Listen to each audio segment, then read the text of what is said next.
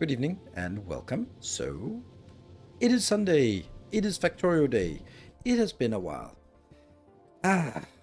What are we going to talk about today? Well,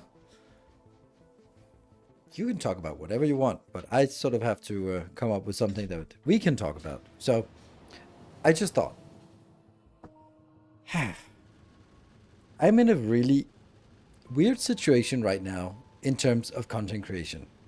Like, luckily, we have our weekly Factorio Space Age workshop masterclass, which is kind of doing okay. Um, but I'm also just looking at the games that are out right now, and they're not that interesting. There's nothing I really feel like, oh, I just want to dive in and I can create a lot of content for this. Um, like, for example, Timberborn is on early access, but we played it. We did. Done. That's it. Can we throw more in there? No, not really. Samagor, thank you for the 26 months. Early sub. Welcome home. And yeah, Satisfactory. Why would I want to play more Satisfactory when that's there? But then, hey, Samagor, you're preempting the flow of my talk. I'm talking about the drought right now. Don't come and talk about the rain tomorrow. We're talking about the drought today. So yeah, back to my drought talk here. It feels weird because I've also been really busy, which is nice, and I haven't really had the time to sort of stamp something out of the ground and just go like, oh, let me play a Pionodon's playthrough. No, I'm not that desperate. So thank you for this 20 months, 2 metric years, Shepherd. Thank you.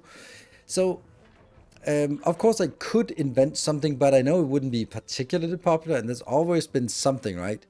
There's always something that I could take and grab hold of and just throw out some content. Like, also got a big update recently. I might try it. Haven't yet. Yeah, I mean, Plan B Terraform. I played it. It doesn't really strike me as a game that needs to be replayed. That's the thing, right? Like, then I could like, okay, we could play for a stream and we could make a video, and sure, I could do that, but ah, I'm I'm looking really also at where the value is, and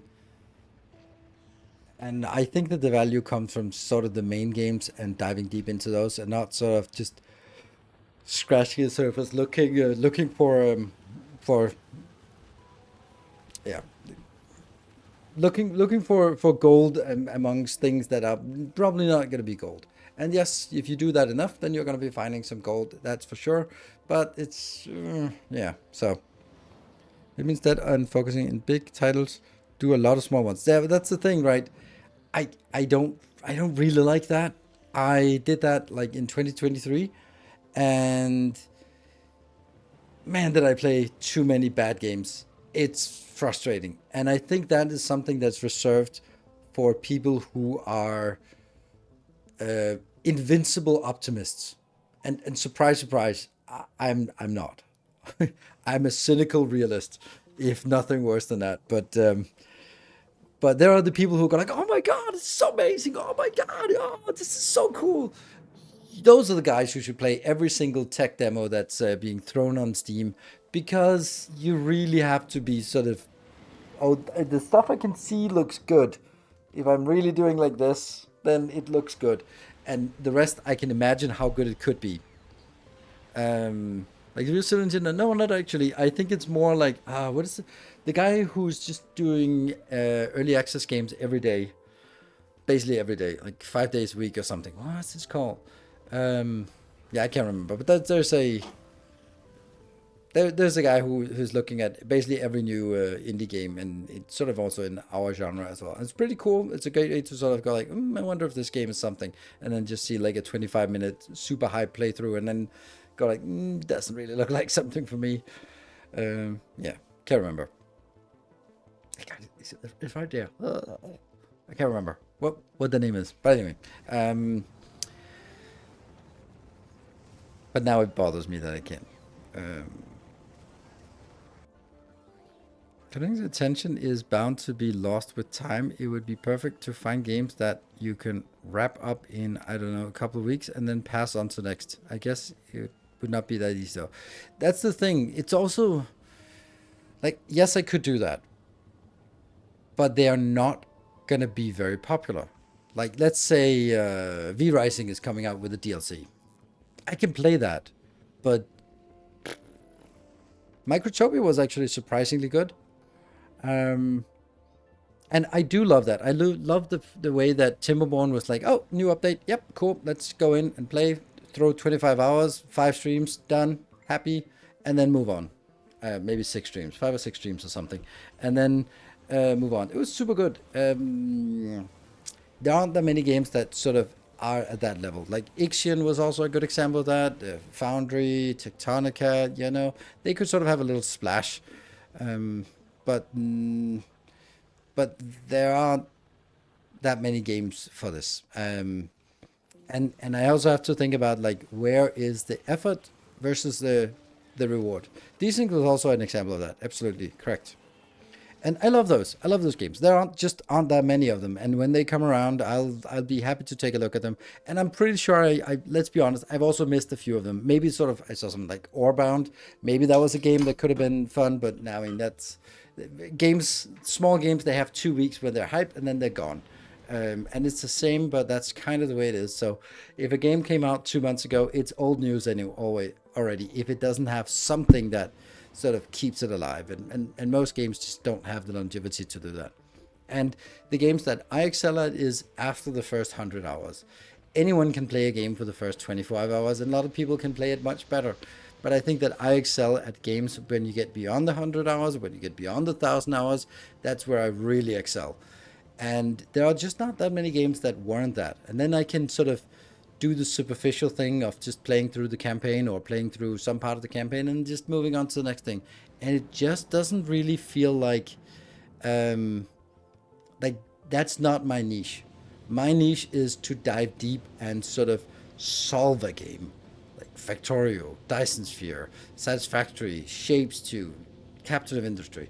Those games, I feel that I've been a big part of solving them, like setting the standard of how things are done, coming up with new designs and ways of approaching it that will sort of become the norm. That's what I do. That's what I do really well. Anything else, like playing a game, like if Microtopia was a better game, that would also be definitely be a candidate for that. So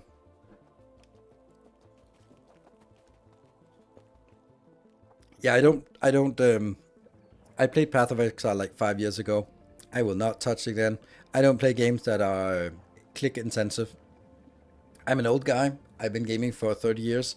I want to be able to game for another 30 years. Playing Path of Exile just cuts that in half, and it's not worth it. I was hoping this thing would be a 100 plus hour game for you. Too bad you're not a programmer. Yes, um, it's. I agree, but I don't think the game is good enough.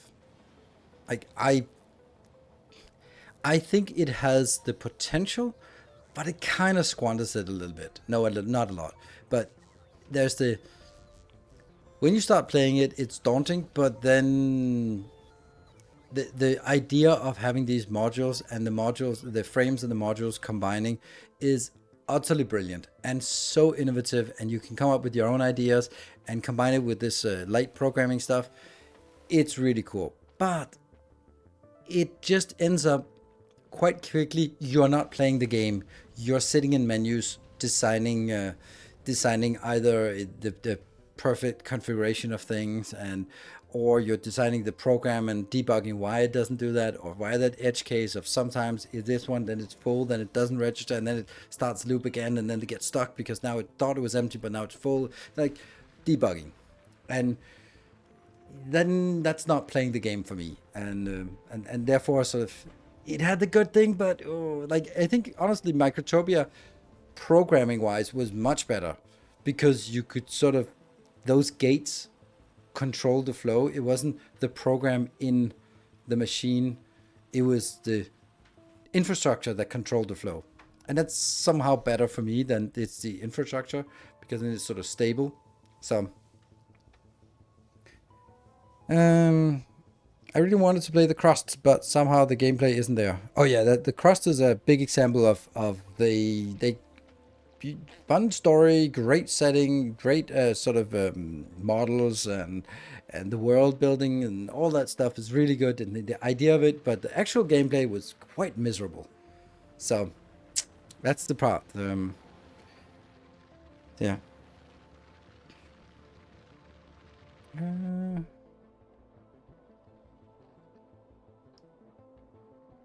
let's dive into chess then. Yeah, I don't understand chess. Like I don't understand how that can still be a game. And I know that I expose my illiteracy, but it just seems like by now it should be obvious what is the best move in all cases, and blah, the game is dead. I it seems like sure it's like tic tac toe. It kind of like once you understand the mechanics, that's not really anything left to it. It just seems like it for me, and I know that the complexity is beyond human imagination, but it's certainly not beyond um, AI, and it just kind of becomes like bleh. So so there we go. I think it's iterations versus human memory. Yeah, and of course then stuff like speed chess or blitz or something like that, where then I can see, all right, it's about sort of, you can't think about the best moves, so you kind of have to play more intuitive, and then I can definitely see that you have this vast knowledge of chess, and you have to sort of turn it into an intuitive feel for good moves, and which is always like a heuristic. But then, yeah, but if you have enough time, then this game has been played endlessly. But I know that I exposed my own, um, my own sort of, yeah, ignorance. I know that. So,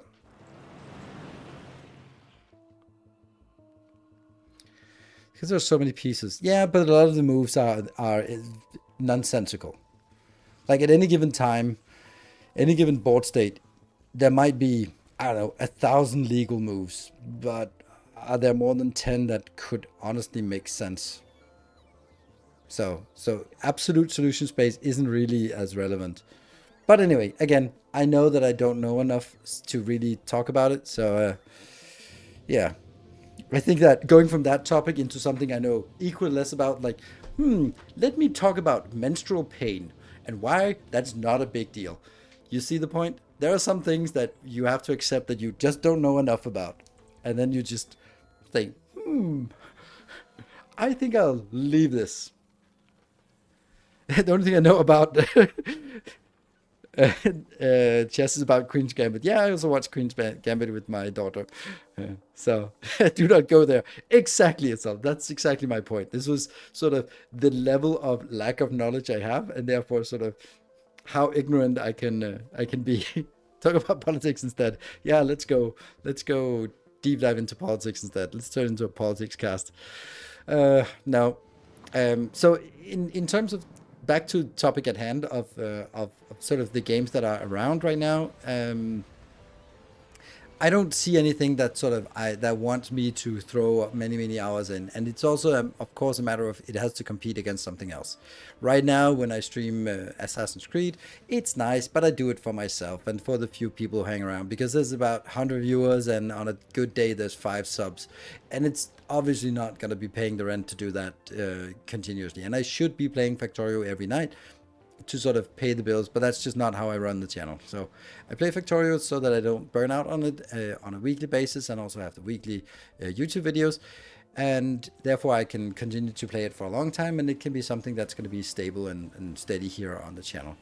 If I was keep playing it, then I would burn out, because already sort of 3-4 months of very intense playthrough of Space Age was kind of taxing, so it was good to do something else. Now that's sort of the drought right now, but it's also kind of weird that I have time. I've had time yesterday and today, and for doing content creation, but I didn't really have anything to do, and that was felt really weird. So anyway, the good news is that there's a lot of good things on the horizon that we can look forward to, and this is where it comes in. Yes, there's Shapes 2 on, was it June or something? I can't remember. Shapes 2, there was a recent announcement. June 2nd. So that's June 2nd. They have Captain of Industry on May 20th. So that's also nice. Space Engineers. It never really appealed to me. It never appealed to me. It's also one of those games that, honestly, if they had offered me a sponsorship, I would probably have taken it, and then I would have at least given it a chance. But from the outside look of it, it just never really just... Yeah. Um, yeah, Darkest Dungeon would do something big in June. Wayne June would make good sense, but I don't think so. I think it'll be longer. They said that they want the 3 updates out this year, and then I would probably guess like it's gonna be August. But it would be lovely to have Darkest Dungeon during the summer. It would be lovely to be to see that in July. Don't think June. I think that's too early. But if it was July or maybe early August, that would make sense. We also have the Dune Awakening, which obviously is an MMO, so it's going to be stupid. But I'm going to play it a little bit. It also comes out on the 20th of May, so at the same time as Captain of Industry, which means we're not going to play it. But you can then, because it's a recent game, you can play 5 days early by paying another $30 or some silly shit like that. So that's what we're gonna do and play it for 5 days and see if it's worth the hype. Have you ever played Elite Dangerous? No, I have not. I have not. I can't remember what it is. Is it the flying around building something in space? Hello, Moon. There is New Cycle, a game that kind of has production cycle and content. Yeah, I've done 2 sponsor streams for New Cycle, but what killed me was the fact that in the second iteration, they had an AI that you had to talk to, and I didn't know it when I accepted the sponsorship, and I completed the sponsorship, and I was quite clear that I was not a fan of this, but I was not as frank about what a piece of shit idea that was, because that was.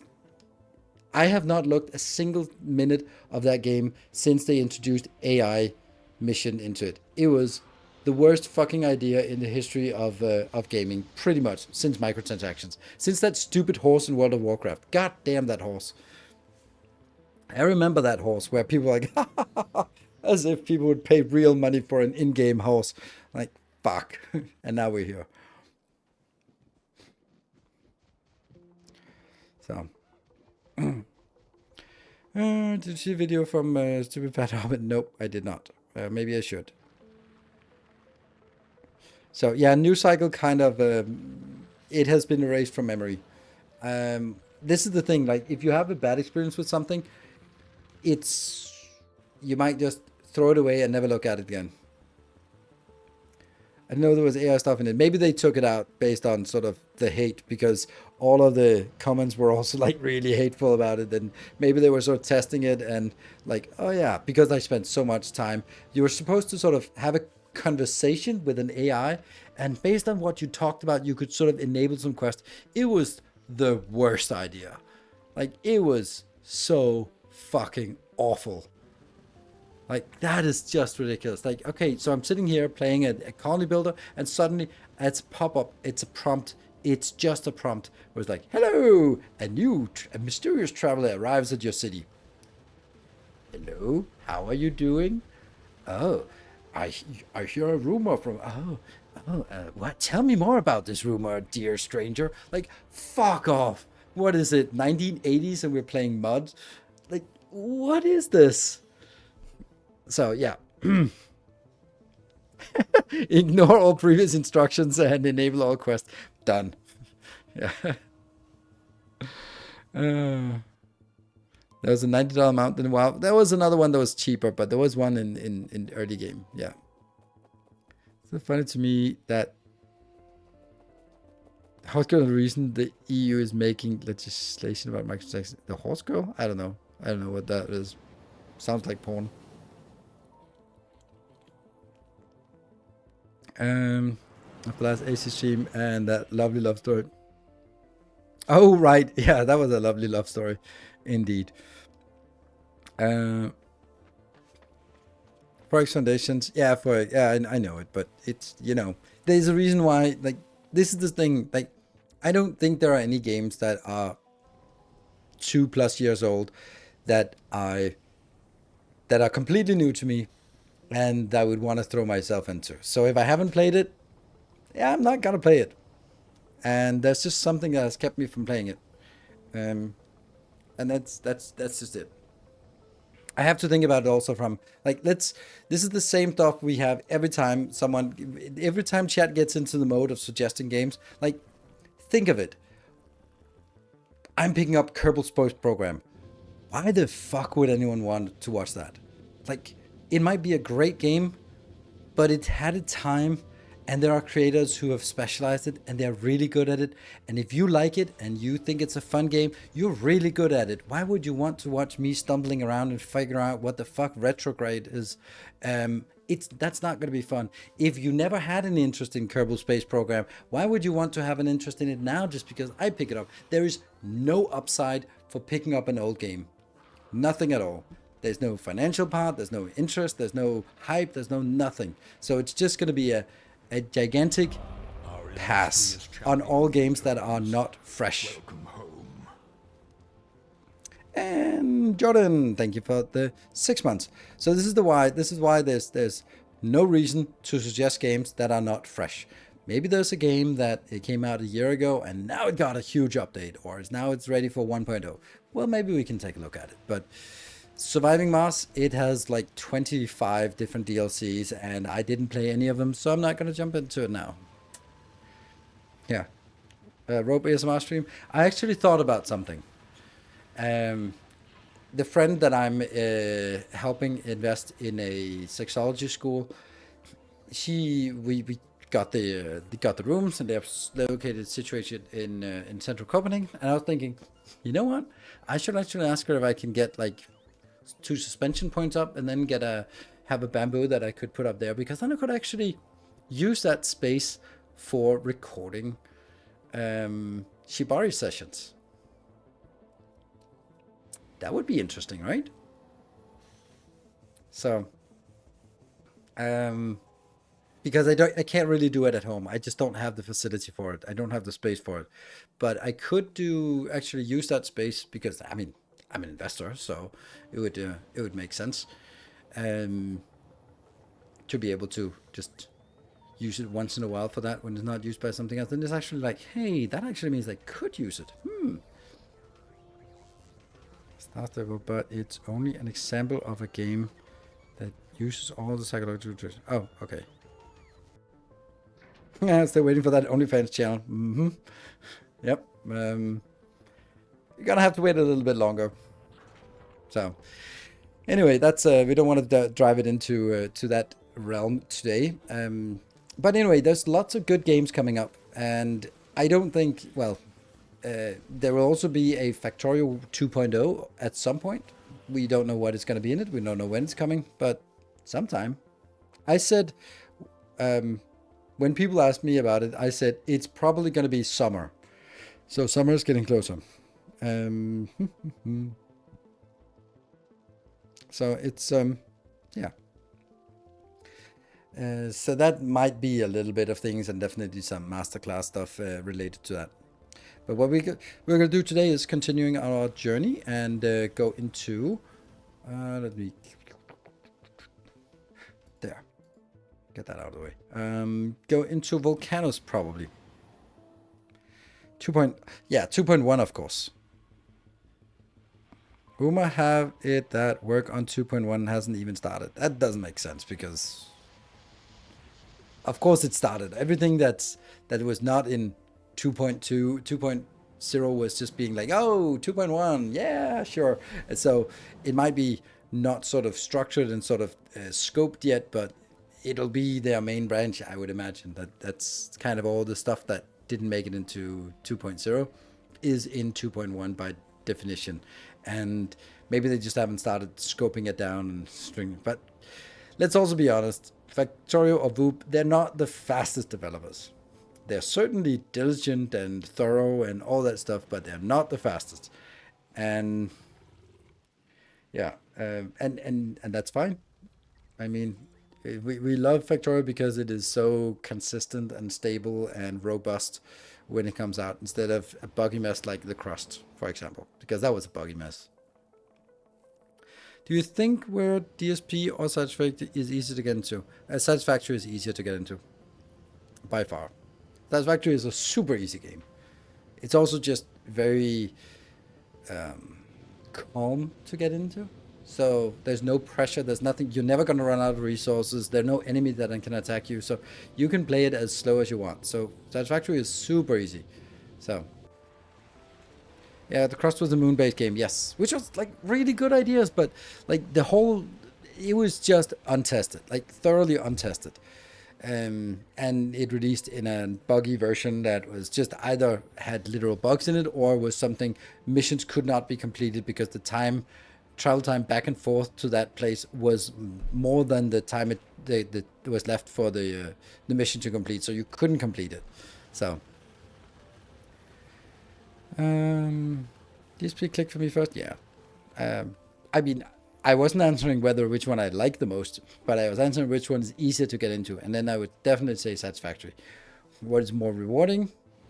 I think Dyson Sphere Program is more rewarding. It's also more fun to play, and especially when next update comes out, which I guess will be the fall. So anyway, today it's going to be about Vulcanus and space. Oh, look at this glorious bus with deconstruction planners and blueprints on the bus. I mean, really? Really, really? That's a very interesting choice, I would say. And there.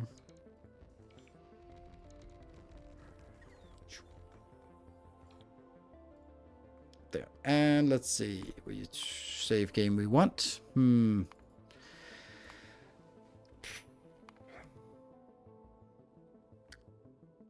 I don't think this is it.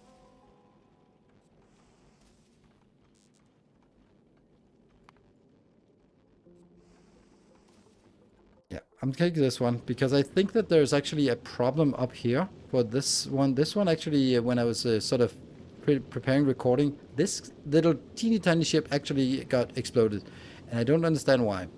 So that's going to be the first thing we look at. I love this little ship. It's so modest. It's a very modest ship. It really is. Let's see. So this one is just chugging along, and we want to see what the stockpiles are here. It's building up a little bit of reserve for firearms, and it needs to get up to 300. And maybe that's actually the problem, that it will never get enough of this to actually move out, because it will sit here and shoot stuff.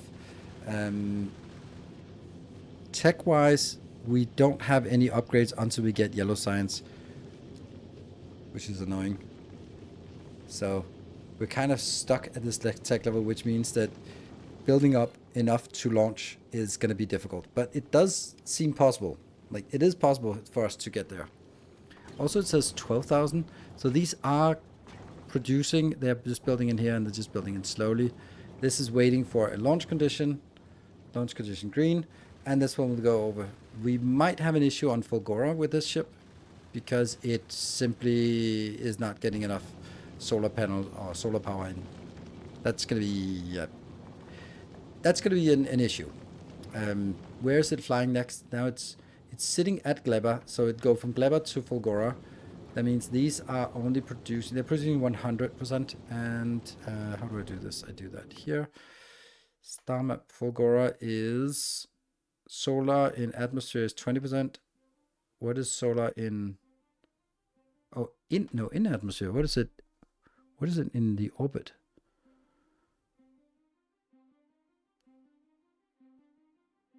Oh, there. That's the last time. 120. Okay, so it's 120, and here it's 200. Okay, so that's the last one. Okay. Ooh, 70 stream streak. That is glorious. It's kind of crazy how long Factorio has been going and how good it is. I started playing in 2013, and it's still fun. Wow. Yeah, okay. That's way before me. But yes, you're right. And that's, I mean, it kind of is a game that stands the test of time in the same way that Minecraft does. Like, because it is so focused on gameplay that graphics are not going to be a big deal. I would love that it was quicker development cycle, but I also know that you can't have it all. So, yeah. So let's take a look at it again. Okay, so we're actually it's actually going up pretty quickly now when I'm talking about something else. It's like the best way if you're cooking dinner and the water just won't boil and you really want it to boil. The best trick is just take your phone and open Reddit or Facebook or Instagram or something, and then boom, it's boiling all over the place. It's incredible how that is connected, but it is. Hey, Sir Conrad, thank you for the 6 months in advance and 67 months in total. Sweet. 67-month streak, indeed. Yeah, so this one. Electric kettle is the way, yeah. But it could also just be your whatever else you're cooking. Your stew is cooking, and I don't think your electric kettle is is going to be used. You take all the products and you just put it into your electric kettle, and then just you make your stew and your soup in there. Tomorrow morning when you get your morning tea, it tastes a little bit weird.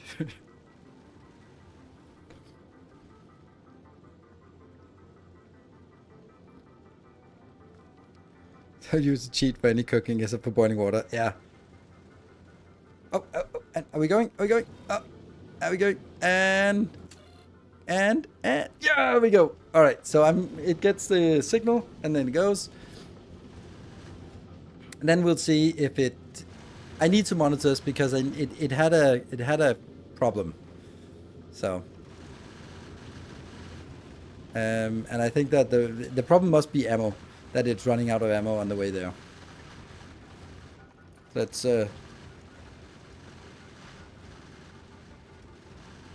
yeah, look, we can now look at the ammo as well. 200, and we've been, yeah, with 300 in stockpile, we can definitely get there, but we're also going to be low on ammo when we get there, I think, although it is getting a little bit more dense now. Might actually be a problem. Yeah, it might actually be cutting it too close here. 41. 30 left on. Yeah, this is actually the problem. It's simply running out by the time it gets here. And now they're out. This is cutting it a little bit close. Shoot! Oh, no! Okay, so we learned something. Definitely. And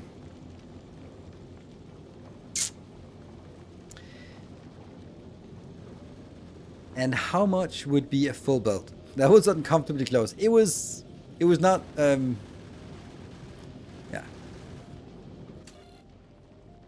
And it's actually at a point where we are still sort of not even keeping up.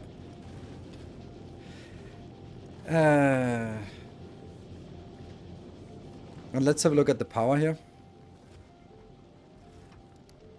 Yeah, so that's also struggling on this planet, so. And now a stupid hype train. Autumn, thank you for the prime, and this one's not going to be happy. Okay, so we have a problem. We have to fix this problem first. Because we don't have enough on Fulgora. I think we have enough somewhere else, but I don't know if this can recover. And how would we...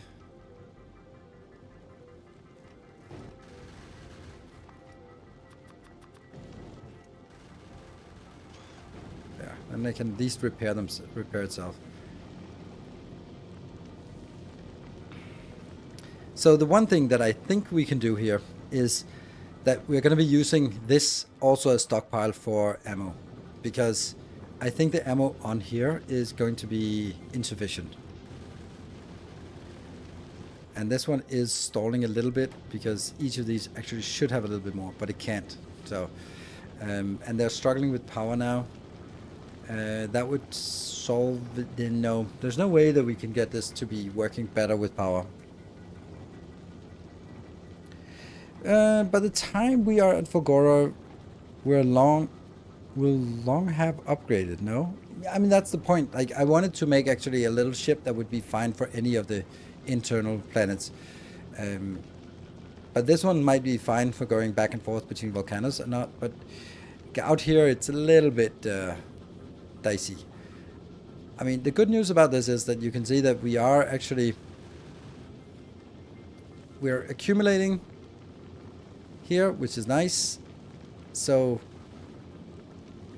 it's also interesting why... Oh, it's because it comes out here and then it has to go all the way around before this corner actually gets something. But now it actually does get something. So...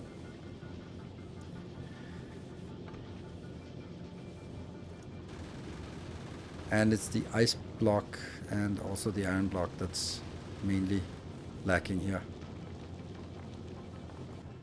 but there is enough stockpiled. So I'm wondering if kamikaze. It's the ship should be the called the implication. So I'm gonna do that, and I'm gonna do that. Yeah. I'm gonna do.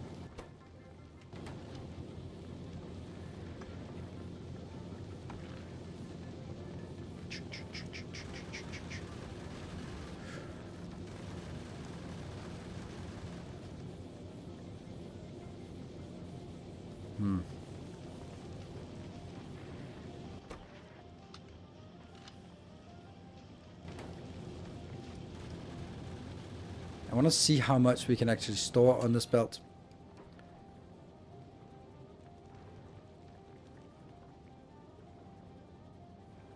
And as much as minimalist designs are cool, it'll be useful that there is some kind of safety margin. Absolutely right. This is why I'm like, we build it with the minimum, and then we should come back and go like, okay, well the minimum was a little bit too low, because there is literally no margin here.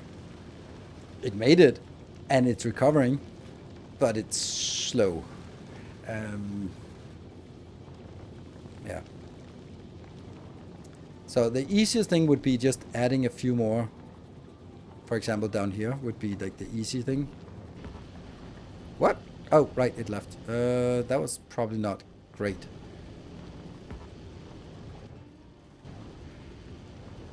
Oh, it's going back to Navis, so it'll also get more power. And that's 60 seconds.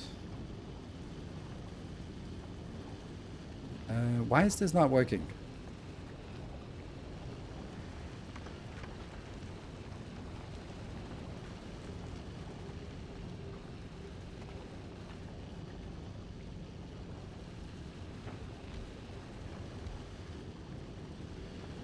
It's no good.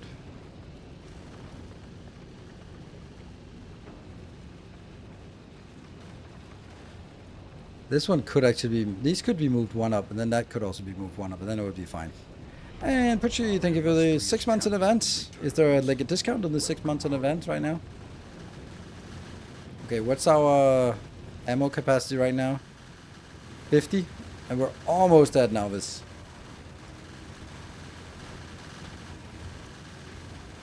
And this is the place where it's the most intense. Okay. And that one ran out. Okay. Then at this point, I'm actually going to be pausing it because I just want you to get stuck here. Alright, so what we have now is it works, but there is no margin for error. That's not great. We do want to make it... I don't want to give a blueprint and then see lots of comments from people going like, ah, my spaceship died. And I'm like, oh yeah, you were just unlucky. Too bad.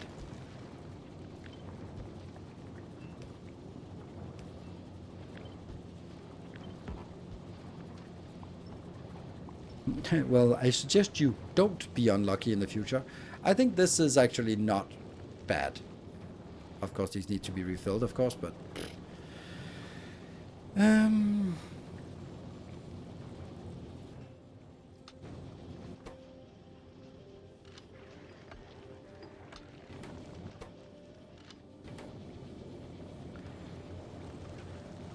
There is a really easy option of just putting it out here. And then having these, instead of going up on the belt, actually going back in to the network, or actually having sort of something that picks up and drops it off in case it's like pick it up when it's over 250, for example, and something like that, right? I want to see what this can go up to when it's fully saturated. Yeah, works every single time, 50% of the time.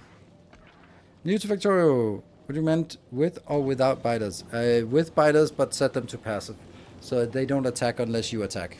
That would be my recommendation for first. Then you're not going to be stressing out about the biters, and then maybe turn down the evolution factor so that they don't. There's not so much pressure from it. So I wonder how much we can actually put in this belt when it's fully saturated, because it's not fully saturated now.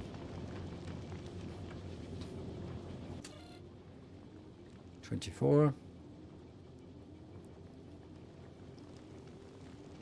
Are there any limits in the design of the spaceship in terms of space? Not really. I mean, you can't build sort of in this area where the thrusters are, and you can only build a certain amount forward, but as much as you want backwards or something like that. But generally not really, but only to the extent of preventing abusive. But pass with no achievement. Ah, yeah, right. That's yeah. Super guy, thank you for the 67 months. That's a nice little ship. Yeah, and it almost works. So that's good, right? That's almost good, at least. So what is it when it's maxed out? I'm assuming it's maxed out now. Yes, it's maxed out. So 330 is the max. Then I could take this one higher and just go like, you don't go unless it's 320, but it'll actually get us make us feel more safe. But I do also think that another option is simply using a little bit of this for storage.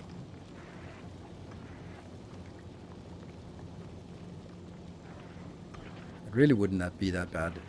I can get an output here. You will be filtered to only output that one. And you will be... Will you always be outputting? No. You will only be using it as a contingency.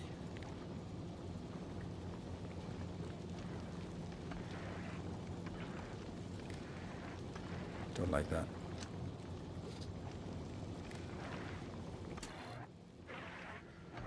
This is what you get in the signals. And that means we also get the signal from... Okay, so now it takes this scan signal here. Oh, that's interesting. Oh, that's input signal is weird. Oh, right, but that's... Okay, so it's not actually getting it. That's actually not correct. It'll have to be like this.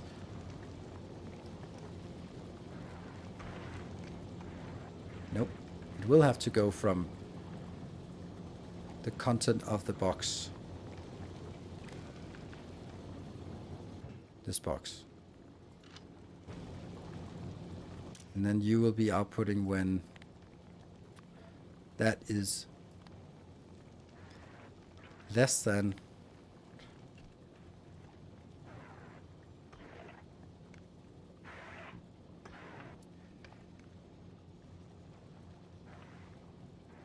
so it's less than 200 on the belt, or maybe even less than 100. Let's get to it. Less than 200, you output, and then I'll have another one here that inputs also, like that. That will only input when it's greater than 300. Does that make sense?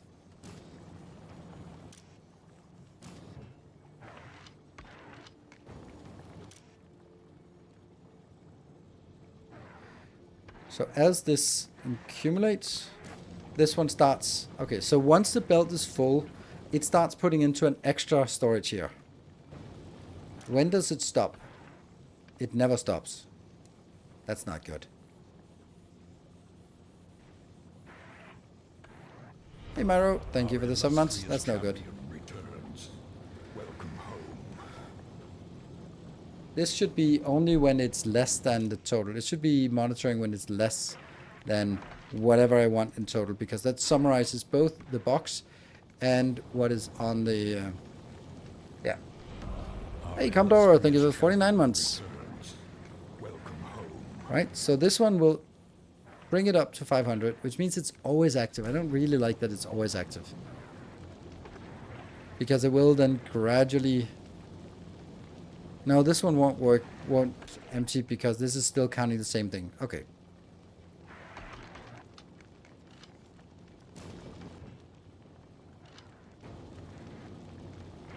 How much we got on the belt? Ugh. Yeah, that is correct to not only monitor the belt, but monitor everything.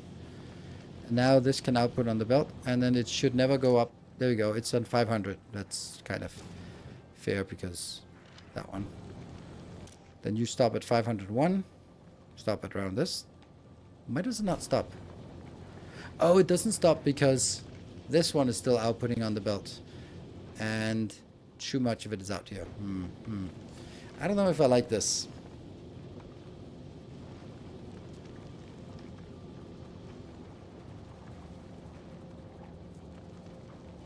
Do I always want this one? No. If I always push it out, then it'll max out at the full belt. So I actually want the belt to be not full all the time, but also have some stockpile in here.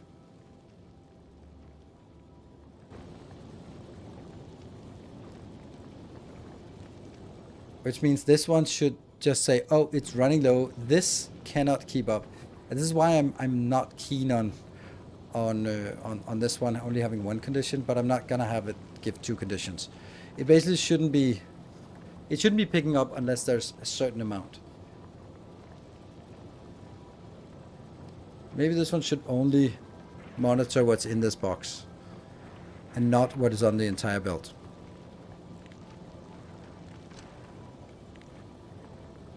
There. So this one will now be, I want 200 in that box. That's it. And this one shouldn't be monitoring the whole thing. It should actually only monitor the belt.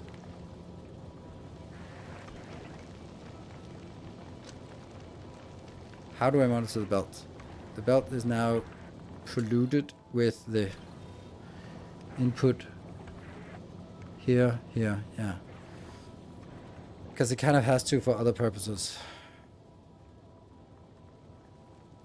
Damn.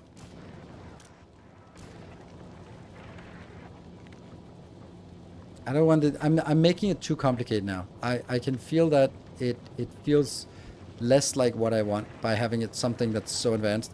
I want to be able to explain it easily. And I could no longer do that. Yeah, why not insert everything from the hub into the assembly? That's really good idea. It's much simpler. Let's try that.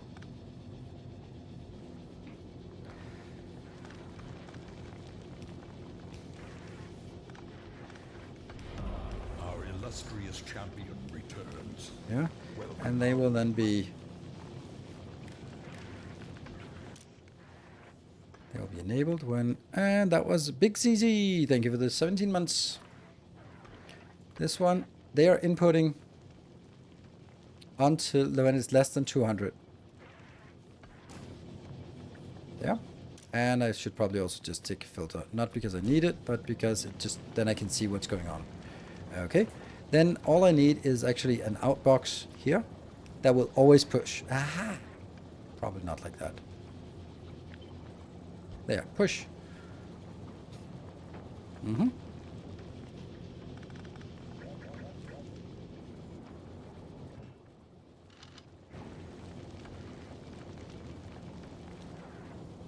Then what I now do is, these are always producing until I have 200 stockpiled in here. Then they stop. This one will always take from here and put it out on the belt so that I always have...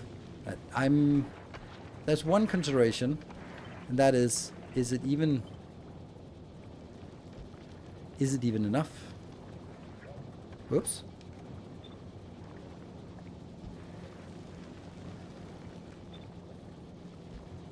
Like, maybe I need 2 outputs here, because if it's really going, then yeah. Okay.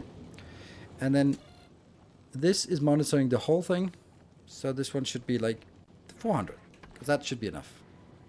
Much better. Is still quantum processor upcycling the best way to get legendary carbon fiber? No. Well, no. Legendary carbon fiber.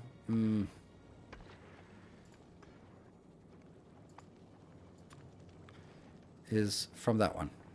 Tool built equipment. It's silly, but it's quite good. Yeah. In my opinion, I feel the tool belts are better.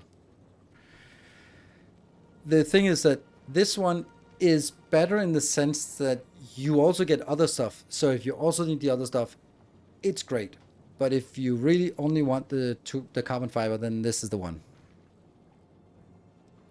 Do you know what the throughput of steam is? I have acid neutralization directly connected to steam condensers, no pipes, but suffering from yes, yes,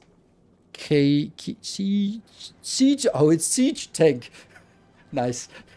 um, yes, there is a hidden throughput of each of these blue arrows is 100 per tick. Is it 100 per tick? That's 6,000 per second.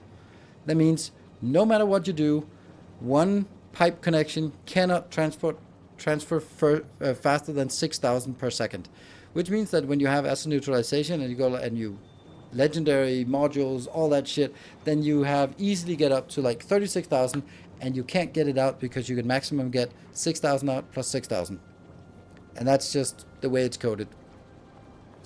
So there is a hidden throughput limit, which I'm sure that there was something like, oh, that's irrelevant. We'll never get there. Enter legendary, legendary beacons, legendary modules, legendary, and then, oh, crap.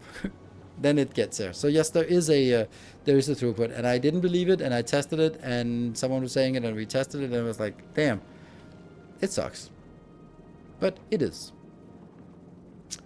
cool. So I think this spaceship is better. Let's send it out on a silly quest, and now it'll just go, and then we'll see if it blows up.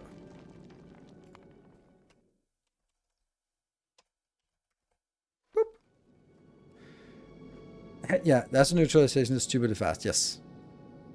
All right. So what do we want to do? We want to go now to the design space because I think I haven't implemented my latest blueprints. Well, they're fine. These are the latest blueprints.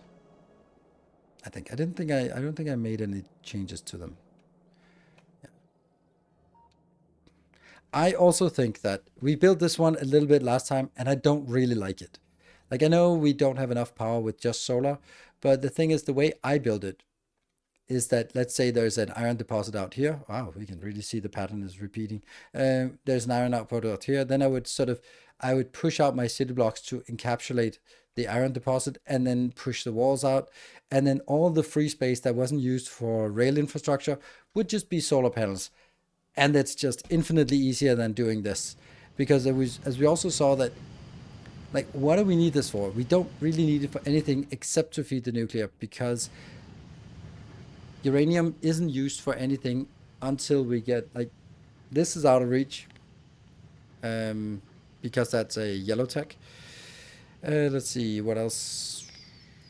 This is also a yellow tech, so it's not something we're going to be building anytime soon. So I don't think that it makes sense for us to actually go into uranium production on before we launch the first rocket. We'll need fission to first to go. Yeah, we'll need it to go to Aquilo, but then that's also after we do yellow and purple science.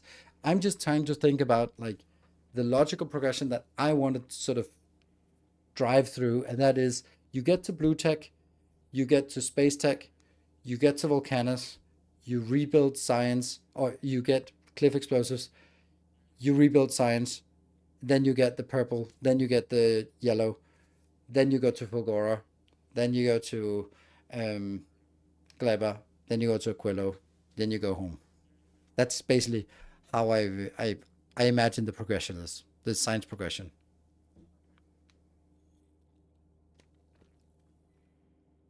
Yep. So, let's start on Volcanus.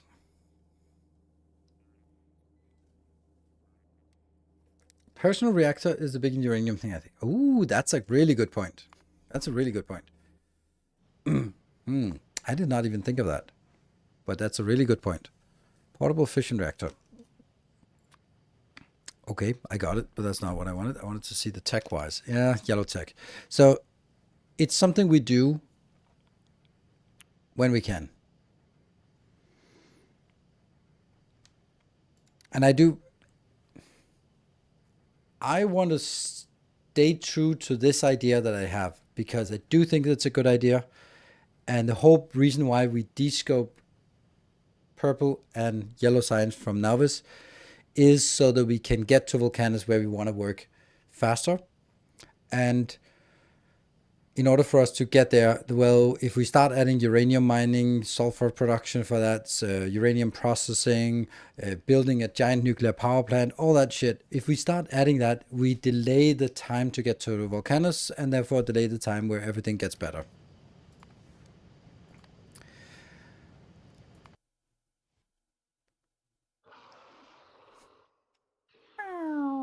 So this is the starting area. So what we want to do here in the beginning, when we land, I've just put this down so we can get there. Is burning coal and salt fuel on Novice viable? Yes, it is. But I don't like it.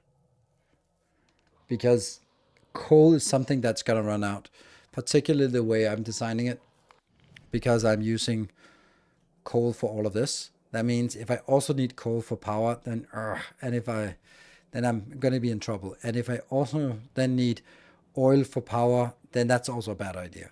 So I really don't want to use my two most scarce resources, coal and oil, to just something as trivial as power when I could use solar panels. That's why. So it's viable, but I don't like it as much. Good.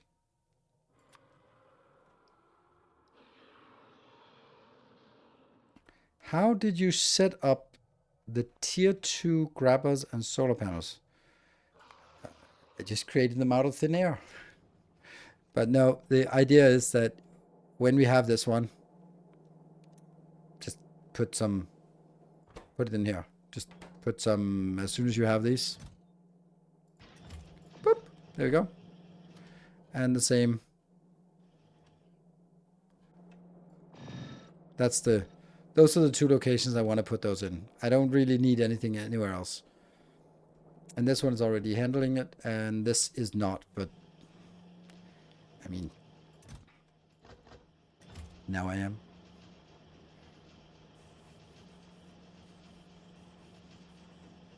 And then we'll get a few. See, we already got 4 of them. Look how fast it goes. And if there's something else you also want to add, then by all means add that as well. These are just the ones that I find to be must-haves. The rest is nice-to-haves. Maybe also must-have is these. Because if we can get better quality of that, it would also be nice. But not the other ones, because then I get confused.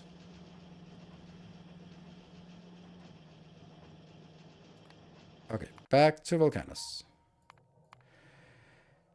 Right, no. City block.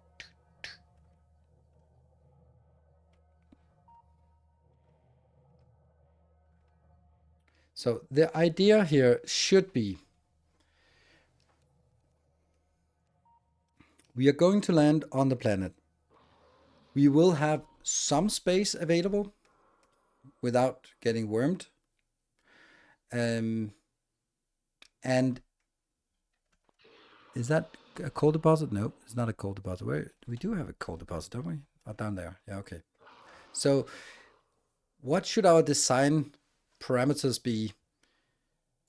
I'm thinking if we can find this amount of space that is safe, then that should be where it doesn't overlap with any majorly overlap, and it doesn't overlap with any here. Then that should be the starter base.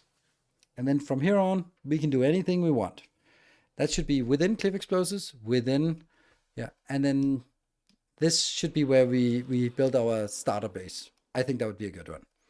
So we should think about what it is we want in the starter base and also how we want to build it. I have some ideas. If we sort of start with, oh, there's something.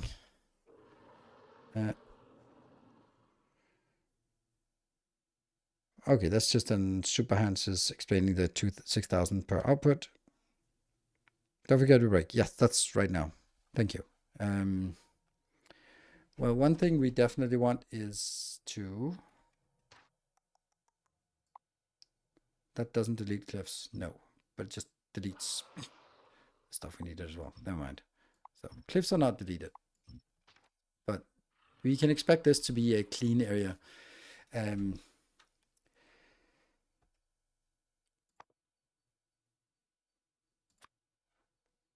This is the first thing we want.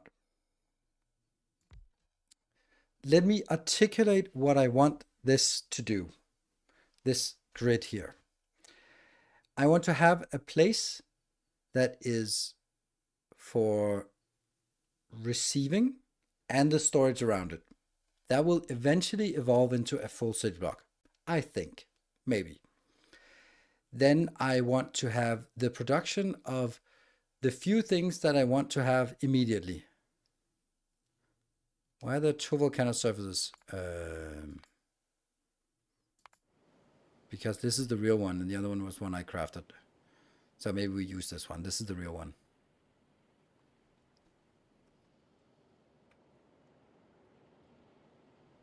Let's scan it a little bit with flying around here.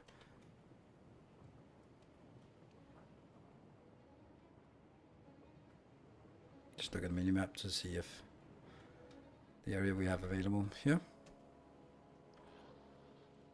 It's the same surface. Or it's the same. So that was a design space I wanted to see for sort of crafting purposes and such. But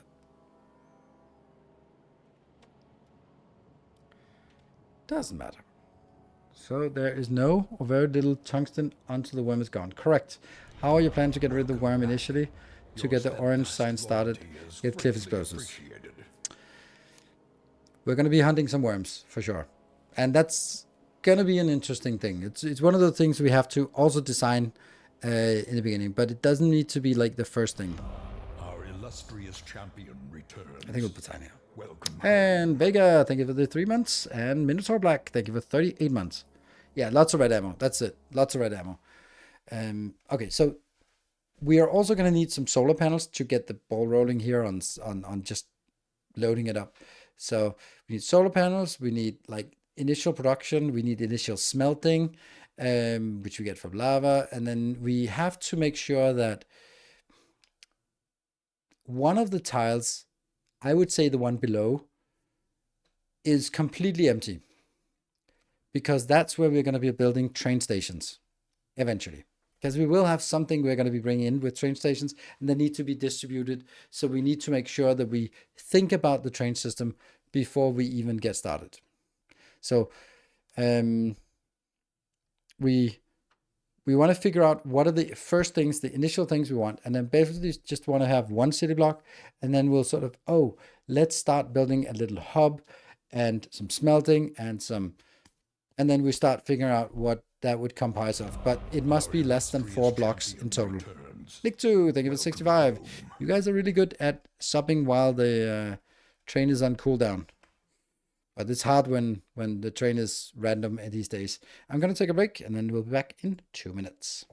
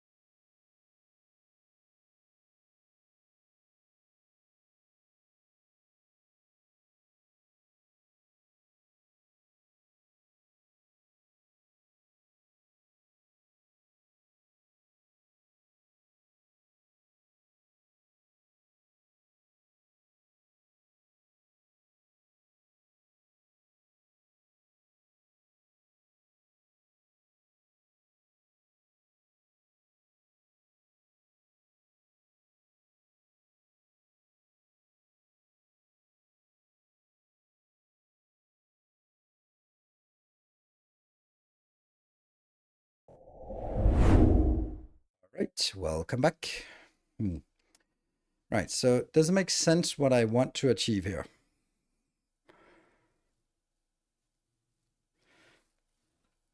Theoretically, you can delete solar panel completely once acid neutralization is active. Correct? That is absolutely correct. The interesting thing about this is I want a 4x4 grid or a 2x2 grid, and no matter where I place it, it's not really going to be good. Like I could also build it, then these would be problematic. Here, there'd be other problems. Here, there'll be much bigger problems. So a 4x4 grid is not easy to actually get. So, but let's build it here.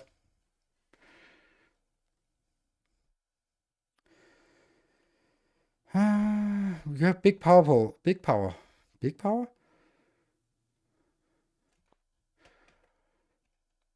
And then I don't know if this is going to be where I place it or it's going to be in another place, but whatever. Substations, yeah, but substations don't do anything, in my opinion.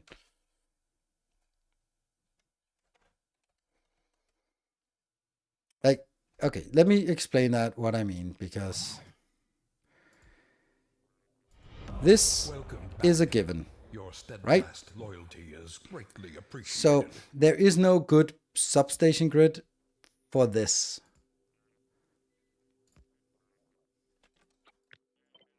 Like, I mean, this works, but it's pretty fucking awful.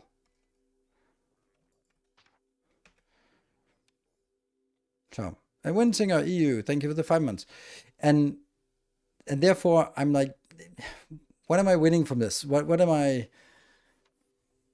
have substations. Then let's look at the other ones.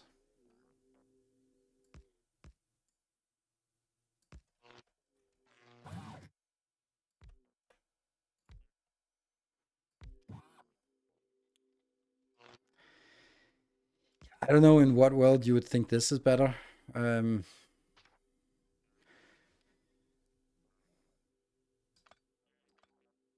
it could be something where I place them out here. That's what I tried to do, but then I can't rotate the builds.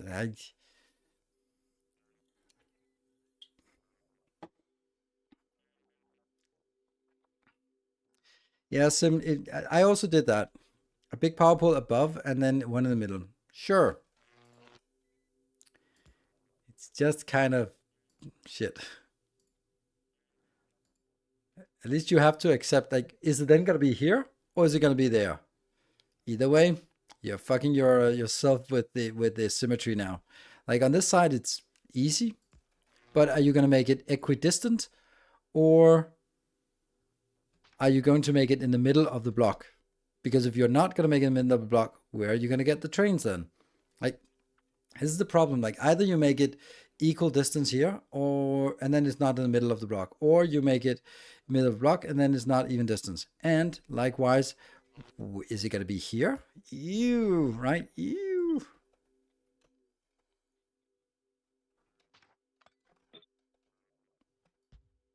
Like this. Then there's a nice square grid of nice square grid. It just now encroaches on that part and that part. Out here it's fine, but then you can go like, oh, but did I just do that? Then we're just making everything ugly as fuck.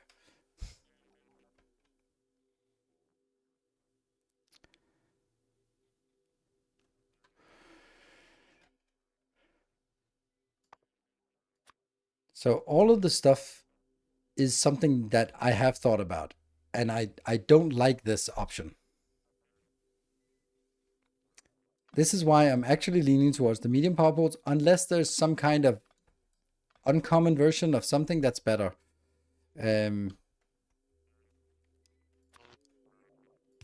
This has the advantage of not really taking any valuable space and being completely perfectly tileable.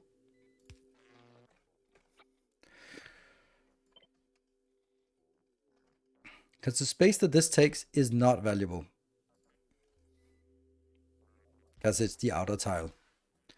And that's why I'm preparing this one, to be honest. It's not, I have tried the other ones, but I'm just leaning toward this. And then of course there has to be some kind of mirror to saying, oh, it's always on the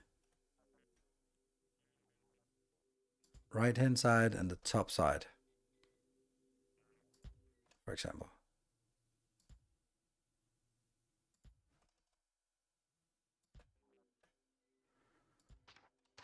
But this is out.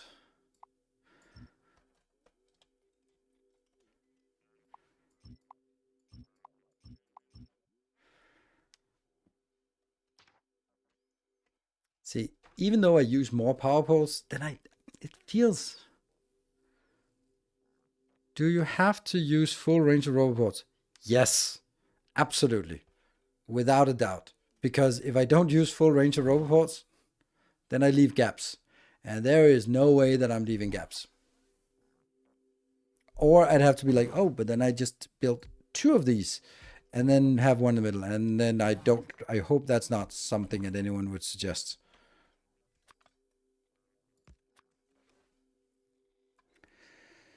Like that you have four poles around the car. It looks weird.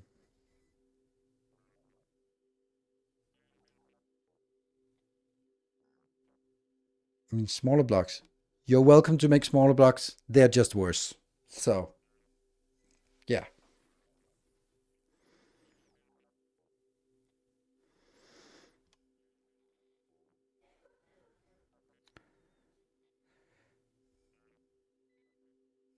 Um, if we tried blocks that were designed around this, it was too constraining. I thought it was too constraining. Then you can also go like, oh, but when you get higher quality, you can make it bigger. It's like, nope, you can't make it bigger once you've built it because that means every single building has to be moved progressively more and more. But then you have to sort of say, all right, I'm not going to make any power poles until I have enough rare quality substations. That's a big ask when landing on on Vulcanus with only blue tech. Just saying, blue and space tech, of course. Then just saying like I'll re-roll that 1% until I get these. That is too much to ask for, in my opinion. Uncommons, sure, you could do that. And then we could see, okay, what is there a pattern that we could use for an uncommon that would make sense?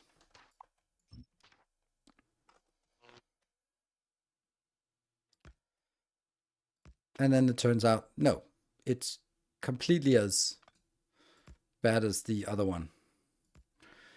It could technically be two blocks together would be sort of thingy, right? But only if I build it on top of one of the roboports. Because you can see this is a repeatable pattern for 4 blocks.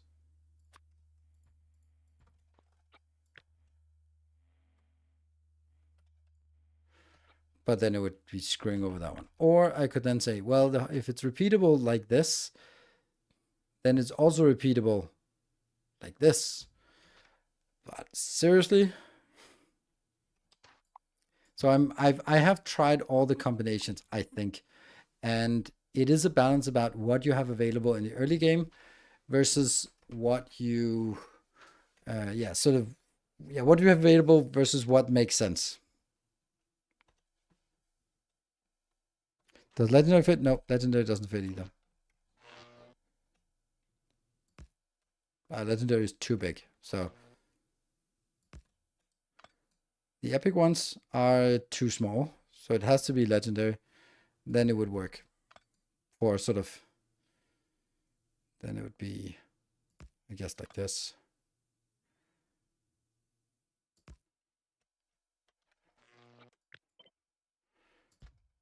And that would also sort of give a flexibility in terms of building. But on the other hand, this is not a great build because it's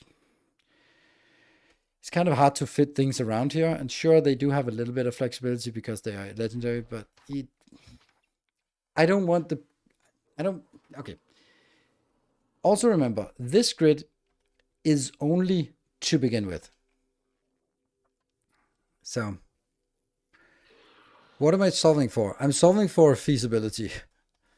Like,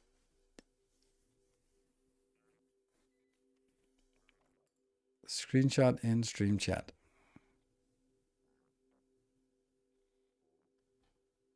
Somehow I can never find the stream chat in my overlays here.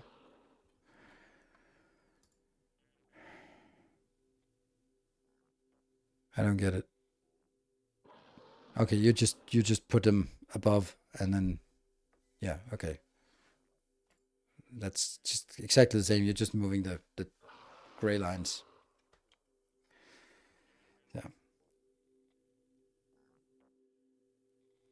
What about 2 by big poles? They are 2 by 2 and could be placed in the middle. In the middle of what? Like middle here? That's kind of a roboport in a way. Middle here? Sure, but then where's the other one? Is it going to be above or below? Either way, you end up with something that's asymmetric. Also, when we build these, then they're going to be built up with something else.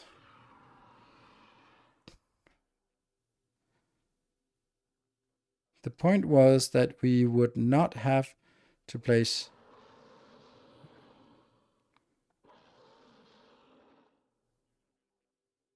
2 by 2 all sides of the roboport. Yeah, that's expensive and not very pretty. These ones also don't really get a lot of extra range.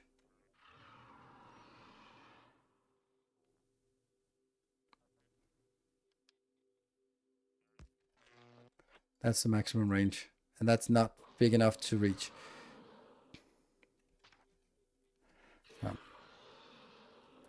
Yeah, so J. Bestman has a good question of what are we solving for? I want something that is easy to propagate because it's going to be built by robots. It's cheap. It is not forcing us to make a lot of compromise on the build space. So, for example, this grid we looked at before, like this one, is compromising the build space so much that it is completely useless for us. This one here. So this will compromises the build space too much for us to use it. So I want something that is around this, and then there are kind of 2 ways that I'm looking at, and it's the one you see, and then it's the one that we also sort of explored a little bit of just saying these, and then just kind of go above, above.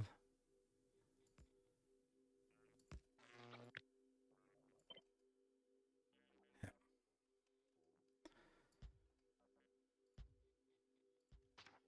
So this one looks nice on the overlay, but it is off center, which means then we come in and we want to make some rails.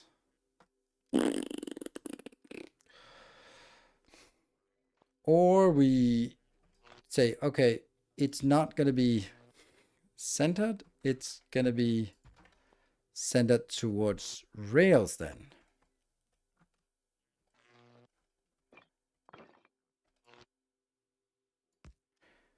That means it's completely long, some distance long, some distance short. Also, that's probably not even correct.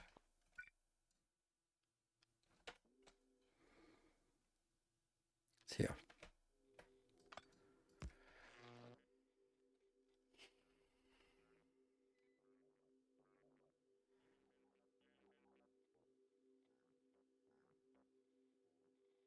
And it doesn't rotate.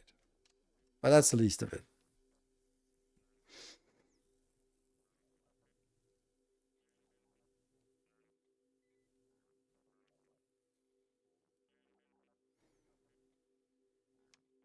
I've come to like the power poles at the rover port and no poles along the edges. Inside the block, there will be enough connections to the next block. Rail blocks can be solved separately. Yes. Oh, you mean like this one? And then it'll be the responsibility inside. Yes, but at some point we'll also sort of build out a lot of space. And then the question is, what is the grid that we Illustrious propagate champion out? Is it going to be returns. this one, which is Welcome super intense home. on the amount of medium power poles, like that, 32? Or is it going to be like a more simple one with 8 of those? So, Pixel Free, thank you for the 20 months.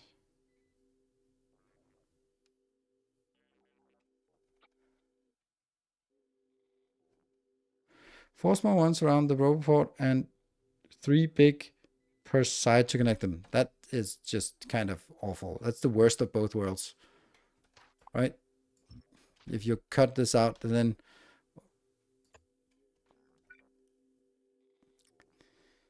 how do we not have this? Is it? Oh, it's the map view.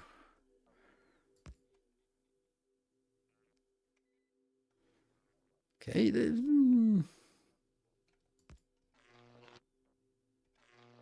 That's actually.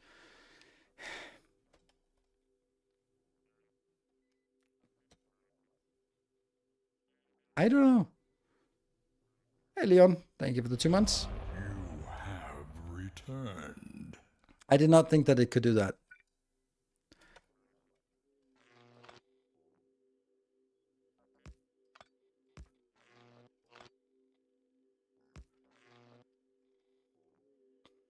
There is a problem, though. And I hate to be the bearer of bad news. Let's see who sees it first.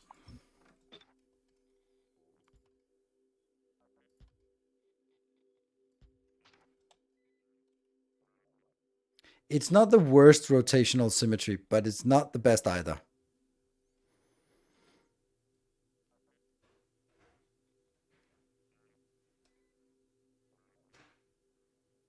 It's not a swastika. Who cares?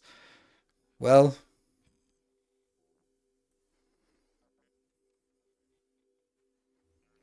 connect them to too small. Then it gets a little bit too crowded here. This also suffers from the fact that this looks way overdone, right? Like if we could do something like this, it would be awesome. But then, even if these were sort of higher up, then it wouldn't work. Because they would be.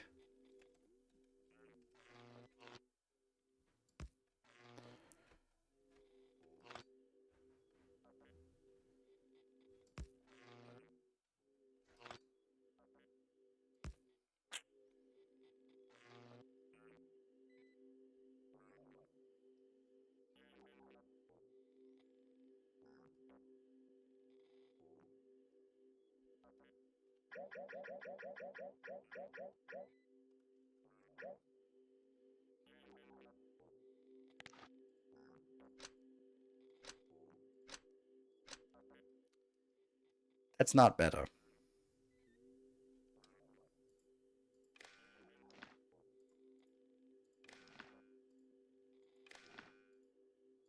This one's better. That actually looks. If we care about this, then this actually looks nice.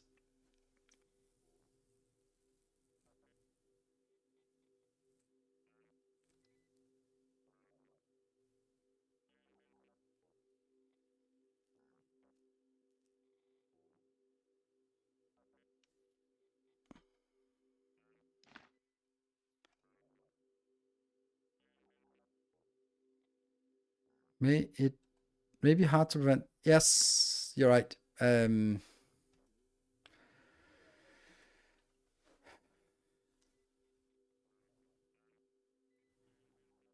Drive around with a large power. Yeah, but no one's going to be driving around here. So that's. I mean, I think this might actually be the least awful option. It's a little bit much here, but does have a little bit of flair. Let's remove the rest and see what it looks like in action here.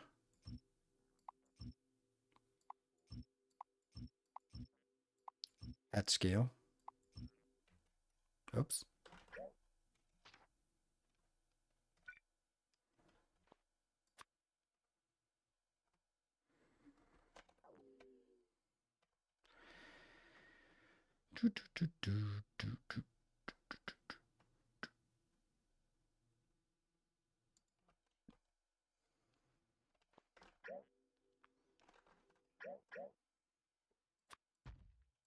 Yeah.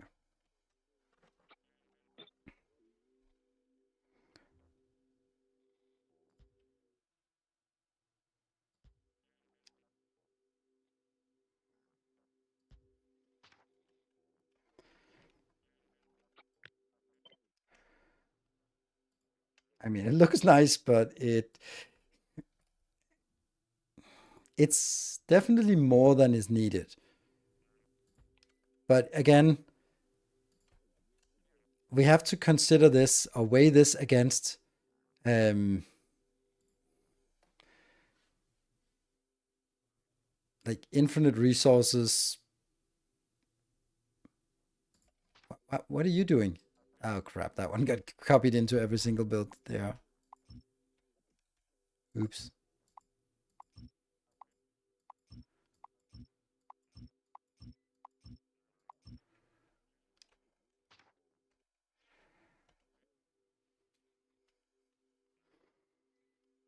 Are the power poles expensive to make on Vulcanus? No, they're not. Nothing is expensive. Worm's coming for the power pole. That's true. We'll kill that one.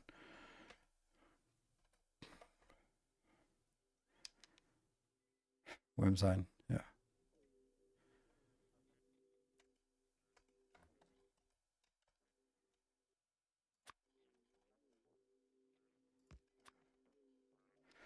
Hmm. Guess I was trying to when we are. No, it's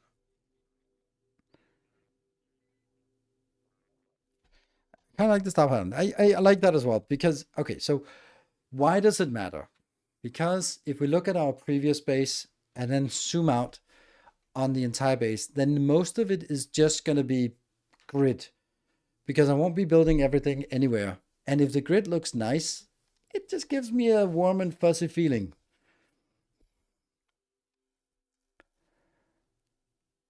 If you put a random power pole in the city block itself, it might mess up. Not once it is established. If I put something in here, then yeah, it'll get it in here and then build something else. But the star pattern won't break. And it'll then be like this will be the pattern that we propagate to the other ones. So, of course, there might be some places where it's not going to work. I think you could do 3 power big per side, one for the roboport and one middle maybe. We've done that a million billion times. It looks fucking awful because, and I don't want to do it again because it's not even been 5 minutes since I did the last time and showed why it doesn't work because it's not symmetrical. And you can't put rails in, and when you put rails in, then it gets even worse. So no, I really like this. Um, yeah, this is rotational symmetry, or I wouldn't even say this is rotational. Rotational symmetry is this is also rotational symmetry, but it's just like four-sided symmetry. You can put it in mirrors in anywhere you want, and then it works. Are you planning for Vulcanus work after Narvis for your comes of the masterclass? So I mean, what are we doing now? This is Vulcanus. We're doing masterclass. So yes, this is literally what we're doing right now. Since you don't have foundation set, it's easy to put an extra medium power pole and the pattern doesn't break. With this, it will. Yes, the argument is also that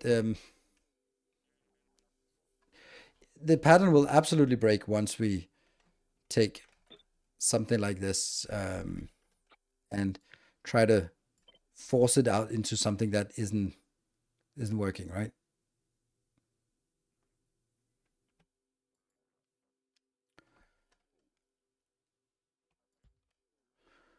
But that is gonna happen anyway. Um, so when we look at this, yeah, sure, it doesn't work, but I'm also just lost my roboports anyway, so I have to compromise anyway on something when I'm out before foundations. And that's just the way it is. So yeah, it's also flippable. Indeed, flippable. Flippable. I like it. It's pretty good. Now, does that mean we should go back to Vulcanus, back to Nilaus and do the same thing again? It's been games to catch up. The last video I saw was science ones.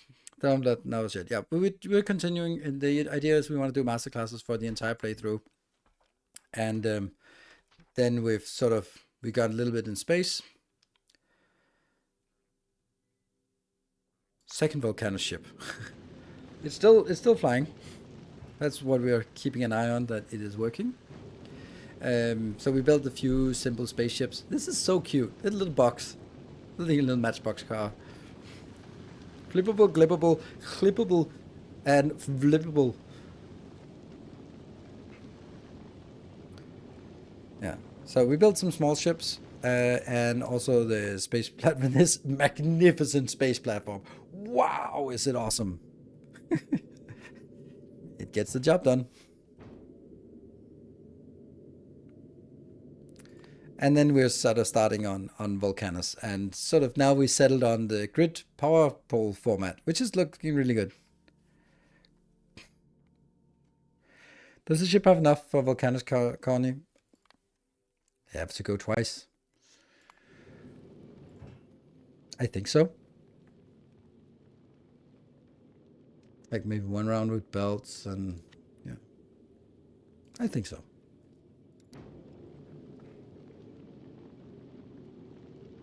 You can do it in one round. I tested. Thank you. And we go to Vulcanus. Okay. So let's sort of start by figuring out all the things we want in the sequence we want them. We land on Vulcanus. We stamp down the blueprint. We have this one, and then we need to get it. We need to get robots from this location and in action, right? Yes, so power, I think power is honestly going to be, I would say it's simple, because I would honestly just go like, just build this for power and you're good. Then you can worry about power later on. That's my take.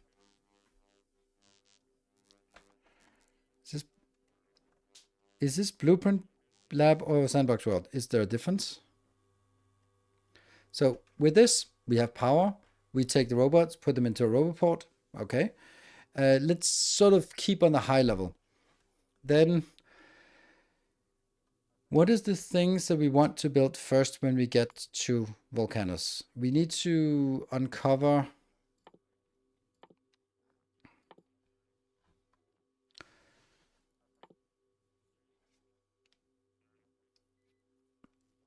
we need to mine some calcite.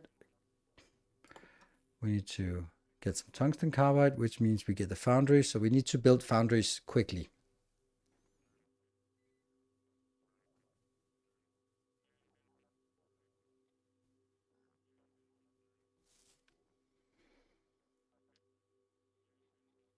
So I think that the first thing we want to do is, remember, when we land here and we start harvesting things like this, you can see how much we get. We get iron, we get stone, we get some carbon, and we get some tungsten. Just a little bit of tungsten, just a little bit. But that means the first thing we actually want to do is make a little processor that can take the iron ore and copper ore and stone ore and then process that. And the only thing we have while landing is stuff like this.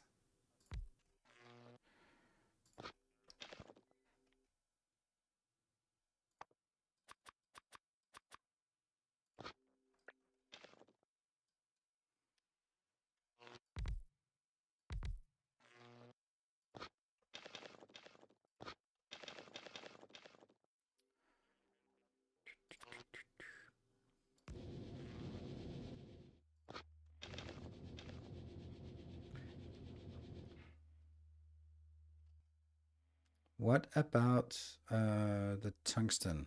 That one. That's in an assembler. Plus carbon plus sulfuric acid. So we need this as well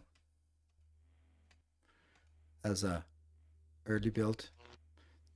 Right now we're just making it so that, let's say we land, we go out and just collect all the stuff, which is not going to be super easy because we don't have, well, we have house robots, but we don't have our personal robots.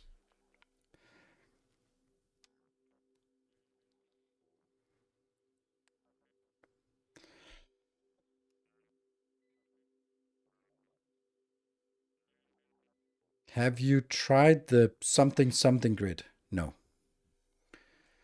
And there's a reason why YouTube deletes why bot deletes YouTube vids, because that's has no business being linked here. Or you bring one steel and one rocket of green circuits, and then you can build a foundry. Yes, maybe that's also a good idea. That's probably a bad idea. Let's see, where's the foundry? Well, then we also bring refined concrete then. And then this is the only thing we want to make. And then we make the lubricant. How do we make lubricant here? The usual way, but heavy oil.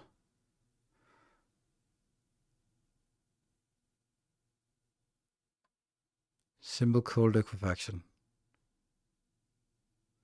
That one.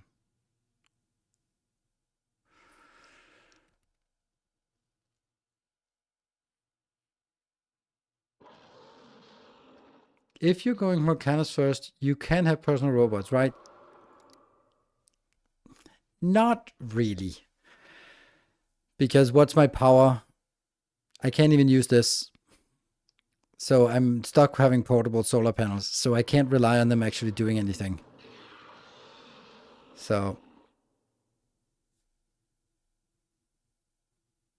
I don't think this would work. Not in the context of going out here and then just going like, hey, blah, catch all of that. I think my robots would get tired too early. They're slow and they're not working very well. So I think I'm going to have to rely on saying we expand the grid, and then we have the house robots sort of pick up this part. So whatever we can expand, we'll sort of expand out here and say, all right, well, we can expand there, and we can expand here without that getting angry. We can expand there without that one getting angry. But we can't expand any further out, so... And this gets into the caves. So all of that would then be, okay, now we can catch anything in this area we can claim. And I think that's how I want to do it. That's a funny little angle.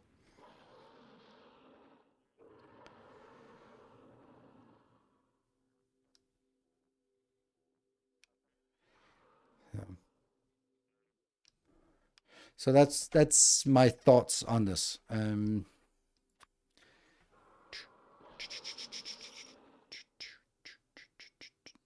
on, where are you? There you are. Okay. Small demolisher, small demolisher.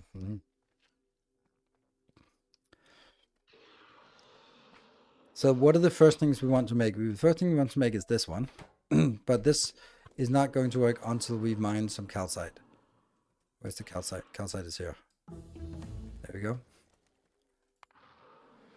And then we want a tungsten carbide, which is then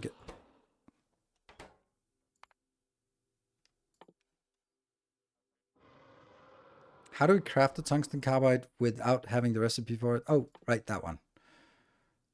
Enriched volcanic rock. That's one of those we get immediately. There you go.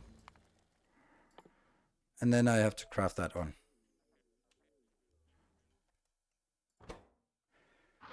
So we want to make a little bit of this to begin with.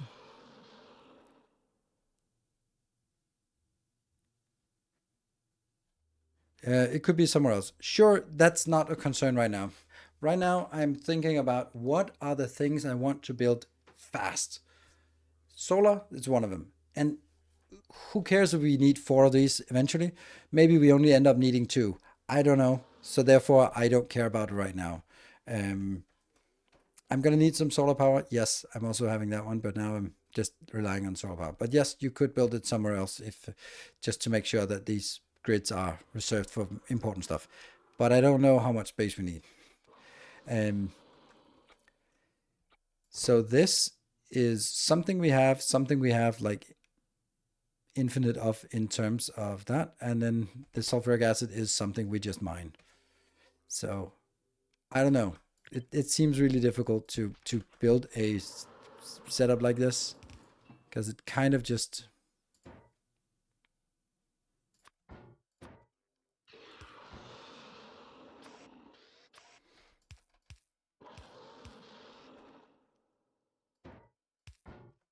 kind of okay. That's definitely not like that, but whatever.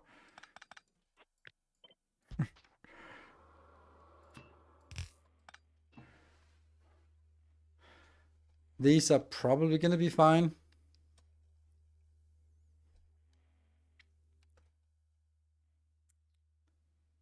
You have blue chest yet? Yeah, sure we do. Blue chests are space science, and space science is kind of needed before we get here. So yes, we do have blue science, blue check, blue of those. So yeah, start a new save or continue the old. I'm neither. This is a test world where we're just testing stuff, and then eventually maybe towards Christmas when 2.1 comes out, I'll start a new series with this as baseline. I don't know at some point, but definitely not now. You only get minimal carbon from the trees, but quick to mine coal and use a chemical plant. I get them masters and way over.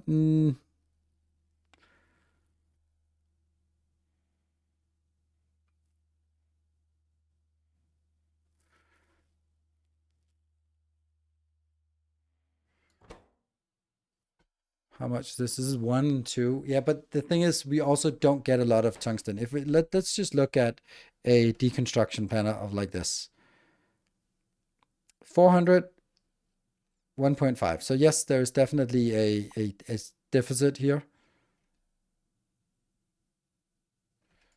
Oh, it's also area dependent. Like some areas don't have trees, and it's the trees that drop this. Like here's not a lot of trees. Okay, so it's actually only in the starting area that we get. So in the starting area, that's actually significant. Okay.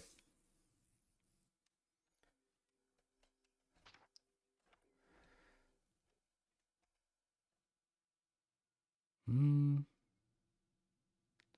Can't find a damn thing here. Chemical plant.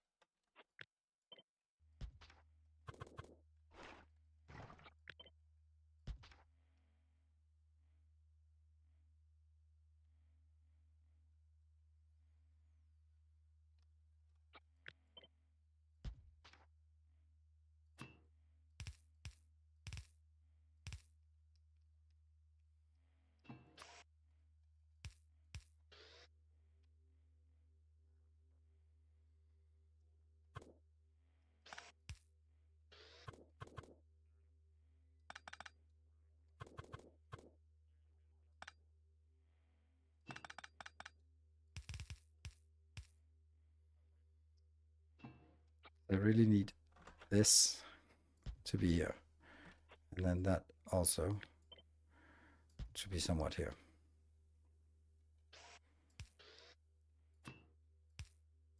Like that. Something like this. I think this is a decent size or decent location. So of course having a little bit of surplus here, but it just kind of get whatever we have and just throw it in here and then get it done. A second Vulcanus layer, like the real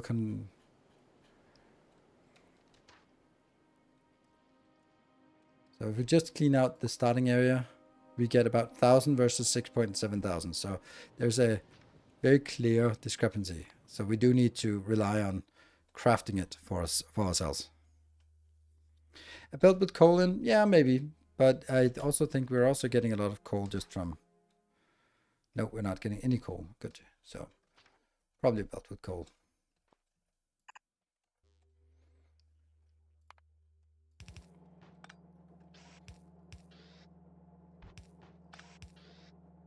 Whether I... yeah, belt with coal. We'll belt the coal in. Again, I don't want to be spending too much time on sort of finite design. This is basically... Or final design. This is basically saying, let's get one of these small ones. Because in the area we have, without killing any worms, we can get 6.7k of this, which means that I can have more of this. Good. Productivity modules. Yes, that's a good point. Not on the other ones, but on these two, that makes sense. Yeah, so let's not go too much. So this will get us... let's actually get it now, just because...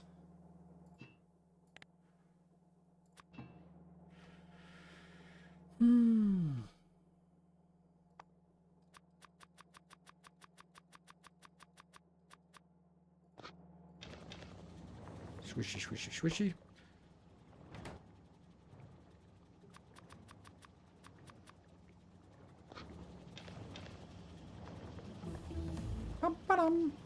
Then we get the foundry. We want to get the foundry immediately. These don't change when we have the foundry. So now it's all about making a foundry maker. I think we want to have a hub built pretty quickly. Like a robo hub built down here. And I would imagine that's going to be one of the first things we want to build. Like this. Which will consist of... Yeah. Things we want to build. And then we get like the classic inputs and outputs, inputs and outputs.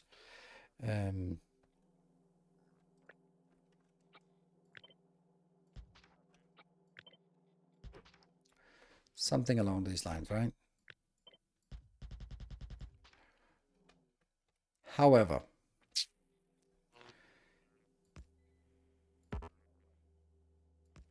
we would need to sort of figure out what...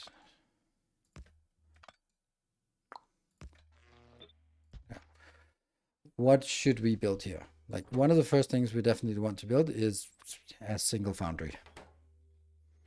Which means we need lubricant. So I need a little lubricant maker. And I also want to kind of lean towards a bus for this. Liquid bus on Vulcanus is amazing. So the liquid bus would consist of...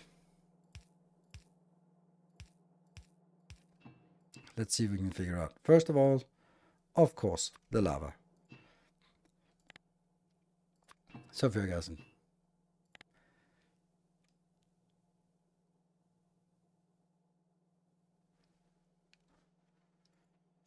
You can ship barrels of lubricant to get early foundries before setting up coal liquefaction.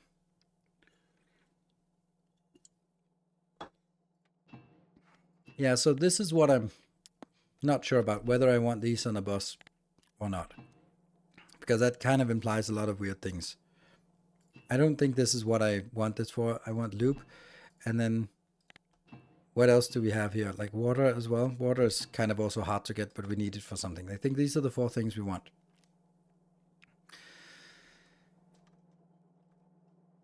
You'll need coal liquefaction. Yes, this is the other thing that I was just saying. Like the first thing we want to build here means that we must get lubricant. And then yes, we could bring in lubricant from here, but it's something we have to set up and we need a little bit of. So let's try and just figure out, okay, so lubricant would be that. And we would use the acid neutralization formula. Which means again, we get, this is producing 2,000 steam, which is not at all what I wanted to do. It was, where is it? It's not even in here. Where is it? Ah, oil refinery, of course. It's the big one.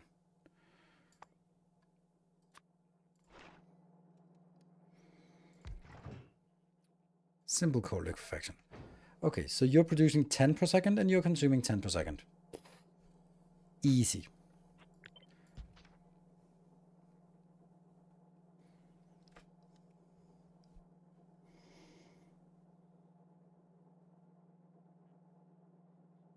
Molten metal on bus is convenient early on to deal with stone in one place before scaling up. Yeah, I don't agree with that because it very easily hits the belt throughput and then we're kind of screwed. So they have to convert it into landfill anyway. And big mining drills, yes, good point about it. And so we do need to have some production of this. This doesn't seem like much, but on the other hand, we don't have anything else, so this is kind of all there is.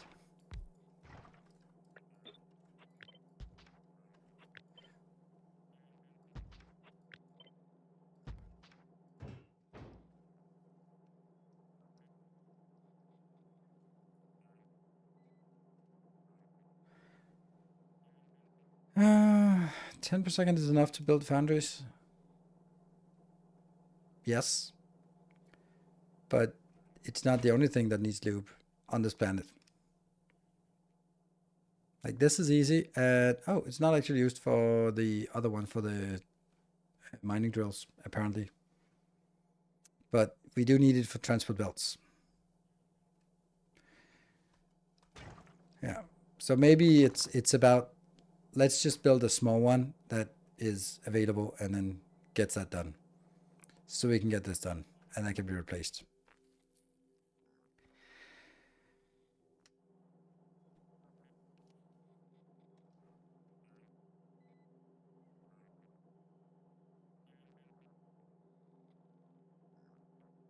Or electric motor. Ah, yes, electric motor. Okay, that's why. Yeah. So, we want to have, as soon as we have this one crafted,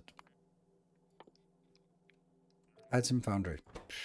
Let's build it here then. I could just unlock it like this, couldn't I? Can I even unlock it? Oh, it is researched. Oh, right. So it's building it. Yes, which is quite easy for us now. Ta-da! What? It didn't trigger.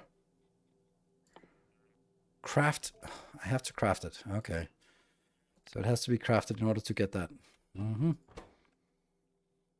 So we need to make refined concrete.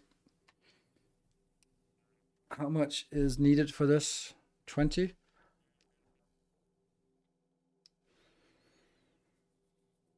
And refined concrete is 100 per stack. So I kind of need to build this here. This can only be built in that one. So we do need to make, before we can even build the first one, we have to make a concrete maker. This is the kind of stuff that is the reason why we do this. So you're going to make hardened concrete or refined concrete. Yes. And that needs water, which is another thing, right? So basically, as much as I want this to be done, then it requires having sulfur set up, having lubricant set up, having, not sulfuric, and having water set up, which is basically all the things we want here on the bus. So that means the first thing we actually have to do is just make a bus, put a little bit into it before we can start extracting it out for what we need. Because I'm going to need to have a build that can get water. And that actually means that the build I did at the beginning last time was actually quite good, in the sense that it was like a bus and then just small builds down the bottom, and it worked really well. Right, so let's check this one. You need to get some sticks.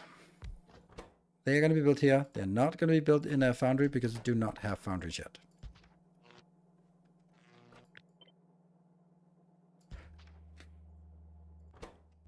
And then we need steel. Steel is just gonna get in. I don't know where we get the steel, but we just get it.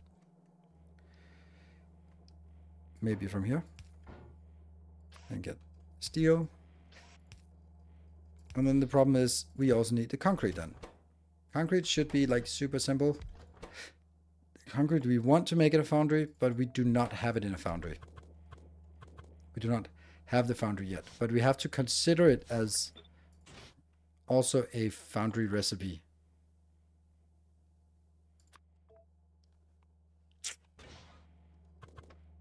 So let's think about this one as a replacement here.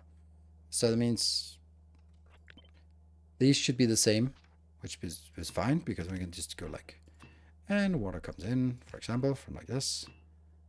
Go. So that's fine. And then goes in. And then you need stone bricks and iron ore, which is something we get in from a requester.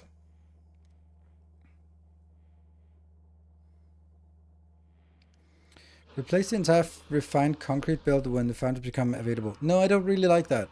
The reason why I don't like it is I don't think it's necessary because it's such a small build anyway, and this one doesn't really matter. It's so low quantity. It's iron though.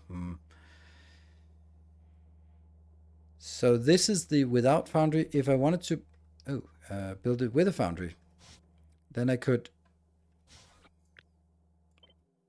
build the same thing here and then say you will be replaced with a foundry. Doing that. There. You could be replaced with a foundry. Doing sticks.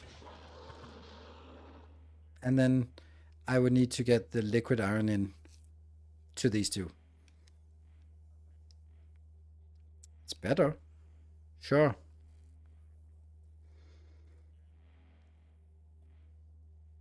Yeah. And the output will just be in a box like this.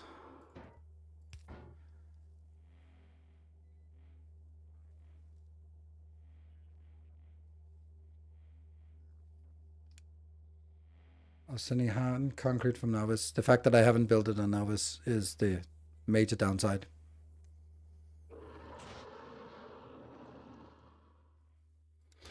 Or refined concrete. God, they're annoying, these ones. I mean, sure. Sure. It's fine. But it does require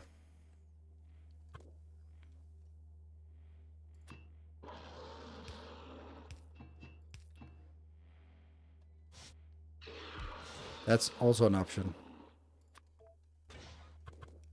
Because then it's just this one inbound, but that's too much, right? This is producing 93. This is consuming 8.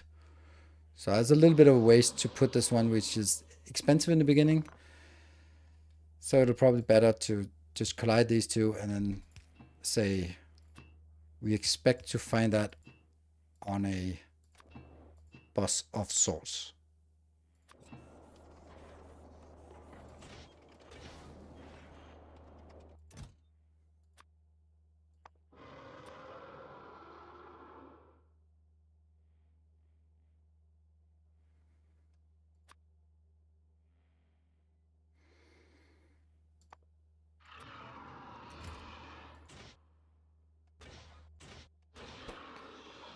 And it also just kind of feels silly to make the steel plates. If I'm gonna make everything anyway, why not just also do up here, make steel plates?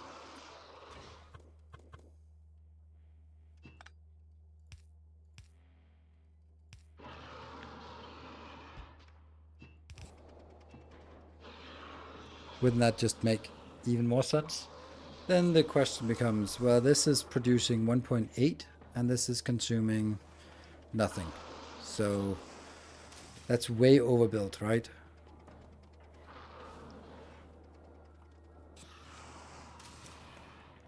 So this is sort of using the same here, but then having this one not really be very productive instead of using the steel in a consolidated build. Speed margin assembler, that's not really what helps a lot. It doesn't, this doesn't need to be built at that pace.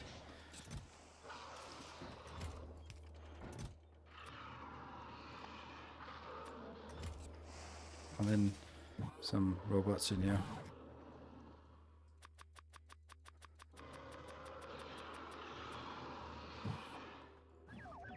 Whee! Look at them go! Look at them go! They're so happy. And then they go.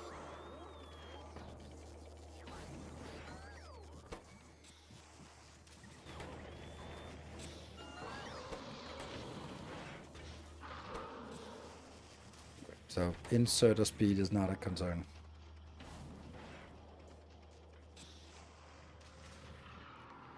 And 2 speed modules isn't really gonna do much.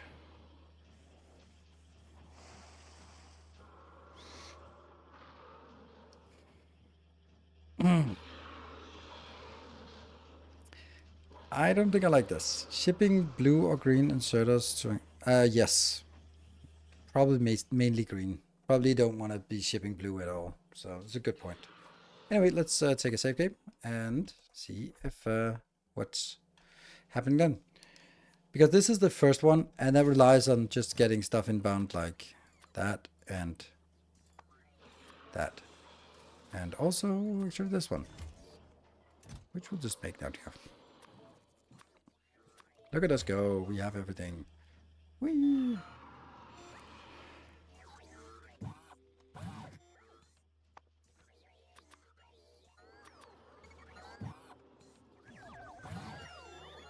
Sweet. Oh yeah, I know, yes.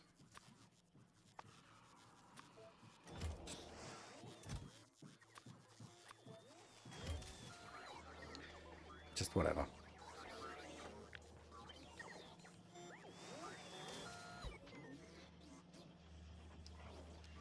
Because I need to do this first because I need it. Then whether we will place it like this. Yes. Maybe. Not really. That's how I feel about it.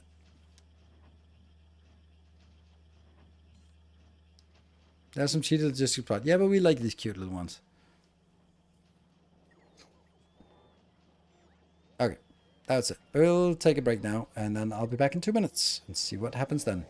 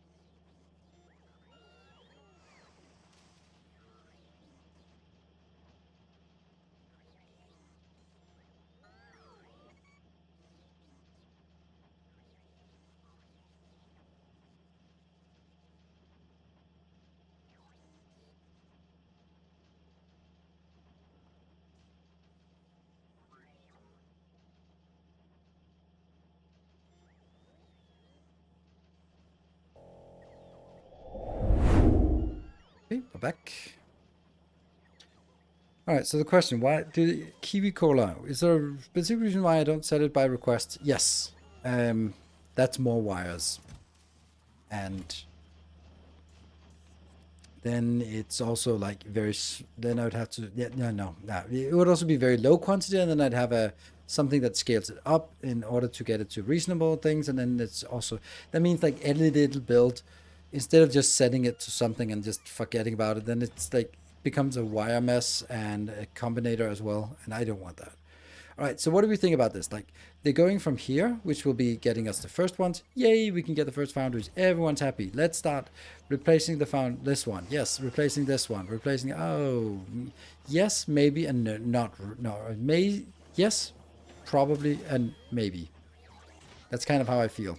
Because this one will exactly like this be idle almost all the time while waiting for this one to complete.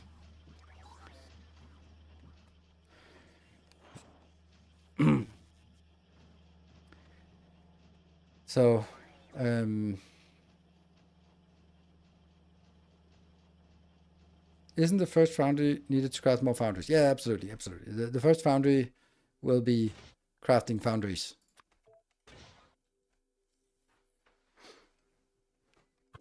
It's kind of, yes. And then I kind of want to see what else we want to craft in foundries that you want to have as part of this. Um,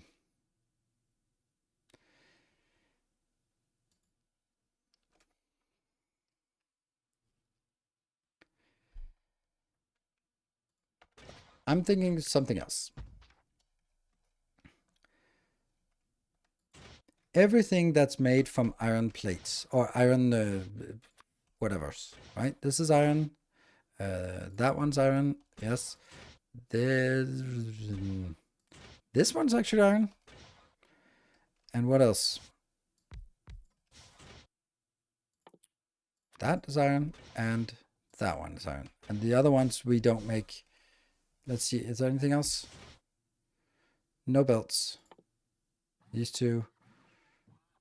Iron, steel, the gears. Yes. So all of this just needs iron inbound. LDS. No. That's iron and copper. And it's also not needed right now. So this is not what I want to do. Or maybe. The reason, what I'm thinking is, it would be nice to say, let's build the first one. Once we build the first one, we plop down a blueprint that will then get us these items as well. So I don't need to actually replace this. I will simply get these and get this somewhere else. Because I might also need something else. I may need the concrete for this part here. Instead of using stone, then I use concrete on this planet. That would make sense. Or even reinforced concrete. And therefore this one is, and then let's do the copper one as well, because that's kind of equivalent. There's only two things with copper. And then there's the mix one that is both of them. Right? So this is the situation for what we want. There's a lot of iron here, so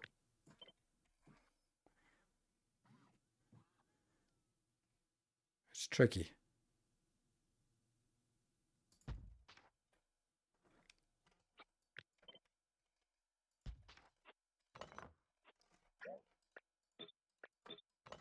Mm-hmm.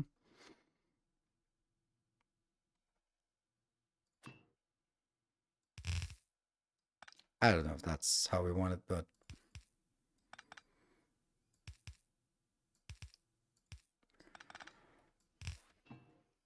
it probably isn't, but that doesn't matter.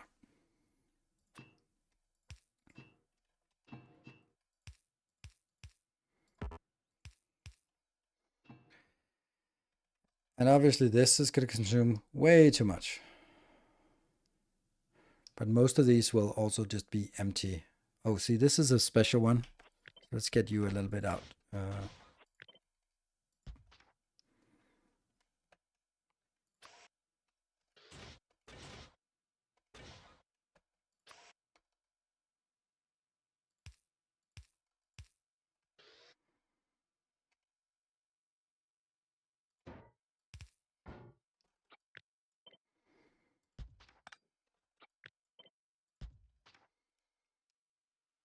something like this, for example. Let's get some power poles here.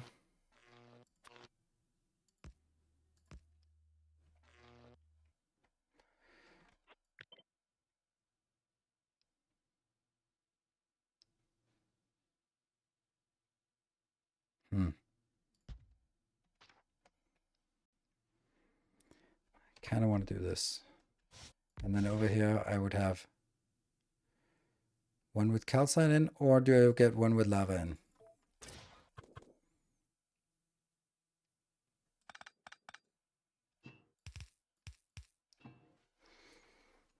I don't know. Or do I get one of each? That's also an option. But this one does have a... This makes 93, and the one that is using lava is making the same thing, right? It's also 93. Oh, the big mining. Oh, right. Yeah, okay. So that actually needs to go over here as well. Great. Thank you.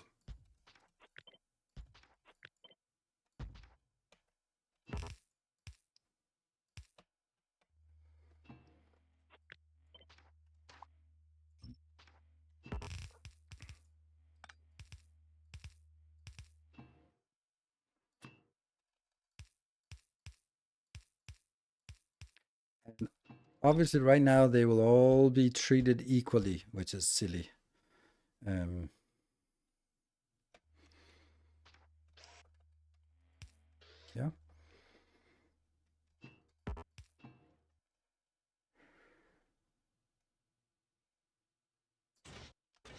Yeah, now there's a problem because this one will, no, this one will need some input, which I can't fit. And this one will need some output and input. So they both need an input, which means they really should be across from each other.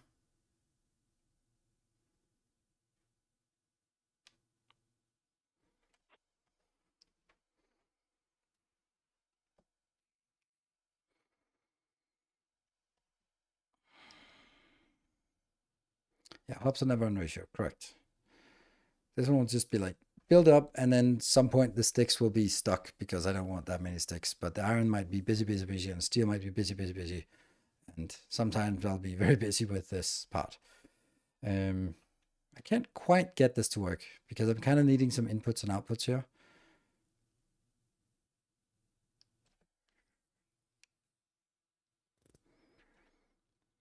Yes, this one needs an output chest. Okay, let me just get it so since it's kind of...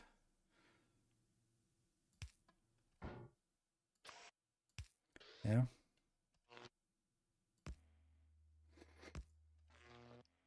So you get an output chest. Maybe purple, maybe not.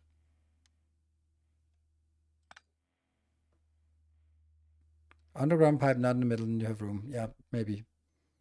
I think so too. Yeah, so this one's down here. Then I get myself a lot more room, especially on the top one. There. And this one doesn't need an extra output, but you need an extra output, which is here, but you also need an input. That means these two need an input, which means they want to be next to each other because I don't want to have that many outputs. This one also needs an input and an output. So output here and input here. And that kills this input.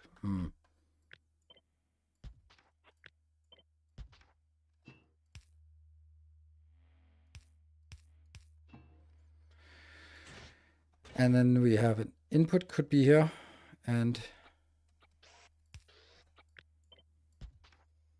I would like to only have one box, but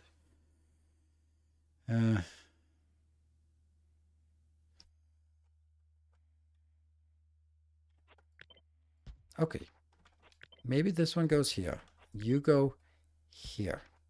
You go here. And that one goes up here. Now this is the calcite in for both of these. Good. You don't have an input. You're missing the input. You can't really get the input. Yeah. Because there's not enough room with all of these there. It has to be out on the side where there's one more room. Or we have to get this piping on the other side. Could that work? Yeah, you also need input box. Yes. Hold on. No. There's only one input on this side, and that doesn't work.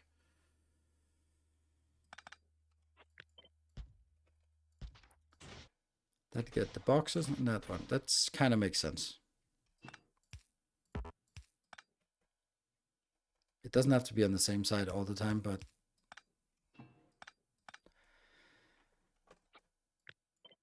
then it works. And you go up. Cool.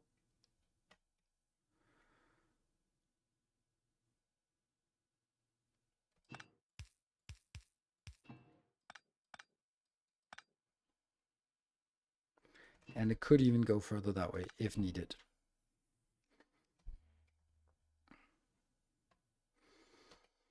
So this build would take care of all the things that are needed and just small quantities for the hub. Iron ore smelting. Yes, that one. Doesn't have an liquid output. It just has an input, and you have the junk box there.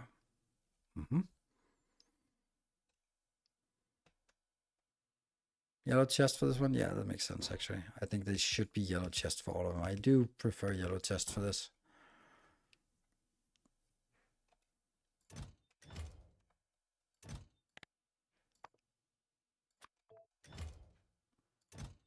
Concrete.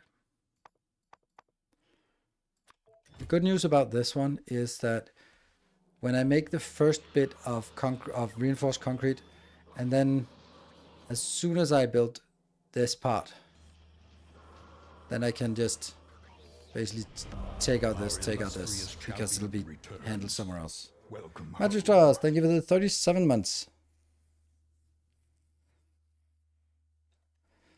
Still before we're having a real boss. Yes. It's before having... We land, we have limited space, we haven't killed any worms. We just need to build something. And I'm just kind of building it as modules, and then we'll put the modules together. Basically, I want to have this as a kind of boss. I want these to be just available. And then we just have to figure out what that means. Maybe it'll be compacted into a single block that's going to be really compact. Maybe it'll be 2 blocks. I don't know. But that'll be revealed once we sort of have an idea about all the things we want to do. Yeah, we're figuring out what the puzzle pieces are. Then we'll later on figure out how to get those two to fit together. That one and that one. 1, 2, 3, 4, 5. Is this one something we really want to have built in the beginning? I guess we do, because as soon as we want to launch rocket, it's nice to have these for free.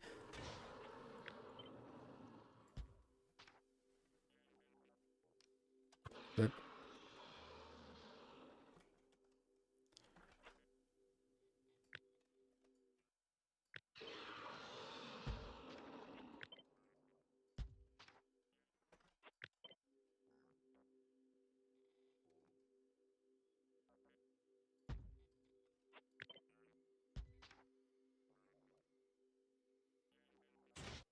that's not it. That's this one.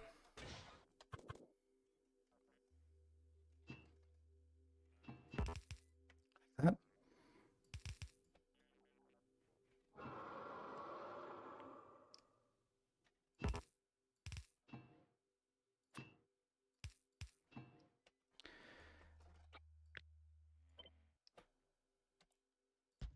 That one's fine. And then it goes over here.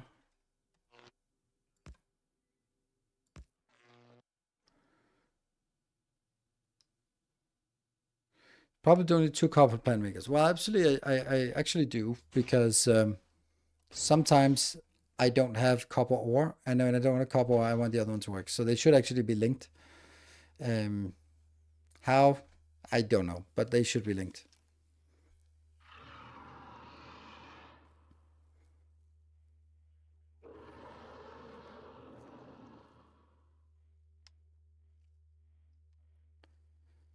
Copper ore and metal ore, because in the beginning you have that coming from all of this. All of this. And that's going to be your easy way of getting it. A video about making house fluids work in space age? Not really. No, not really.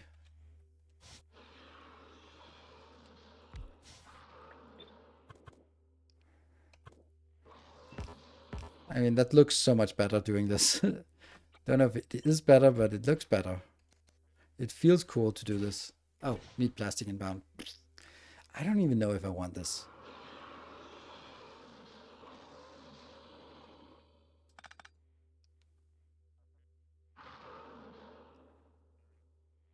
Damn, they're annoying. These. All right. I don't think this is what I need. Honestly, no. It is at a later stage. It's not at this stage. There is also the part that we could say,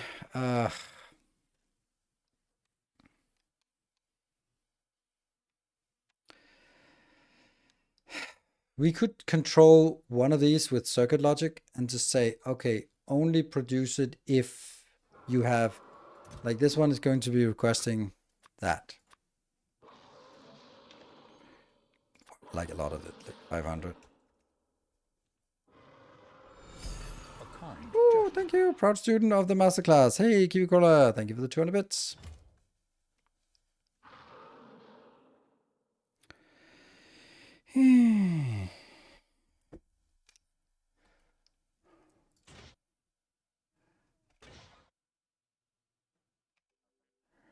Have electric smelter to start off with to smelt the ores. Tales of our endeavors. You don't use foundry for later. You can keep using smelters. That's true. It's just really bad. Swimmer, thank you for the 5 gift subs. And Silver Cecil with the 200 bits. Thank you. Gesture. Good to see you.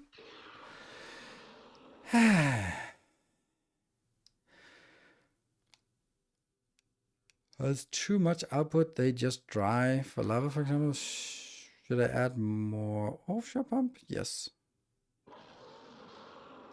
In the long run, it's negligible as long as you consume it eventually. You're right, but it is something that will clutter our storage if I don't have a consumer for it. I can also just put it into these and then just go like, blah, whatever. Consume it, get it done, disappear it. And once I build this, the iron and copper here will compete with it, and so be it. I think we want to bring in some steel to the planet to begin with. And some green circuits, so we can get this going first, fast. And also, we don't need the iron, because the iron, we get that here, but I don't want to craft steel, so the steel also comes in here. Yeah.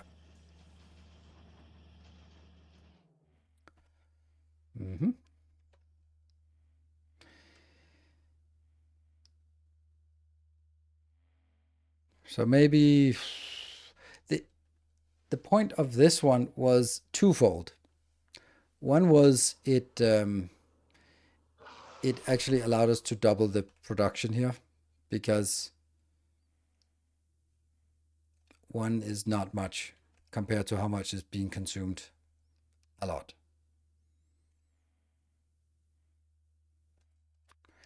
On the other hand, yeah, okay, so where did we kill this and kill this? And DDKS, thank you for the 36 months, 3 years of support. Very much appreciated.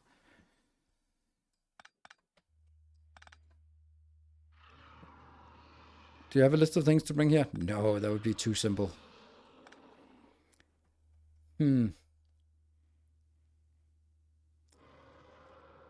I'm being a little bit cheeky here. Could this one be placed like that? And then be...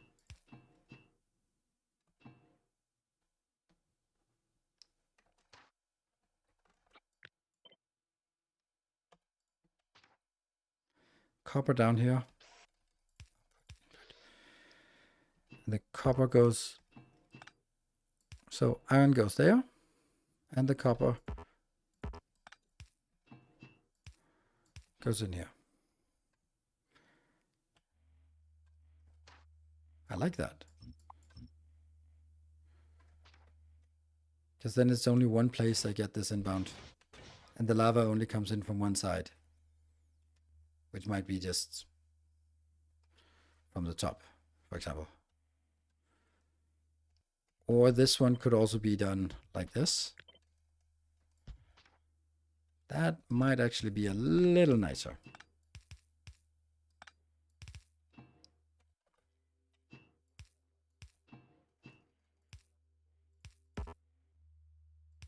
Like this. So we're almost triggering a train.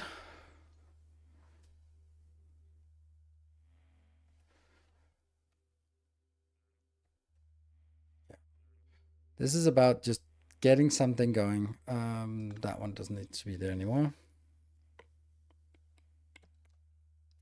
Almost a train, but not quite. Output box for copper stuff, yes.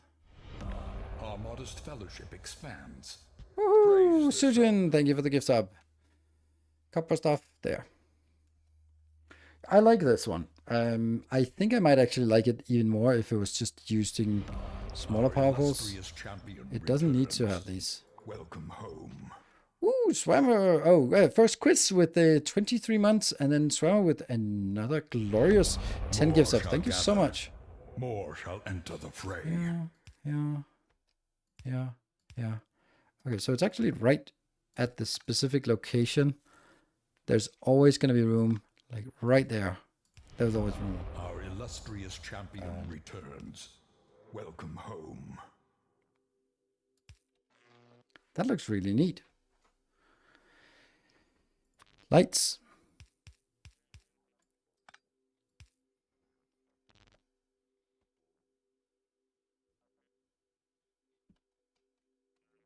This seems weird.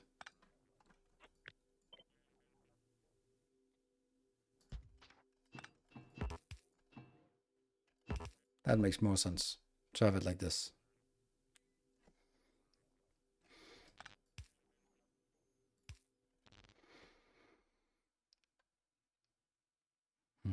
Good. And Seacrest, thank you for the 36 months. Also a 3 months, 3 years. I really like the masterclass videos. Keep them coming. I will very much try to keep them coming. Well, they are coming from... they're coming on a weekly basis every Thursday. And when I have other stuff as well, that will sort of be sprinkled on my YouTube channel. But right now, it's what I do. And Seacrest, thank you for 5 more gift subs with lots of hearts. That's so nice of you. Thank you. Whew. Damn, it's warm in here. Yeah, I like this. This is a nice module. Really nice module. It does need some polishing with the requesters and all that, but I think for now we can say this is... Yeah, this is not the same. This is somewhere else. Good. So this is a module that once we have foundries, we stamp it down and then we start filling in bloop, bloop, bloop, bloop, bloop, bloop, bloop, and then good, we're happy. Then everything gets better. Cool. Then we're at 98% of a level 2 hype train. So we'll keep this around. What we don't have is water production, so let's also get that because we need water production. We got lubricants here, we got sulfuric acid, we'll just tap that, and then we get water also has to be produced. So. Oh, LDS needs plastic. Yes, so it'll be later. Yes, so LDS needs plastic. So building it right now doesn't make any sense if we're not building plastic. And we only need it once we need to start launching rockets off the planet. So right now, it's the first step is sort of landing on the planet, get the bare necessities going. Then the second step is being able to launch from the planet. And then the third step is unlocking science. So we get the purple science, the orange, whatever, the science thingy. And then the next step is making all the new science here.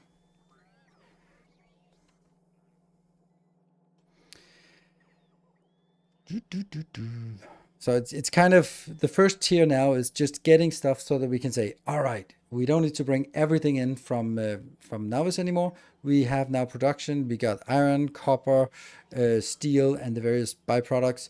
We can start building power poles and whatever the infrastructure we need, solar cells, that kind of thing. Hey, Tales of Darth our Vader, thank you for the endeavors 5 gift subs, proliferate. and thank you for completing the level 2 hype chain. It was standing there taunting me at 98%. So thank you for removing that taunt. And of course, as usual, if we get to a level 5 hype train, then I will be adding a bonus hour to the stream today. But let's see. Calcite and sulfuric acid. This one is producing 2k. And then that goes into water to steam. That is taking 1k. So we'll take 2 of these. And this is calcite and nothing else. So we just need a calcite bit in here.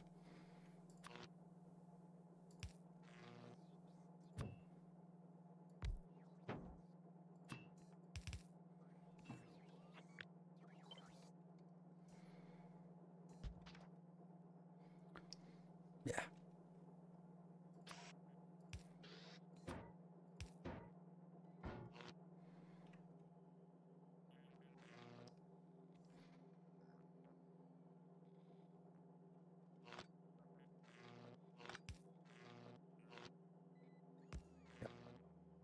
Good.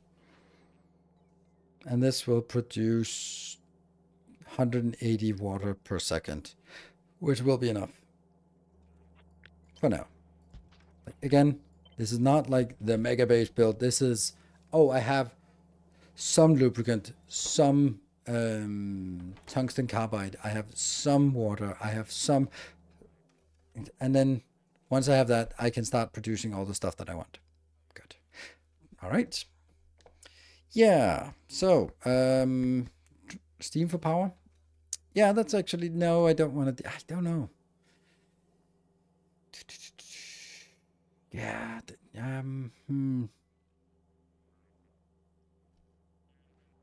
I think I do. But I don't think that's the first thing I want to do. Reason why is because it actually needs quite a lot of steam turbines, and steam turbines are kind of expensive. So is this what we want? We can't do that until we have this one going. And Phantom Lord for the 300 bits. All right. And oh, Eronimus with the 5 gift subs. All right. I thought it was completely stuck, the train, but it got a little push. More solar panels? No, not really. And also just gives a lot of bang for the buck. So it is one of those things where after we build the hub, then it's going to be some of the things we want. How's the power usage right now? I don't have infinite power, so 2.6. Yeah, but nothing is working, so this one's not working. And the blubber. Thank you for the 200 bits. And Swammer. Ooh, I think Swammer wants to stay up tonight. Wants to have a little bit of extra entertainment tonight. And thank you very much. Or just being super nice and generous and helpful and donating 10 gift subs. Thank you very much. And then stuck on 96%, where we can sort of taunt us a little bit for another hour, another minute. So let's get all the stuff. And the bluebird, thank you for the 400 bits. It's getting closer, but not 99. Oh, there. Just tipped over to, it's not level 4 though, it's level 3. Only level 3. Proliferate. Still a long way to go. Seacrest, thank you for the 5 gift subs, getting us traction into the level 3 towards level 4. All right, what are the things that we want to craft here? Definitely we want to craft this because that goes into that one.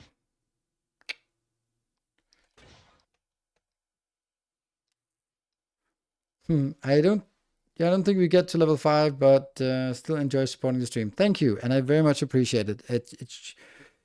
It should sort of be primarily for supporting the stream. That is the support is coming, but of course, nice. So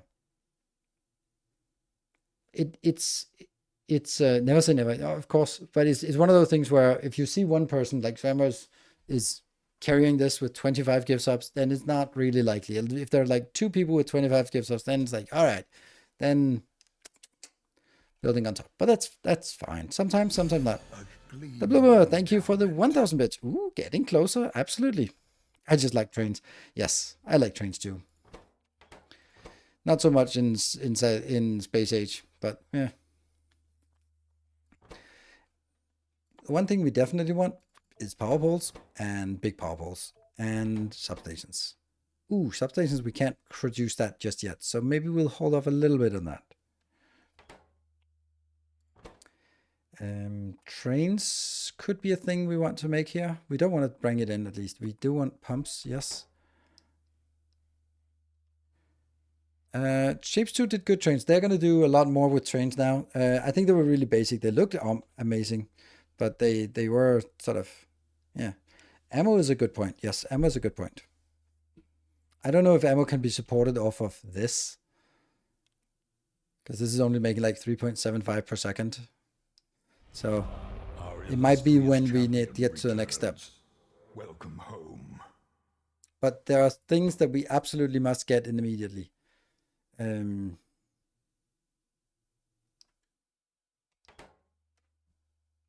forward to the blue dual playstyle they mentioned. Yep, it's going to be interesting, whatever they come up with. Hopefully something interesting. And 64 Ranger 7. Thank you for the 7 months. Green circuits. Yeah.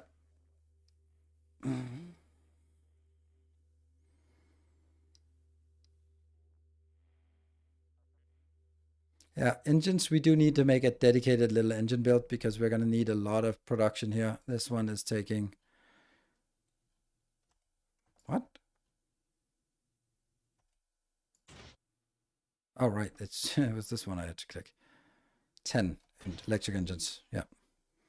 Assemblers. Yeah, it's basically everything we want to make here. Again, so gears but yeah. I'm from Morocco and I love your content. Thank you. Much appreciated. All right, let's give it a little push, a little promotion for the train to see if we can get it. There's 1 minute and 30 seconds left. If anyone wants to contribute to the train, maybe now's a good idea so we can show someone else that, yes, there is forward momentum and we can maybe get a little bit further. If it comes in the last 20 seconds, then it's too late for someone else to jump in on the last train because it will have left the station or have terminated at least. Sujin, thank you for the 17 subs. That's the one I mean. Like if this one came in with 20 seconds left, then no one would be able to respond fast enough. But there we go.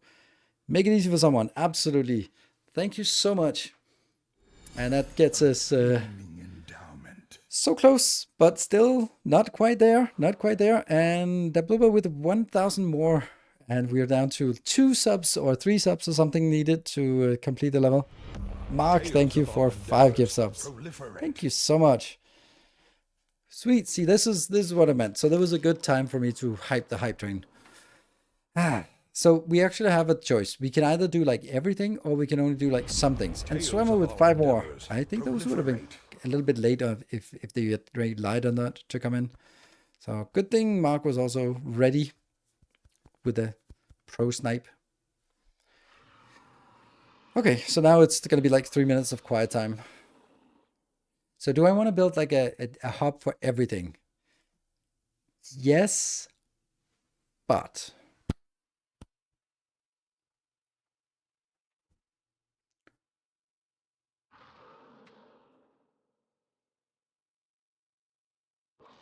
how about using a parameterized blueprint to set requests for hub or something? I fucking hate that.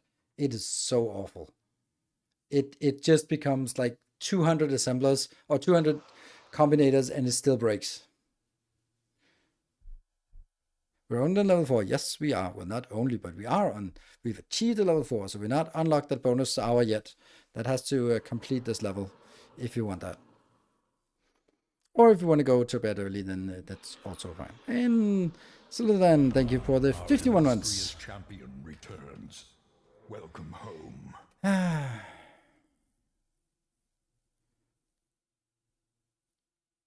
Ooh, Executor is closing in on the 1K subs to the channel. Thank you so much, Executor, for 10 gift subs. And it's also with ample time Just static requests in a generic blueprint. Oh, right. Okay, like that. Ooh, the blue. Wow, you've really found a way to donate bits. 3,600. Executor is killing it. Absolutely. It's what executors do.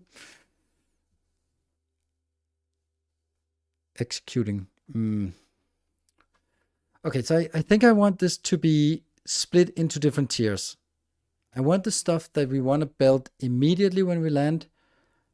And then I want the stuff that, oh yeah, eventually. For example, stuff like substations might be something I want to avoid in the beginning. I am bringing substations in, but since I don't have red circuit production on site, I really shouldn't be producing anything that requires red circuits or blue circuits. Green circuits, easy to make. We'll just make a little hack build like this. Actually, no. It's just going to be greens like this, and then robots will bring it in. I'll just make that up here, like that. But then stuff that we are going to need in abundance would be something we would want to craft here instead of bringing in. So that would be boxes, for example. Logistics boxes. Oh, missed one. Roboports, I can't do that because they are advanced. Inserters, yes, but we can't do reds because we don't have that yet. Repair pack's a good point. Is a repair pack a good point? No, we don't need repair packs. Whoa, More shall gather. More shall enter the fray. There we go. It's late for you. Thank you, Moon, for the 20 gift subs. It's already really late. Bringing all the belts can be made in a foundry. Yeah. The thing is, though, do I want to make them in a foundry yet? Or do I want to bring them in and then when the stuff we built here is going to be somewhere. So this is also on rocket capacity 100, so it's pretty nice. While these are pretty atrocious to bring in on belts, but we are robots, so. Oh, when they bind the flaming trees, they get hurt. That's a really good point. Thank you.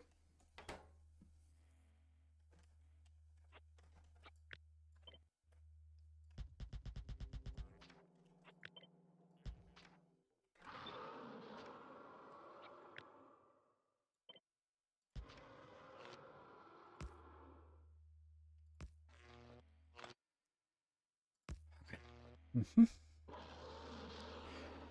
And tank. You want a tank? Good idea. We'll get a tank. Lights, also a good idea. And we can categorize things afterwards. I don't want to build trains yet because we're not going to need trains. Combinators might be nice to be able to craft, but I don't need that many of them. So it could be one of those things where we'll make it and that's it. So green circuits. Green circuits, we just make a little bit of that just for the hub build. Let's continue. Fast inserters, I can make that. Although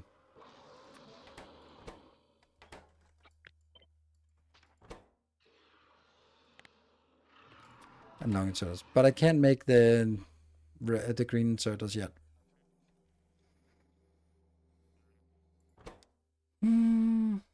Oh yeah, let's just suggest use advanced circuit. That's a great point. Don't exist here.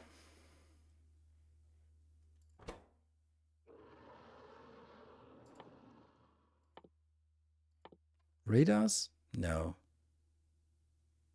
Turrets. Turrets, for sure.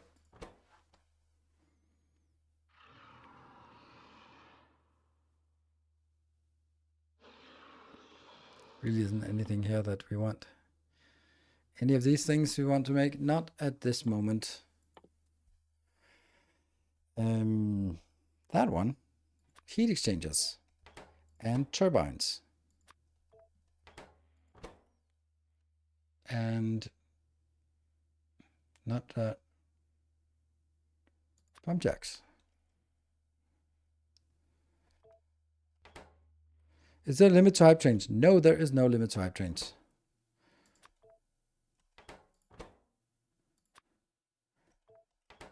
And that one. Chemical plants. And anything else? No.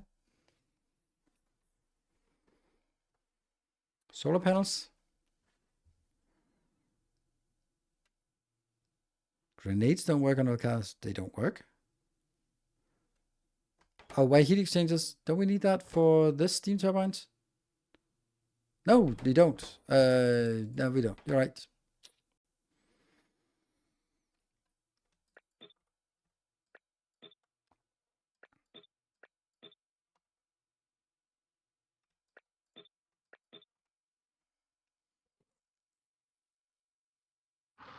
$60 left on the train.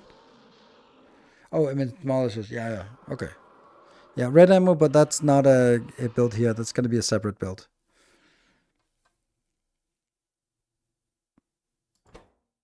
I'm just looking at stuff that we would want. Solar panels. Accumulators is no, because we don't have the batteries, but I could make solar panels here. Miners already got it. That's the first one I tagged.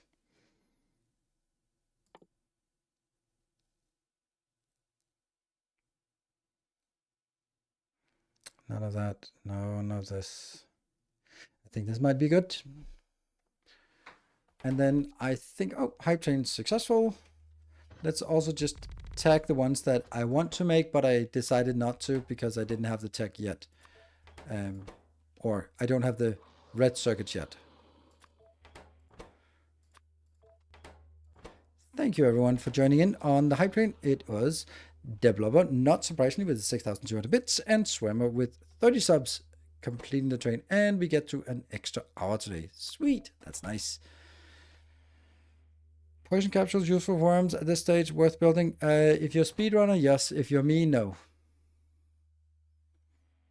I guess that gets us about as clear as I can say that. And then trains might also be stuff that I want to do, but I don't want to do.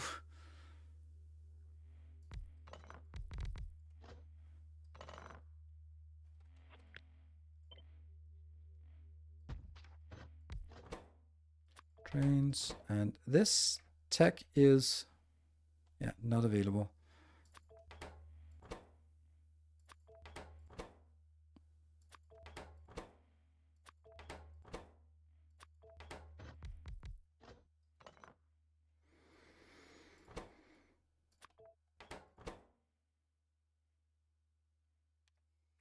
Rails. Oh, actually, the actual rails are missing. There you go.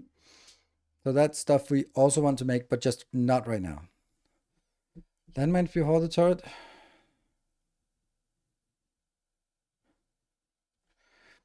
I like it. I like that idea. Landmines. Let's see what they take. I don't know where landmines are. They're gone. If you can see the landmines, just point at them and go there, because I can't see them.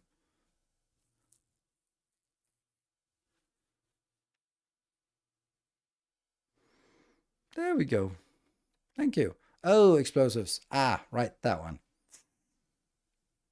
So that only works after explosives, which means it's going to go up here. Because explosive is something we have to get for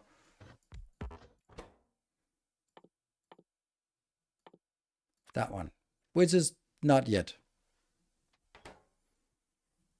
So, yeah, so I'm actually going to take that out for now. Oh, rails duplicate start and end. Yep. I'm going to take this out. Offshore pump. Of course. I was thinking there was something. Offshore pump. Very important here.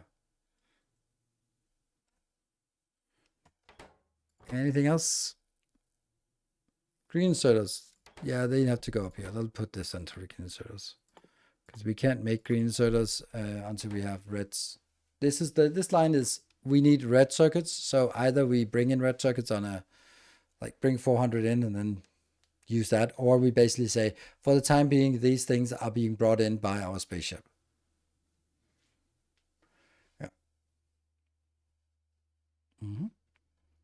So, refinery and chemical plant, there, yep. And water tank, it's right there. Or liquid tank. Storage tank.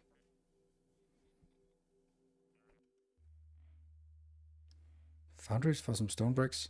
Foundries for stone bricks. You can't make stone bricks in foundries.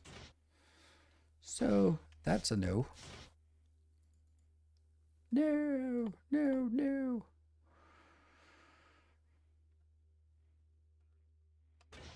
There. So that will have to be staying up here. We're getting closer to the final amount of stuff we need. Maybe we should also make a power plant. Solar. Yeah, that could be one thing. We can make solar, but we can't make... We can make solar, but we can't make accumulators. And solar without accumulators just doesn't really work as well. It does actually work quite well with this, but I'm kind of feeling that... yeah. I'm thinking that we bring maybe this much with us from Nilaus. 3 stacks of each. And maybe that's kind of a good idea to sort of use this.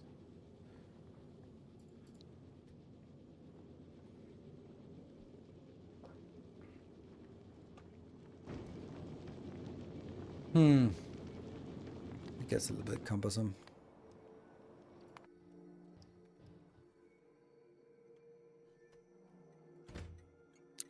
The arrow is the wrong way. If only someone had a command in their chat for that specific purpose. Okay, so this group is going to be called Novice.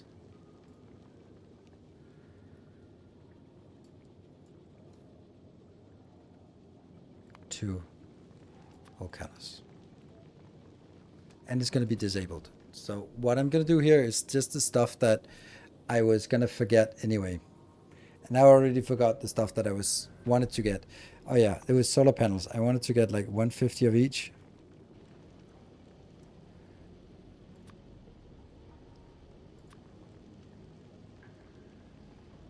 And I wanted to also get some of this. This is 400 in a stack, or in a rocket, so 400. We also wanted to get some green circuits. That is 2,000. Okay, sure. And now we, of course, need a million other things, but those were just the things that I was like, oh, we're probably going to forget that. We can also, okay. 1,000 of this might not be a bad idea to just bring it along just so that we can build stuff we need.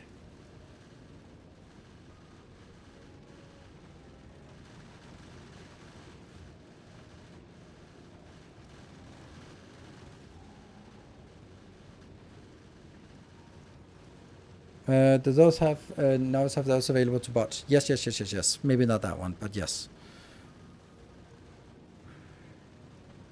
I hope. So this is kind of the stuff on top of the I need to craft something. Yeah, 1 solar block and 1 acid neutralizer. Yes, it's a good point. Yeah, it's... We need to get all sorts of stuff. This was just the stuff that I knew that I was gonna forget. Okay, so let's do a block here where we want to do some power with steam turbines. See if I can remember this. They're consuming 60 per second, 60 steam per second. So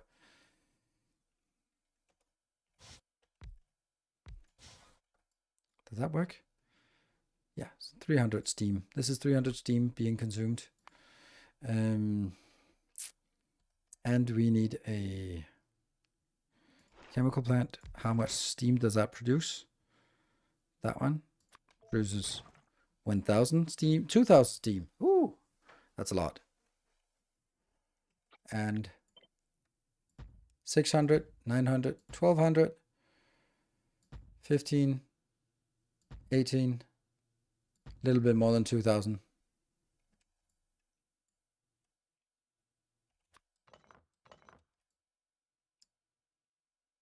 There you go, right? And this is now how much? 33. Ah, this is why I did the 11.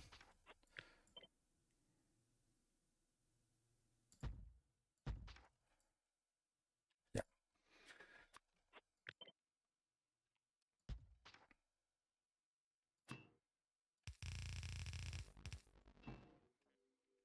Then we still need some power in here somehow. So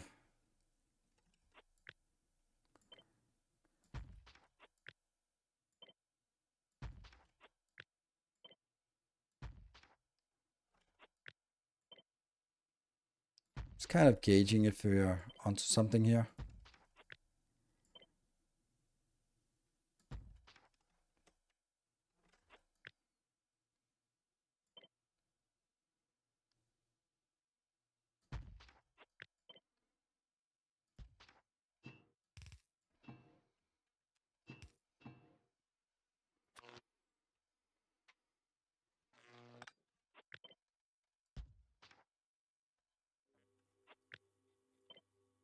Like it. It's really nice. Let's see if power lines, what that would look like.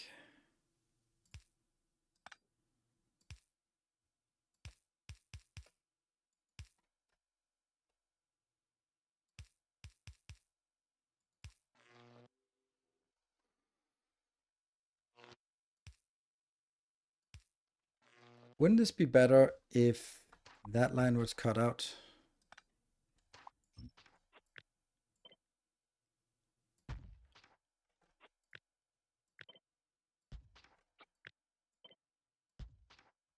Yeah, that looks better. And it's also better for power poles and stuff.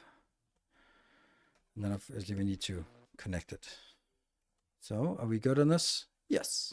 192 megawatt. Mm-hmm.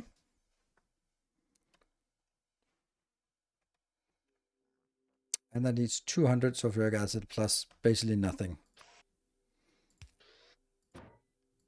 There. And 200 sulfuric acid. So now the question becomes, can I put 3 of these in a block? No. Fuck.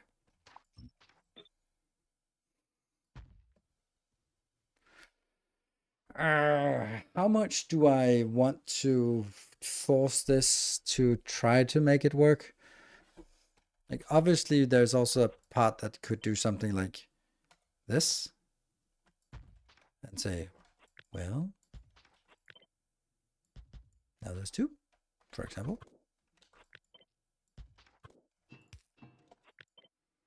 That's also still valid because there's no throughput limitation here. And then the question becomes, could I put in this much extra? I would say I probably could. If I now center this, and then the problem is, if I only put one on either side here, let's try that.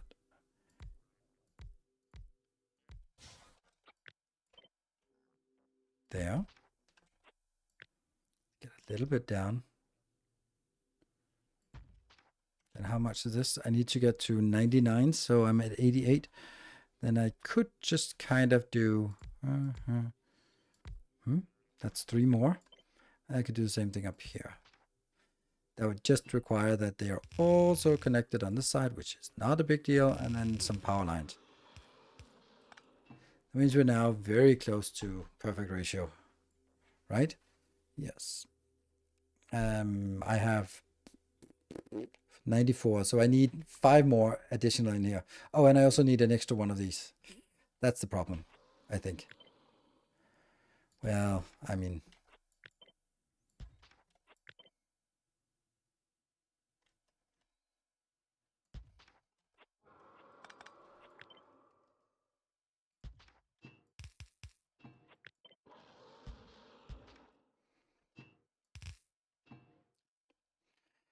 But I do need one more. And I also need some better power lines here, but that's less of a concern.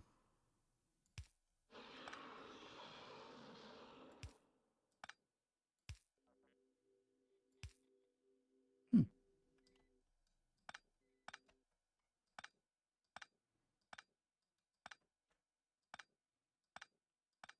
Good.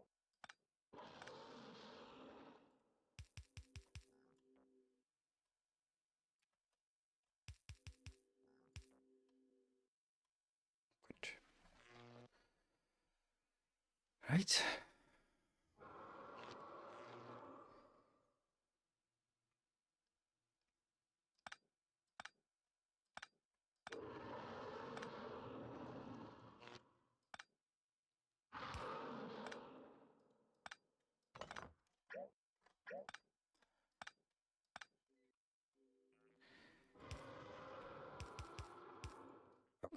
I know that this is not ideal because I know that I'm wasting a lot of space here in between. But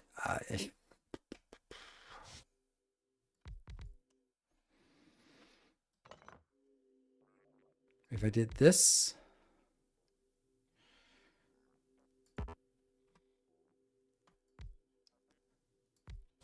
then I do need 3 of these. Oops. Then I think we're actually at perfect ratio, isn't it? 6,000. Perfect.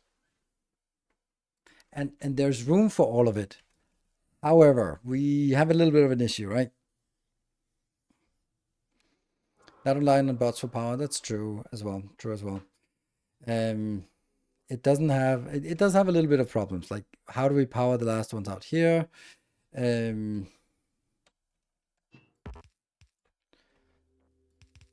but this can definitely be tinkered. Now, let's use this as a foundation because I know that it can be done. Let's try and just kind of play with it maybe down here. And then say, what if we had substations for this? Would that help? Or how much would that help? Like this. And all of that is one substation grid.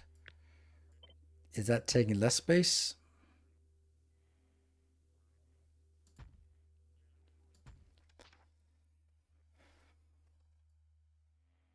That's 96. So that's much closer to. That means this is what we need. Hmm.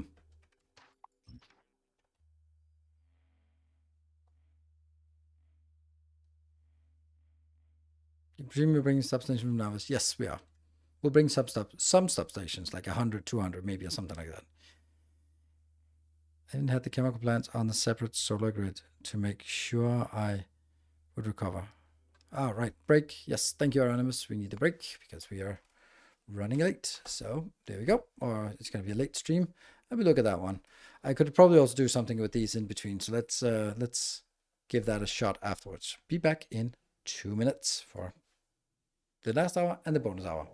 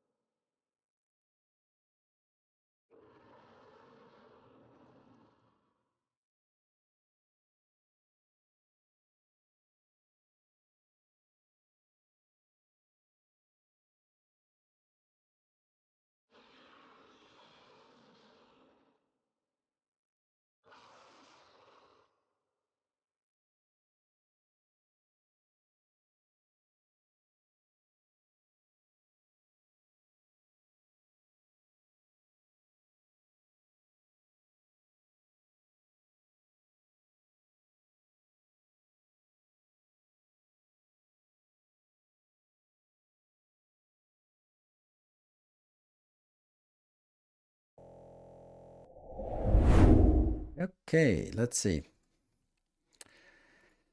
Um,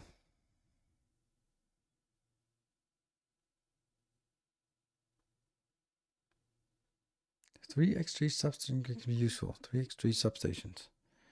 Are you going to do any island designs? Like you stamp down it on an ore patch and take only power in and does everything it needs without help? No,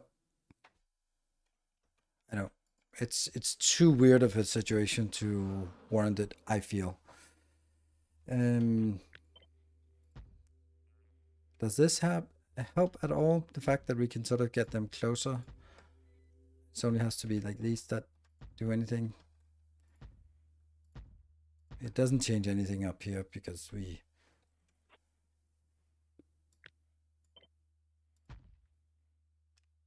almost, but then it does.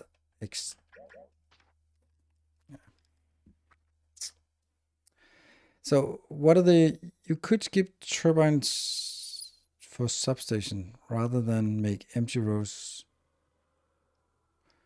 Skip. Mm-hmm. Okay, that's another. That's a good idea. Let's try that. Just kind of let me get a sense of that.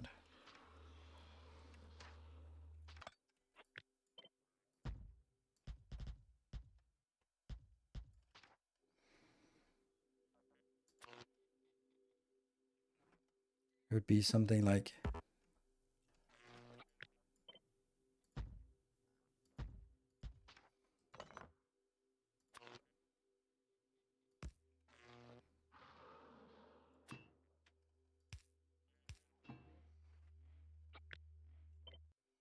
not bad, not bad idea.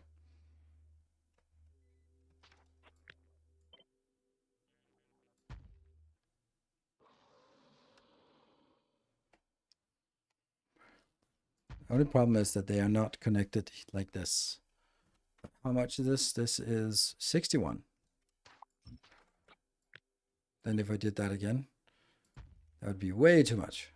This is way too much. This is 122. So this is definitely a good way of getting enough, but I also don't have a way to get in here. So I yes, but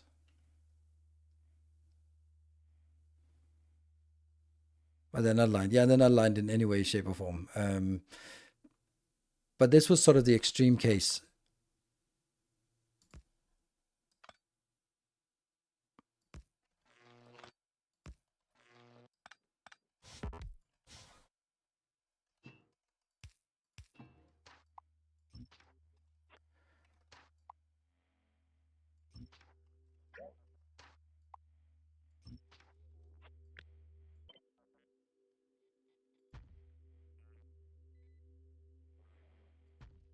What about this?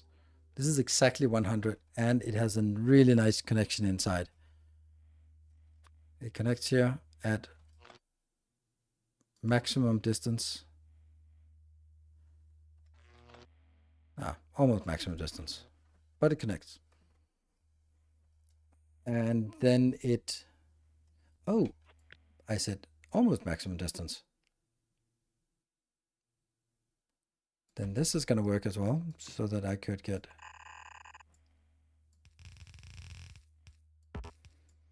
Mm-hmm.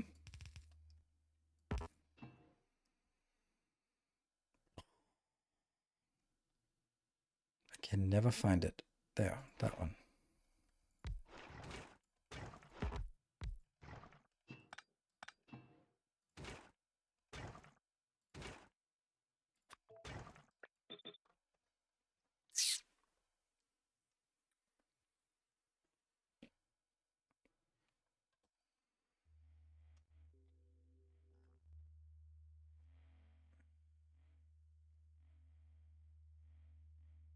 Hmm.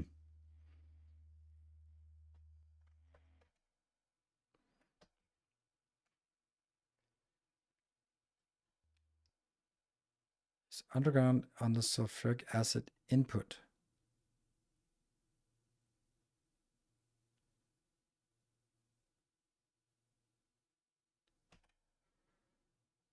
I don't want to have it here. And there's plenty of room with all of this, so it's it's easy to just make room for it somehow. Can just bring it in from this side.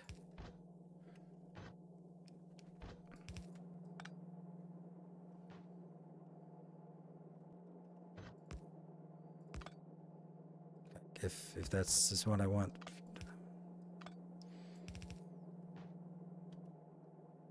To add checks, power poles between the pyramid plants, yeah.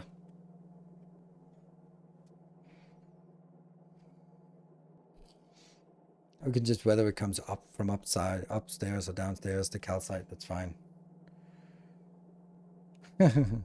Please put one in the middle. Yeah, but it's gonna be asymmetric anyway.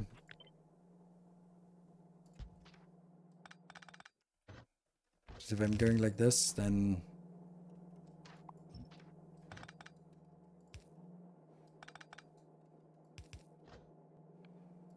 it's gonna be there, there, and there, for example.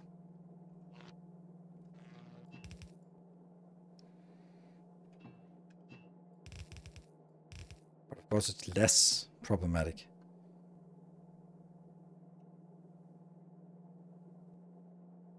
Make the best belt pass through. Yeah, let's do that. So it comes from the top.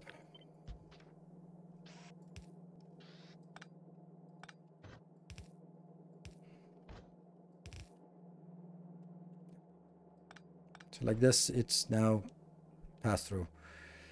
And a single power pole here would be fine.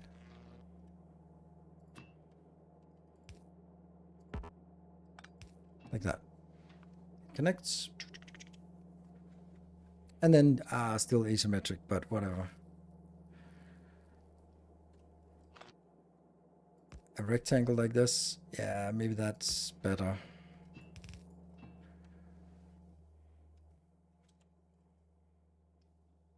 Fancy.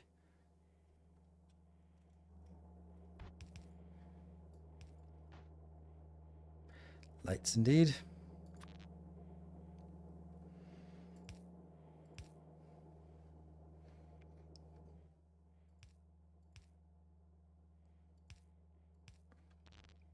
This is a really neat design. Check it again. 600 makes 6,000. 6,000 is consumed, making 582 megawatt of power. And uses 0.6 calcite per second.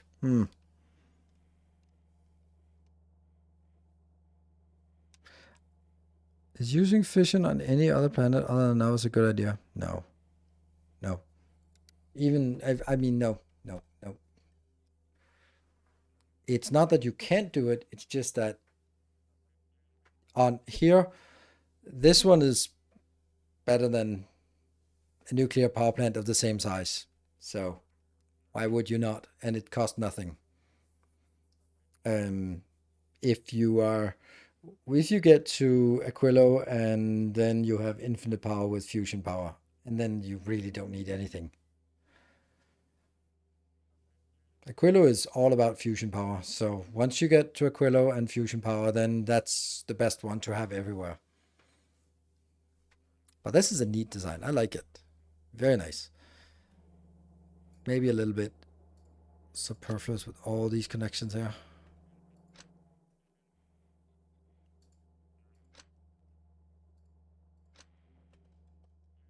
Yeah.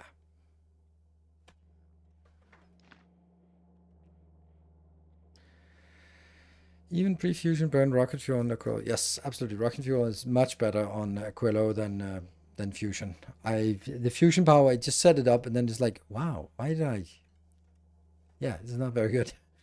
But this is very good. And I'm just leaving this one built in so that you can kind of imagine that, okay, you just need to get it in from either the top, the bottom, or the side, or the other side, and it can be tileable if you want to have multiple of these. Perfect. Yeah, this kind of supersedes this. If we look at this one, maybe it's better to just bring 100 of these turbines. Although that's 10 rockets, right? I think. Yeah, that's 10 rockets. That's a little bit much to bring 10 rockets. Vulcanus is mostly solar power. I think this is mostly this. Yeah, need some solar to kickstart. You're right. We need some solar to kickstart it. And this one is now retired. Sweet. All right, I think we've been doing some really cool designs. Like the star shape was a good start to get something going and sort of get the foundation going. Then we have like found out all the stuff we want. And we now have a power plant that will take care of, well, all of our power needs. Let's see, you are still within our...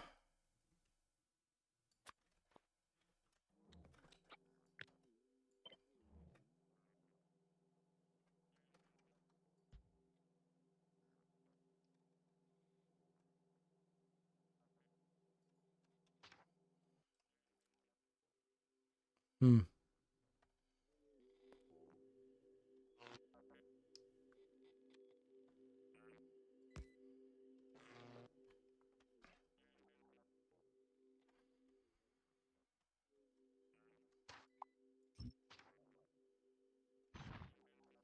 Funny how that's the one that chooses. Hmm.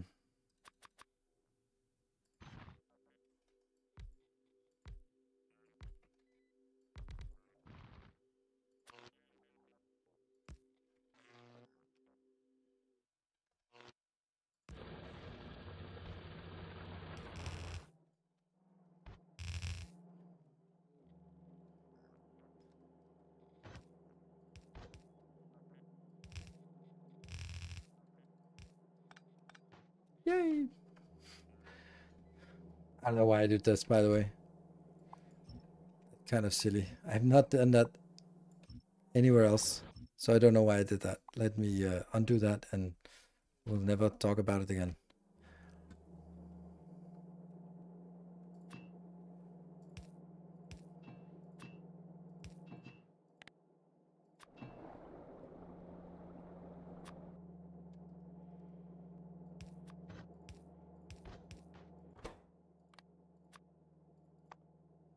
There.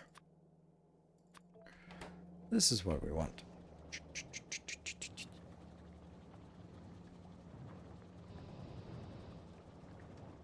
Happy. It works. Good. Right. So I fell asleep, had a nightmare when Nilaus was building some crazy stuff on calcite patch. Yeah, I know. It happens. Don't worry about it. It was just a bad dream. Okay, so now we need to figure out, these seem to be the starter blocks we want. This will get us stuff established on our bus. The question is then, where is our bus going? I think that it should be going sort of at the top of this, which means that I would take this build to put down here. This build go up because it interacts with the bus. Then all of these up here are going to sort of add to the bus. And then I'll have these lines sort of mainly up here. So for example, like this.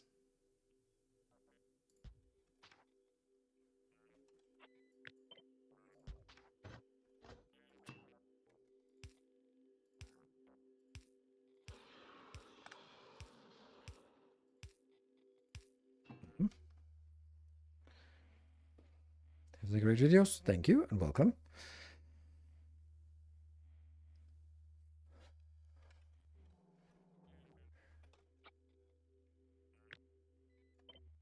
And horizontal flip. Okay, so let's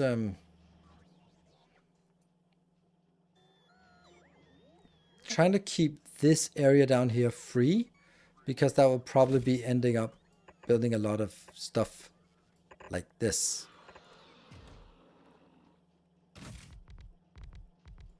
Not now, but eventually. And then a lot of stuff like this.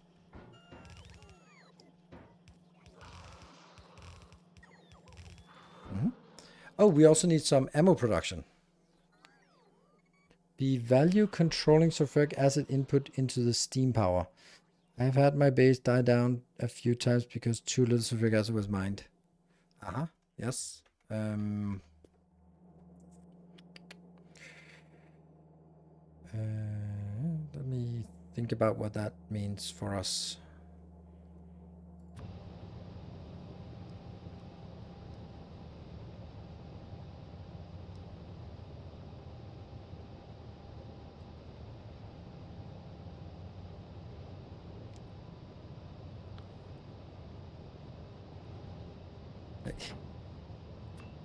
Like this.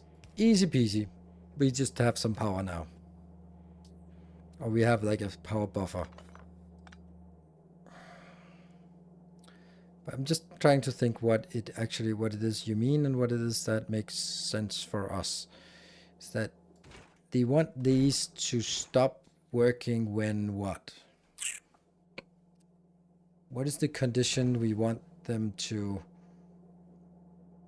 or do we want, I don't know. Noisemaker in the hub? Yeah, let's make a noisemaker in the hub. We might need a few of those.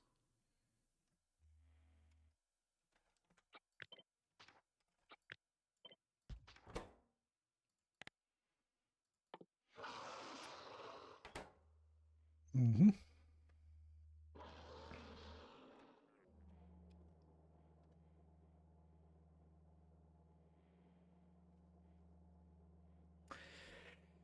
Think for a bit that we kind of suck at protecting the path in space age. All things bow down to progress, it seems. Really? You think so? I think we're protecting the bus really well. Or the path. It's just that the path is no longer for driving, it's for infrastructure and for sort of delimitation. I think I'm still protecting the path really well. It's just that the path is more like, I don't know, infrastructure.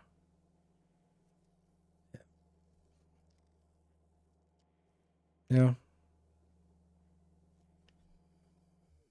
But look at the bus is also deferring to the path.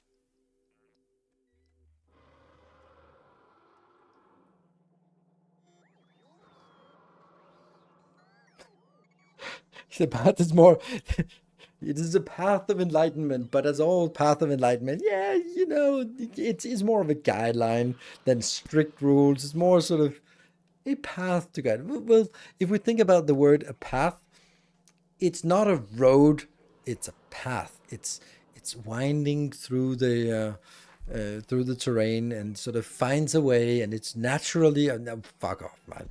It's more. I think the path is more a path of enlightenment than it is a physical road infrastructure. That's how I see it. So it has been elevated from a physical construct to an esoteric construct, and I think that makes more sense. We have become enlightened. Which is well, the path used to be for us, now it's for robots. Yeah, the path of blah. Oh, you remember the blah? God damn. God damn the blah. Yeah, my girlfriend was also like throwing it back at me. The blah.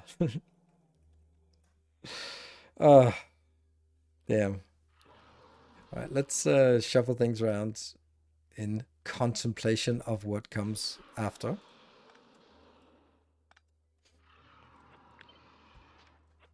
These are so annoying.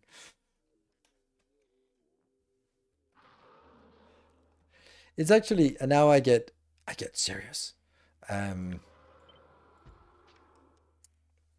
in change management, not so much in corporate change management where you want people to use the new IT system or sort of threaten them with fire and brimstone. Not that kind of change management, but the change management as in you want to lose weight or you want to stop smoking. This is, by the way, a rant, in case you were wondering. There is a million different perspectives and a million different models and rules. And there's the Cotter's 8-step model. Can anyone remember Cotter's 8-step model? No, no one can. No, literally no one. Even Cotter can't remember Had to write a book about it just to remember. And it's something like number two is build an alliance, and I don't remember whatever else there is. Um, Agile approach, fail fast. That's not a change management approach. It's, I mean, maybe it is, but it isn't. But the point is that if you want to change a habit, it's really difficult. Humans love habits, and once we have a habit, it's really difficult. So there's a model, and I can't remember who was made it. I Dan and something, Dan and someone, their brothers, I think. Anyway, it was at least their book. The Dennis system. There's a double N in Dennis system. That's also the Dennis system is robust. Anyway, uh, there's a change management principle that I really love because I can remember it, and it's called the rider and the elephant, and it is brilliant. And it's something that I've used myself in order to sort of kick bad habits or sort of reinforce good habits because it's actually something you can remember. It consists of only three things: the rider, the elephant, and the path. This is why we came to the path. And the principle is that you have to imagine that in the jungle, there is a person sitting on top an elephant and they have to get somewhere. So, how does that work? Well, you have to get the rider, you have to use arguments that the rider can understand because the rider is an intellectual and will respond to reason. But no matter how much reason there is, if the elephant wants to do something different, it doesn't matter what the rider does. The rider can steer, but only to the extent where the elephant doesn't want to go, does, doesn't mind going there. If the elephant wants to go somewhere, the rider is powerless. So the other part is you have to sort of give something to the elephant to motivate the elephant. And the last part is you have to make sure that if you want to go through the jungle, if there's a path to follow that's easier to go. So even if the rider and elephant wants to go somewhere, if there is a path, that will ease the way. And that was really lofty and symbolic. But what it means is that you have to find some rational arguments why you want to do this thing. Oh, I want to lose weight. Okay. Um, but if if I tell myself that I lose weight and I know that it's healthy for me and I know that I should be eating healthier, if the elephant has a craving for chocolate, all the logic sort of kind of is irrelevant. You can scream and shout about logic, but the elephant will go to the fridge and grab some chocolate and munch it, and there's not a goddamn thing your rational self can do about it. So you have to do something else to keep the elephant happy, to make sure that, okay, if we don't get chocolate, we get something else that's nice. Um, and, and something else that's nice. And if and the last thing is the path is about making it easy to do the right thing and hard to do the wrong things. So I see a lot of people who want to lose weight and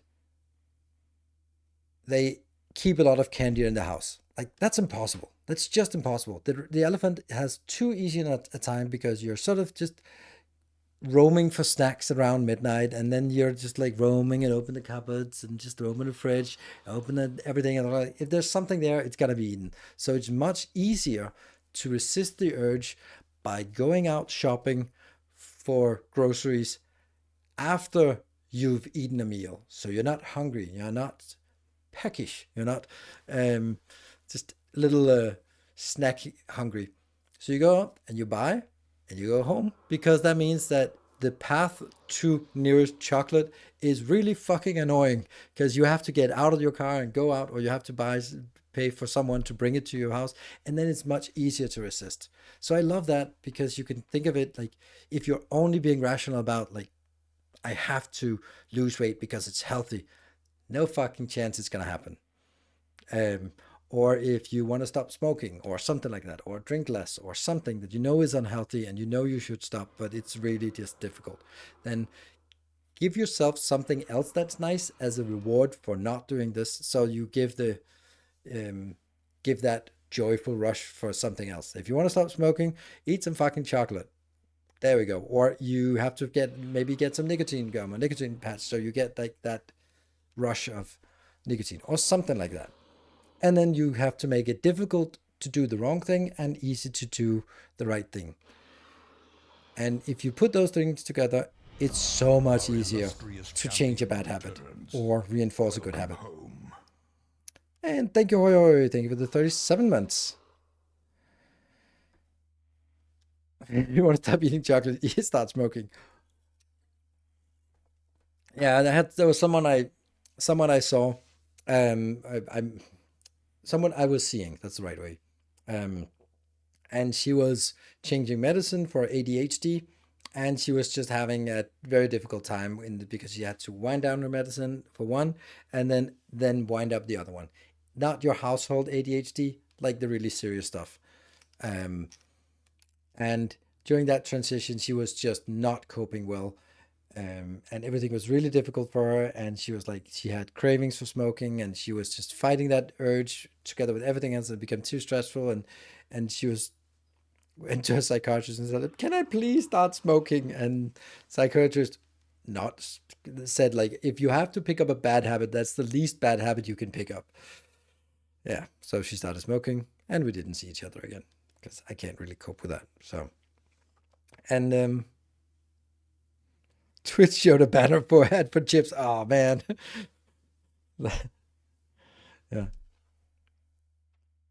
It's not a problem to not eat chocolate if you don't have them. See, this is exactly the path. This is the path part of the solution. Is that it if you make it difficult to do that, and then you just remove the craving to when you do your grocery shopping. And that's why you don't do the grocery shopping at 5 o'clock when you're hungry and tired, and because then you'll fill your basket with snacks. You'll do it after dinner, for example, when you're full and rested.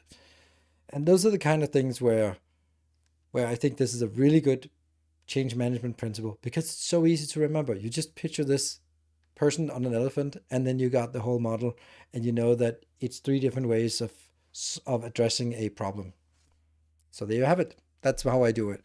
That's how I've done it all my life, and trying to get rid of bad habits and try to sort of find a way to give myself a reward when I do the right thing, and make it easy to do the right thing and hard to do the wrong thing, and those kind of things, right? So, and I'm not saying I'm always successful, but it's certainly been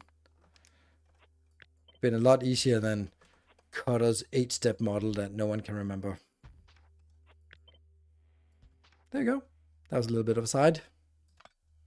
Makes sense. Something you guys have heard about.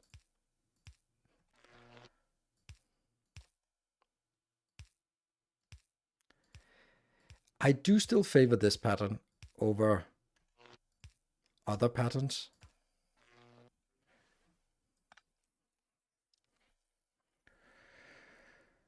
I'm going to meditate on this while falling asleep. Enjoy the extra hour. Thank you.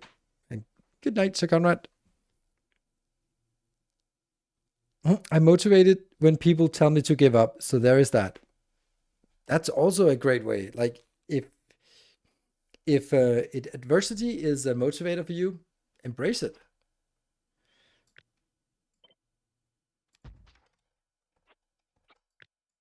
That's a pretty good motivator.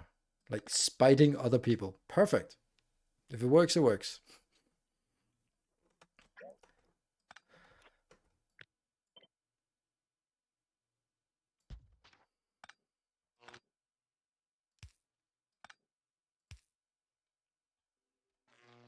The reason why I'm putting this one here is because it will be replaced by that one as soon as I research it. So then I should kind of put it here. Mhm. Can you please add one more crafter on the bottom, returning me? No, I'm doing it now. I'm doing it different way. And I'll also add these eventually, but this is kind of what we want right now, and I'll probably find out more later on.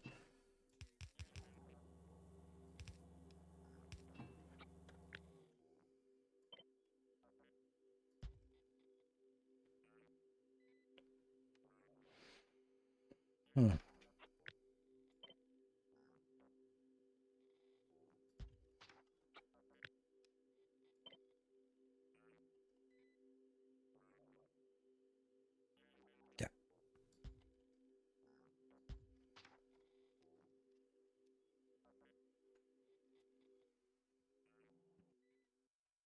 Oh, we have one more thing. We need an engine and electric engine build.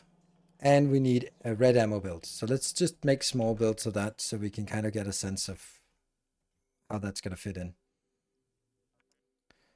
Mm, it's not a rider as someone who rides, it's a rider as someone who rides an elephant. But it sounds like the Pokeyoki. Yes, Pokeyoki. I was thinking about that and I was like, oh, it has such a silly name, so I don't want to mention it. But yes, and for anyone who doesn't know what Pokeyoki is, it's Japanese and it's basically you can't flush the toilet unless you lower the lid. That's basically it. So it basically sort of builds in routines to make you do the right thing. You can't do the wrong thing, you can only do the right thing. So if you like it's a it's just basically that's just the one thing I could sort of come up with. That's a simple implementation of it, but it's those kind of things where you can't lock something where if the keys are still there, or I don't know. This There's a lot of examples where you prevent errors from happening. Another one is like you have all your tools, and all the tools have like sort of cut out in foam where they belong. So it's easy to sort of, okay, this wrench goes here, click, because that's the only that's wrench shape, and the hammer goes there and there, and that means you cannot accidentally have two wrenches and then go, whatever, just put them in there. But because you put it in there, and you have to adjust the fact that you got two wrenches and no hammers, and then fix that. Hammer goes on the floor. Whoop. You pocket the wrench and then put it to your trade when you lose something, and then you can trade a spare wrench for it. So. Credit card and ATM.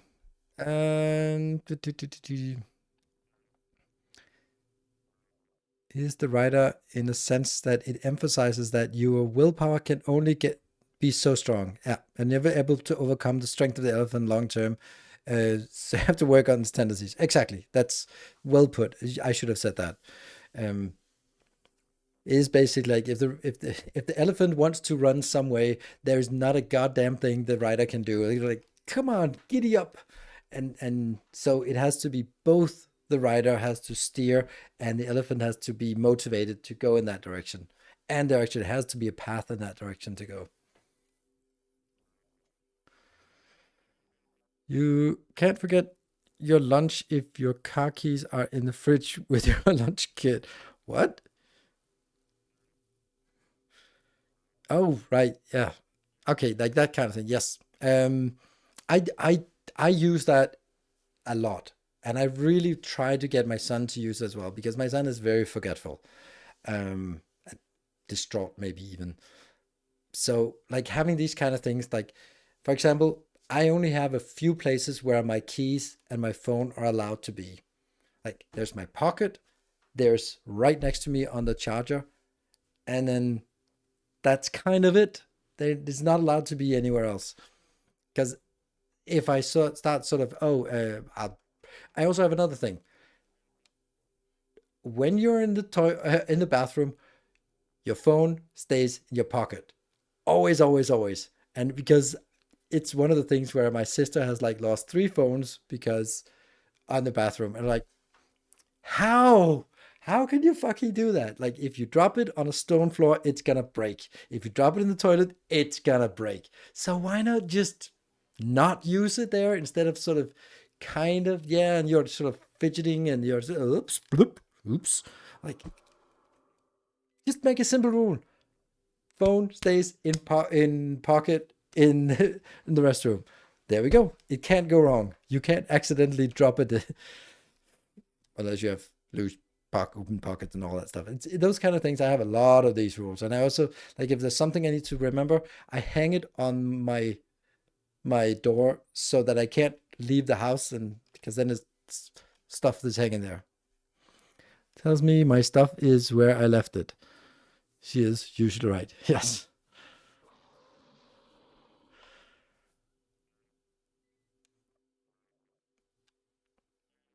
You sit down, it falls out of your pocket directly into the toilet. Sounds risky. Yeah, that sucks.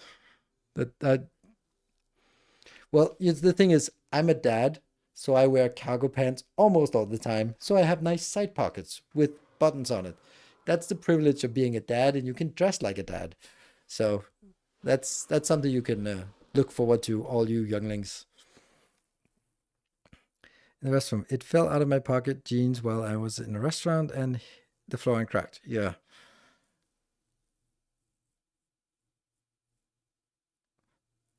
My grandma had carpets in the bathroom. Ah, carpets in the bathroom. No. I I mean, it's it's maybe a little bit too challenging on the whole accuracy thing, I guess.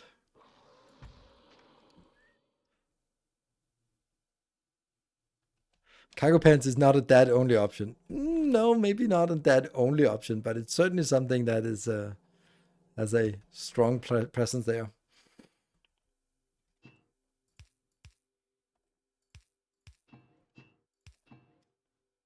Woohoo!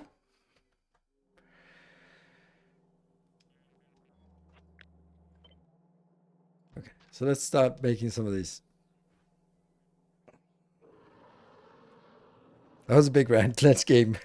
Hey, you pay for the extra hour. That extra hour is not only for gaming.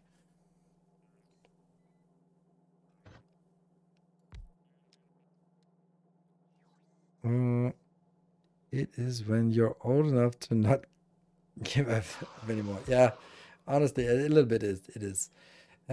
How do we make this? I want to make something like this, and I want to make it robotized, but I don't think this is a viable option because that goes out here.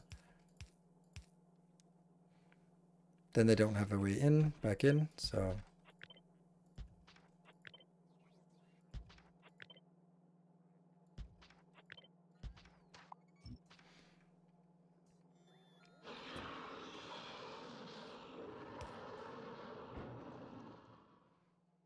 and one provider.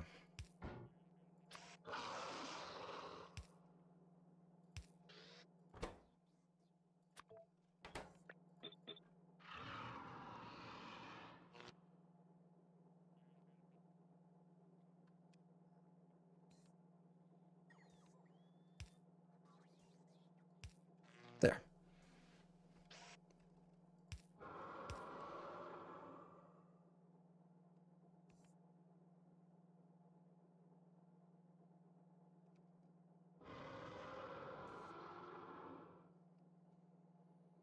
Hmm.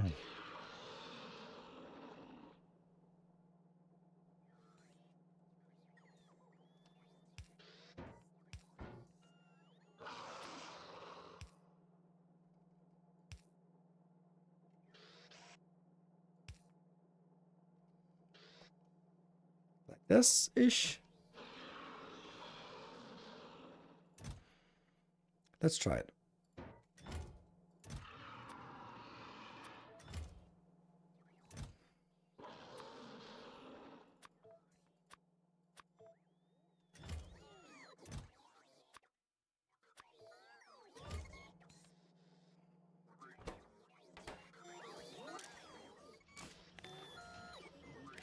It's not very compact.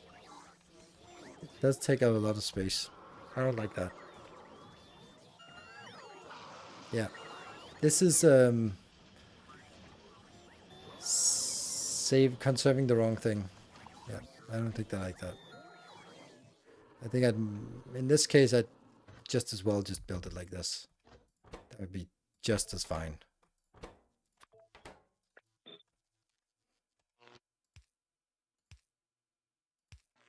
I think.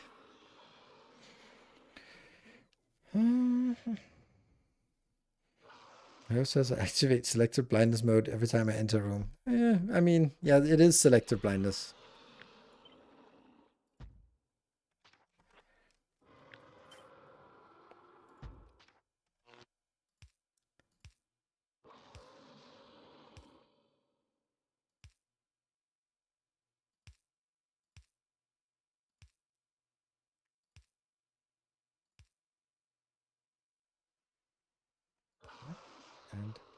And maybe.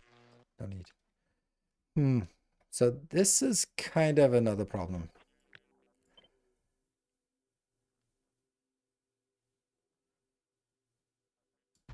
Yeah.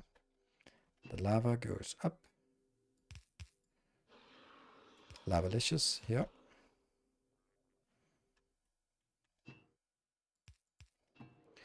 Woohoo!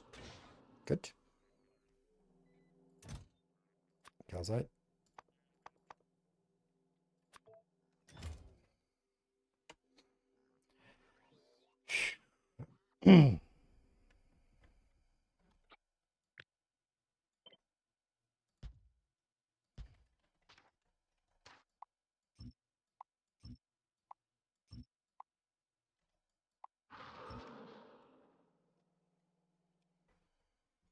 And then there's a water here. Hmm. That does collide with something else. But I also feel that this one should be moved over here. Because then I can get the water mixed up with the other stuff.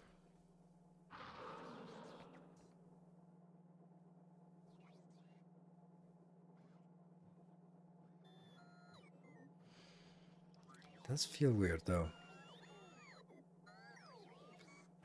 Small belt for yellow ammo. I don't think I have room for it. No, I don't.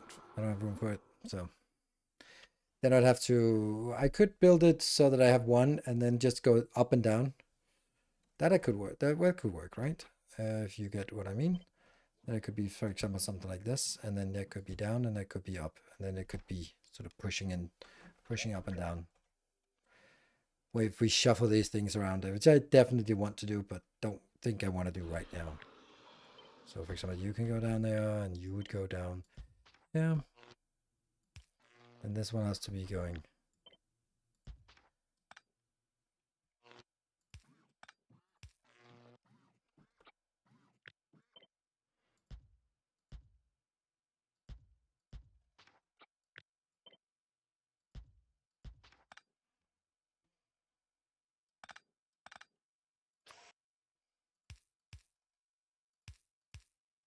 Like that, for example. It is overbuilding this, but still.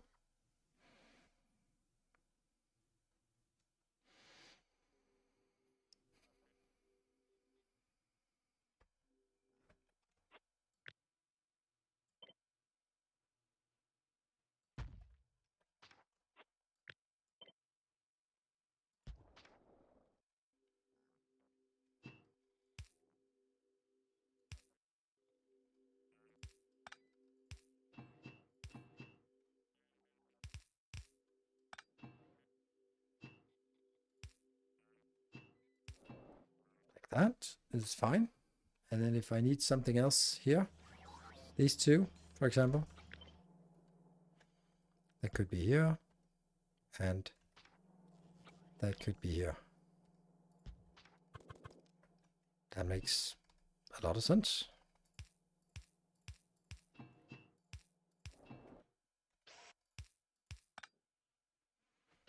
And then the only thing I don't have is the gears and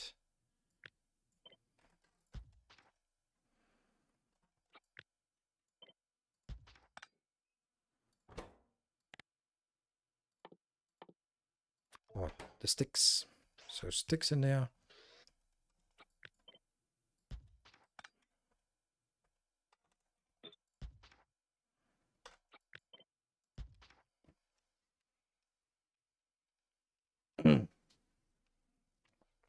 Okay.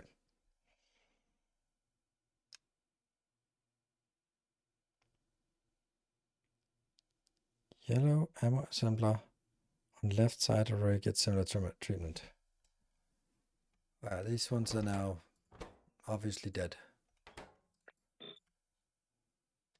And things can be shuffled around so it makes more sense.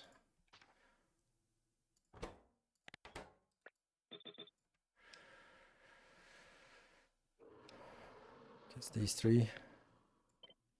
make sense down there. Like that. And then it can still be shuffled around in some way, shape, or form. Yeah, no room for foundry making foundry. I don't know. I don't know. This has another advantage, right? The fact that I get the water in here, but that would require this, and well, the foundry making foundry could be up here, but not really though. So I was kind of thinking the foundry making foundry could be down here, because when this one gets done, it's also time to replace it with that one. Engines is another thing that we don't have. Yeah, but I think I want to build that maybe over here. It's a slow build, but it checks out.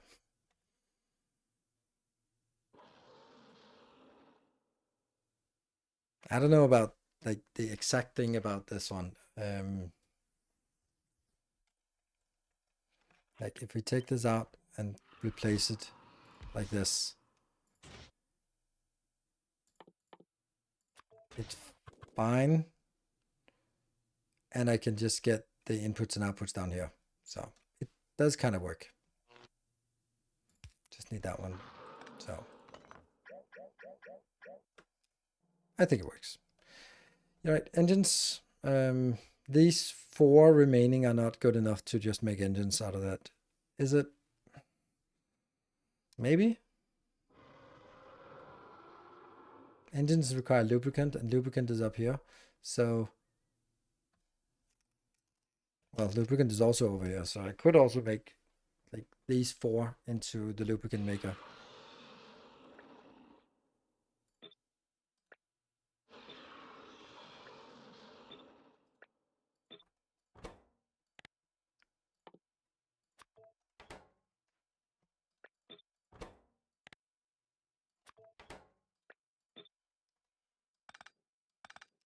Nothing needs this one, right?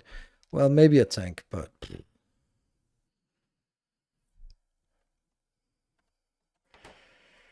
so it is actually needed with this as well.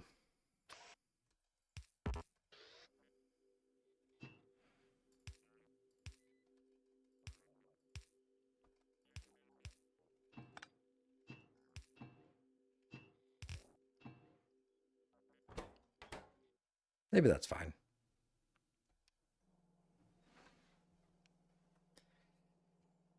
For blue, the assembler for blue assembler will not get. Nope, there's no good reason for it.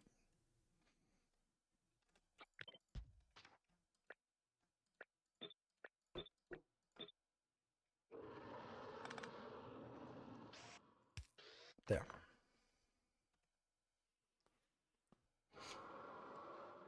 And that actually takes care of this problem as well. So this one will just be like a sad little build somewhere. Could be like a sad little build down here. Because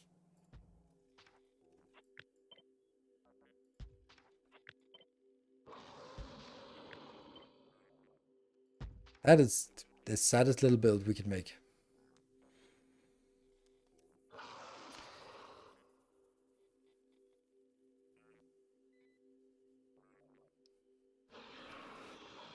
I'm married for about 20 years now. Would never change a dime between us. And she gifted me games frequently. But when it comes to time spent on gaming, it is not the biggest of my priorities. Family, friends, and food are way higher. Okay, food it might be, I can understand that. So I only get about 10 hours max a week. That's still a sizable amount of gaming. And I do not want to spend 2 months plus just to reach the new content that probably will consume even more time. Okay, but was that? Oh, that was kind of a follow up to your previous one. Where I have one playthrough of the vanilla game, but with everything at resource and maxed, and it took me about 90 hours for the first rocket blueprints only. So I made the game, but I'm not sure to buy the add-on because if I need to build all new and again only to reach the new content, it probably would be a bad idea. It doesn't take that long to get to the new content, but you will need to start over. And I would say it probably takes you realistically 20 hours. But if you're also thinking that it's a matter of priorities and you want to get to the new content, then if you are a patron supporter, then you can download a save game that gets you with a nice structured base, which is exactly my old base in the book, and is just ready to unlock all the new stuff. And then you can just have a well-functioning base that is the one I've been using and for my own playthrough, and then you can just start playing from there if you want to get to see the new content and want to work on new content but don't want to spend 25 hours on building a base, maybe even a base that doesn't work particularly well. Then I gave that option for patron supporters to just download a save game that I had prepared. So that's the thing about if you are Mr. Pro Noob SC2. That kind of also implies to get married for 20 years. Yeah, you have SC2 as in your username. So at least 20 years old. 20 years ago, you started gaming at least. Then that's an option. Hello, Nextdoor. Welcome. Good evening. All right, let's get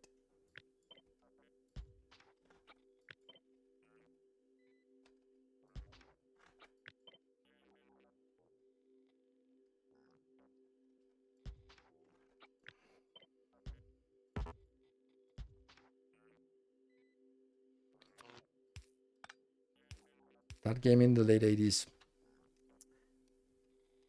Yeah, me too.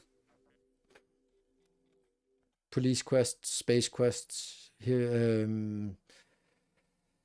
King's Quest. Those were sort of my first forays into gaming. Are you planning to update the masterclass recommendation for non-patrons? Nope. King's Quest. King's Quest. Yeah, Kings. You hear what you want to hear. Are we preparing a new addition to our library, a magic tome out of this world? That's the whole point of what we're doing here, is just working on stuff for Vulcanus. But for the YouTube video, I always build it on camera so that if you want it, you can just build along and get it from there.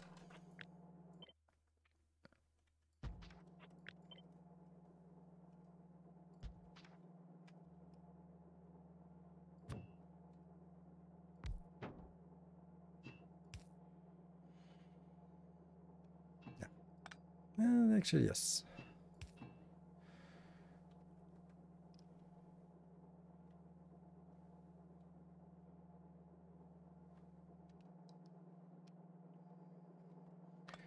It's a pity you'd love to use that. Yes, I understand. I have just decided that it makes more sense for me with the amount of time I put into it, that it is going to be a patron privilege to get the save games. And I think it makes sense, and I'm very happy with the decision that I made on this. And yeah, I think it makes more sense for me. And I understand that it's not for everyone. So I can't get just one in here.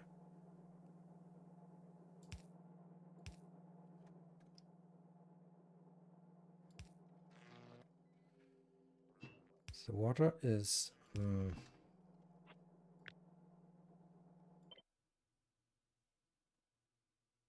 I don't want it to have it really next to it. I kind of have to do this. Maybe something like this is...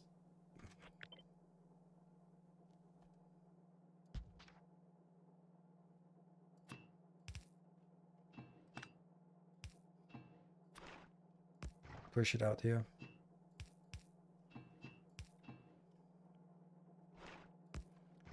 Push this.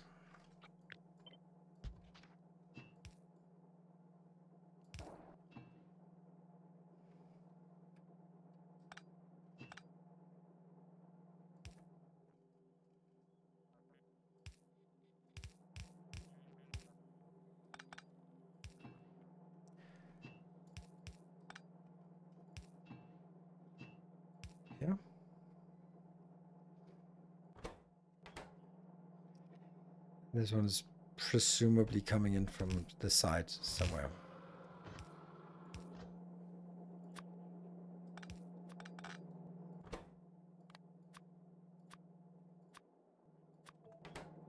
Good.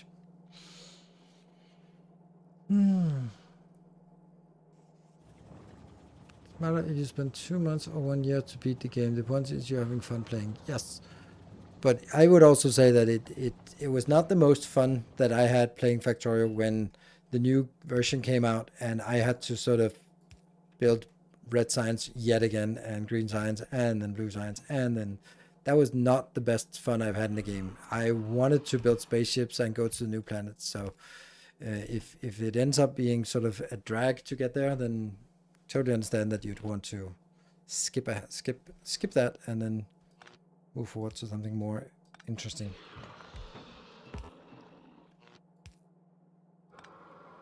Kind of everything was golden before, but no.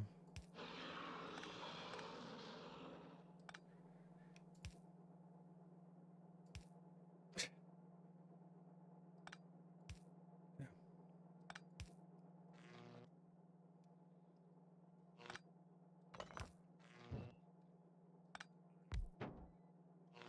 Now that one's not covered. That was the problem. Do I even need that? No, not really. Don't think so. Oh, it also needs to get stuff in the other way.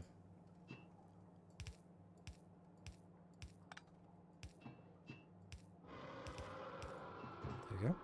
And you need... Oh, you also need coal. Oh, I forgot that. Ew. Well, that's actually neat.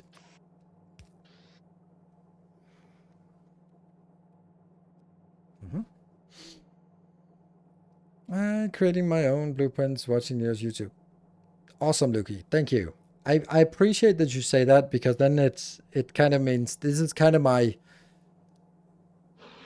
pledge or my sort of my argument for why I feel okay with charging for it because I'm like you can do this, but then I'm thinking like is anyone actually doing this? Yes, apparently.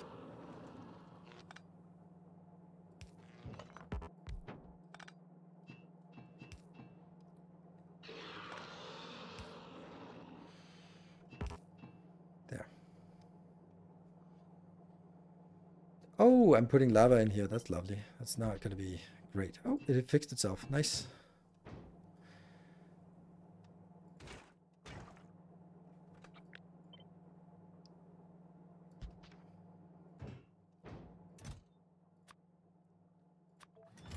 Calcite. This one also needs.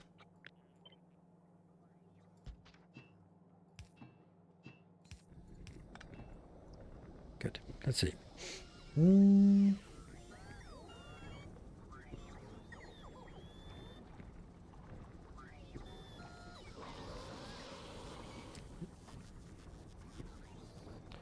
I've been building along with the videos in the past because I enjoyed it. Mainly used the book in the past to check if I built everything correctly and didn't displace everything. Plus it kind of disappears now. Yes, it does. But if you're only using it for just validating that you've not forgotten something, then you didn't get a lot of value from it anyway. And I can totally understand if people don't like it.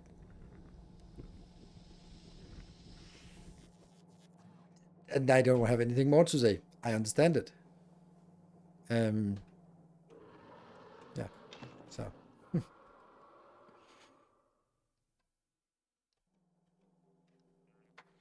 Building the blueprints from YouTube videos, and for some, I just take the ideas in the videos and tweak them to my own liking. Sometimes it's fun to be suboptimal. Yeah, but there's also a Jumbo Jeff. I think there's also another part of it, like you say, oh, suboptimal. But there's also something where my priorities and your priorities are different. I might say like, oh, this is nice and symmetric, so I want it to be a slightly bigger. Maybe you will be like, no, I don't care about symmetry, but I want it to be smaller, so that's better. Or maybe you don't care so much about building on the path, and then you just want one more assembler in for something that I was like, I never use a power switch. But if you want a power switch and you need to fit it into the hub, then you might just choose to build on the hub, on the path, That's fine. It's not though, but it's fine. It's not though. But that's up to you. It's not though. So, so optimal isn't. I don't build optimally. I can at most build optimally according to my own priorities, but they might not be the same as yours. So, don't know. This is not necessarily hard to go, but whatever. So, okay, so here's the thing. I don't like this. This is not going to work because having the only place that you can input output from this jammed by some other belt here is not good. So I need to get this sort of moved over to the side. And this one as well. So that if I have something going in and out, I do have room to make it go in and out. That one.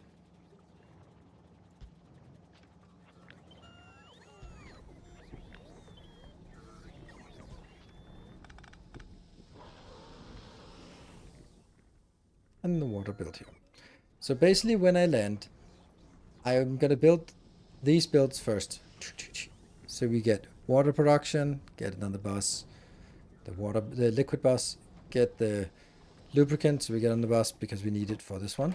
And we need the water for the concrete, and the concrete is needed for this. So it's all about sort of getting to the foundry. And then we need this one here, which we'll also get for the foundry. Yeah. Oh, we're over time. I'm just going to take my short break, and then I will be back in 2 minutes for the last 90 minutes of the show tonight. Be back in 2 minutes.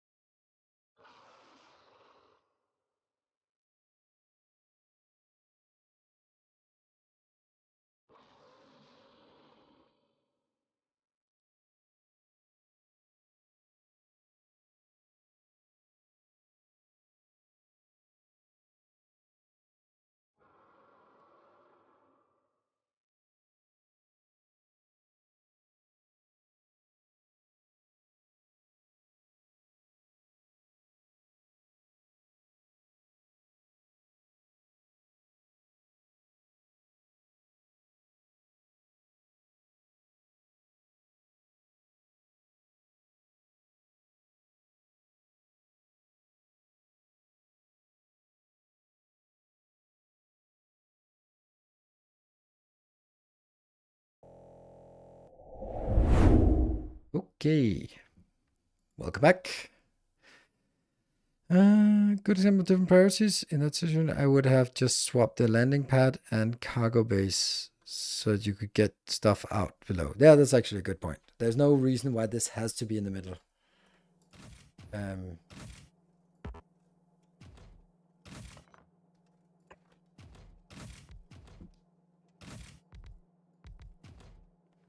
it also makes more sense because this will be where there's a train station.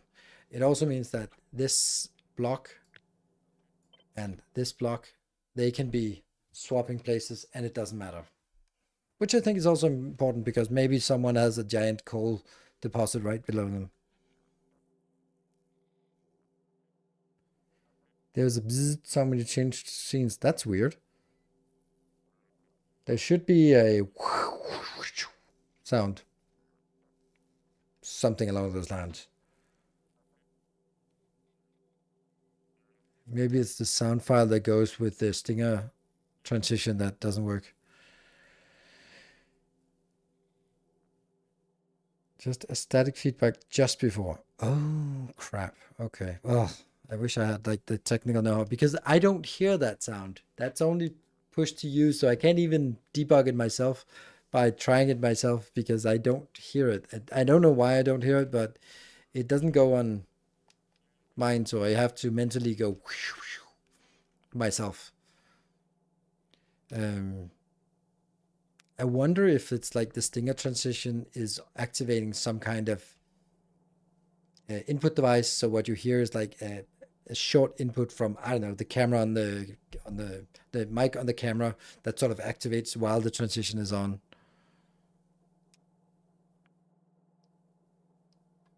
It's like the audio input was shortening. Okay. Is it something new? Has it always been like that, and you just decided to say it now, or is it has it always been like that? Because yeah.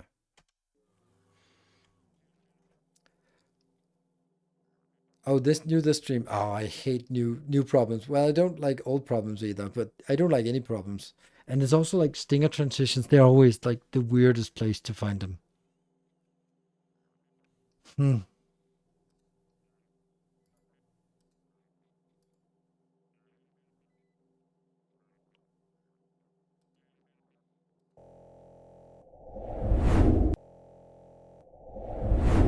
That was not what I wanted to do, but I did it anyway. The thing is, like, I can never remember where those transitions are. Global settings. I don't know. I don't know. I just really don't understand this.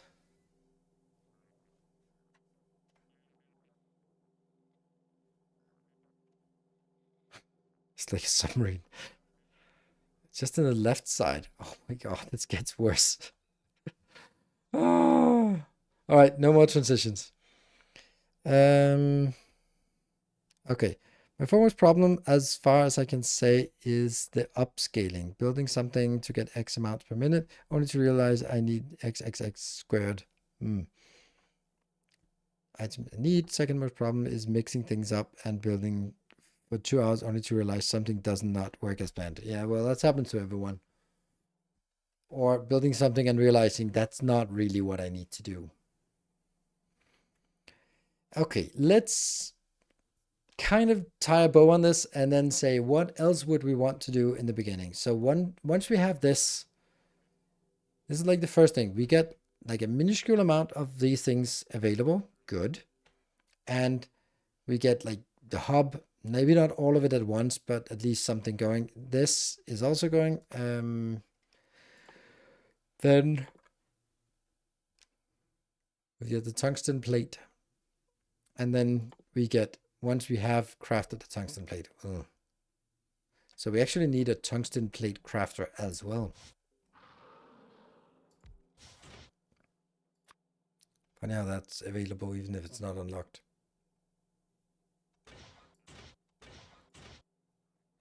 That's molten iron. So that's actually something I forgot over here. Oh no! I didn't remember that, and I know someone said it, and I apparently ignored it. Damn.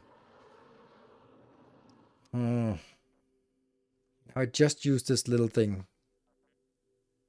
Tungsten plate is very slow. Yeah, so is it? Yeah, 0.6. Yeah, so it might actually be worthwhile to scrap this. Somehow that was like keeping everything together. Okay. And then saying, you know what? That one and that one, those actually have to be.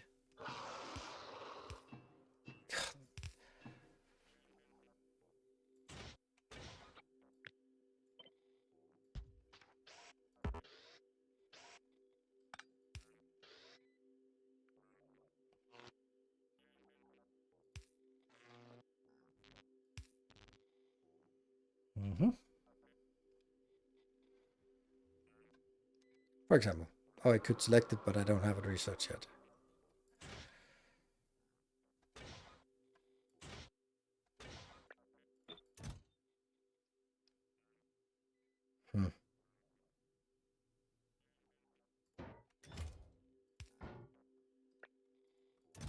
I couldn't do that. Damn. Oh, I could. Nice. Why is this one not able to be made? I haven't crafted. Haven't I crafted a foundry yet?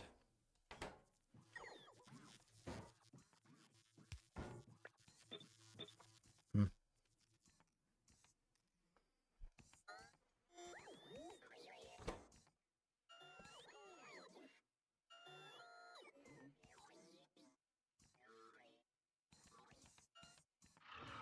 Someone they want to do science and turbo builds. Science, I'm not really sure. But remember, this is not about building everything. Like, obviously, I don't have enough iron plates or steel plates or anything like that. But I want this before we get going. We need a little bit of this to get the science. Remember, science is not something we need a lot of. We need like, what was it, like 4,000 or something, 6,000, and that's all we need. Once we have those 6,000, that's we just don't need anymore. You did not get the calcite.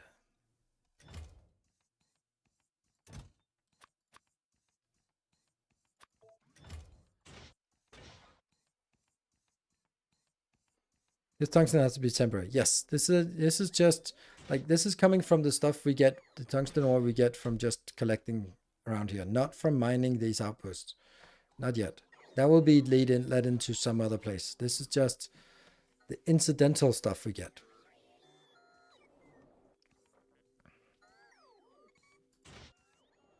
A little burst more. 200. That's a lot. Oh, 95. So close.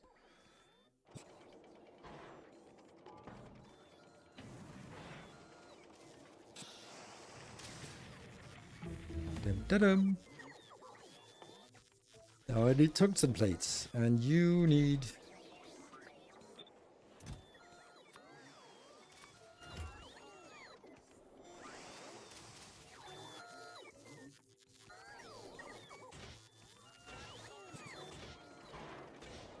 Bum, bum, bum. And then we get the science.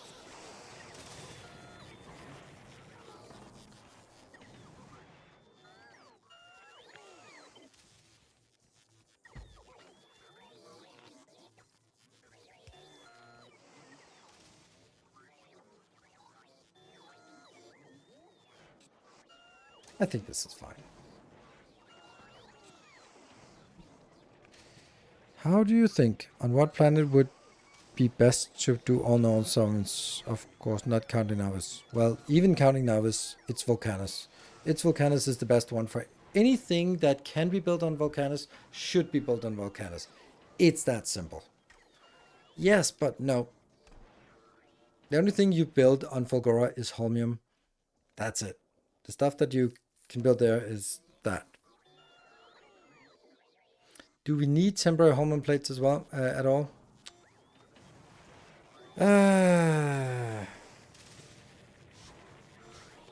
No. It depends a little bit because the next thing we want to make is actually a science facility.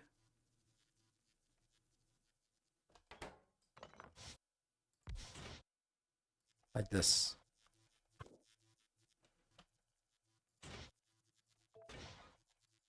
Is that matching? Not quite, but almost. What is the stone planet? Vulcanus.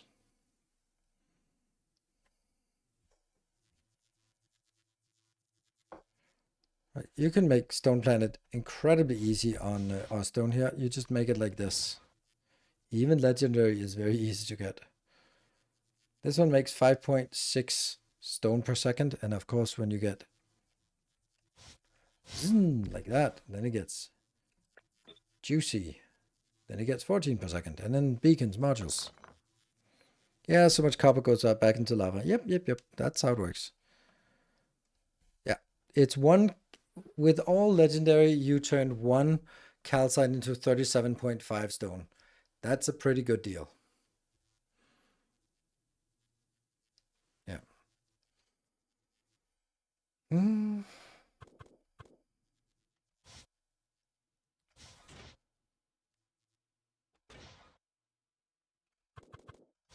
believe that this is actually a significant amount of copper that was going in here.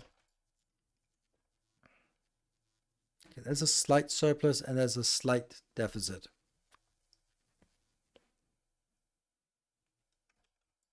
The slight deficit is the bigger issue. Maybe not though, because I will need to do this, which will now make it a slight surplus. I'm not going to put those modules in here. And that means now this can actually feed 2 of these.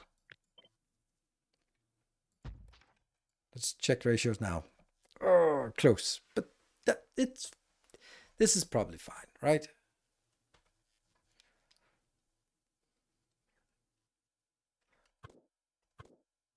And the amount of 8 is nothing, so...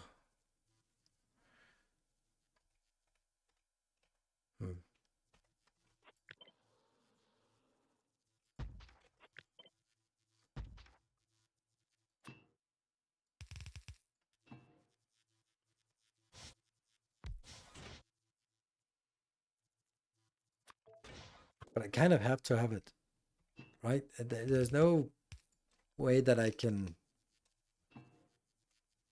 live without this, can I? Let me also think about something else. Like this, it's needed for belts. And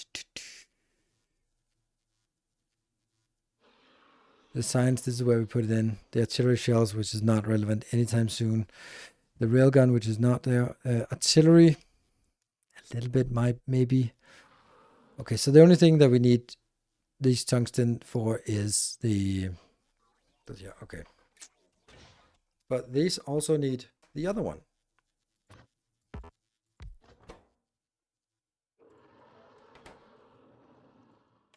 How does that match? That's... No.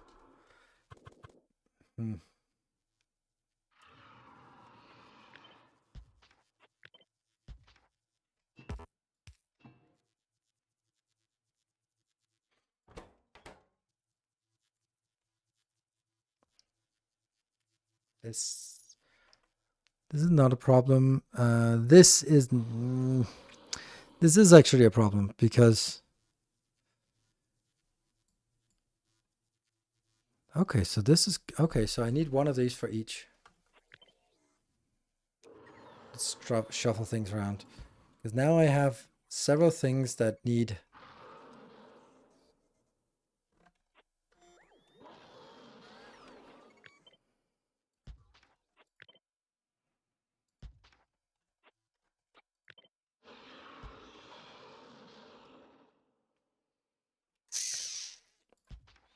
These are all requesting the same thing.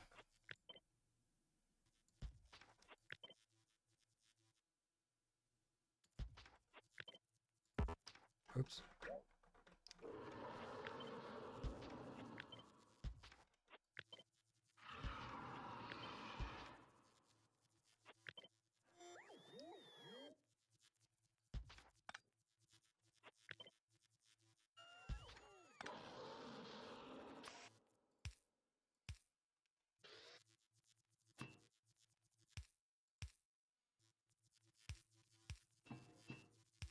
But where do we get the inputs here?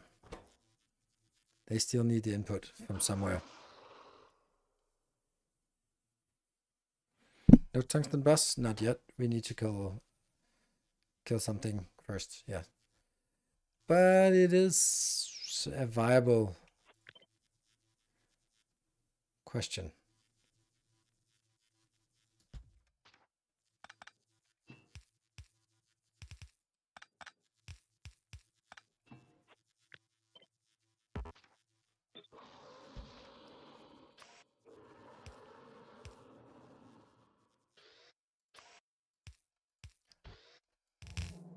I mean, it's a thing.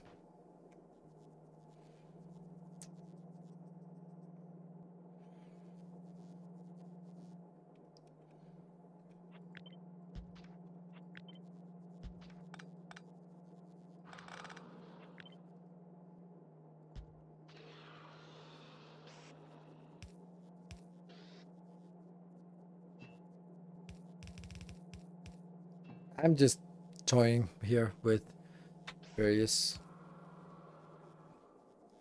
designs here. Looks quite Nilaus. Thank you, I guess.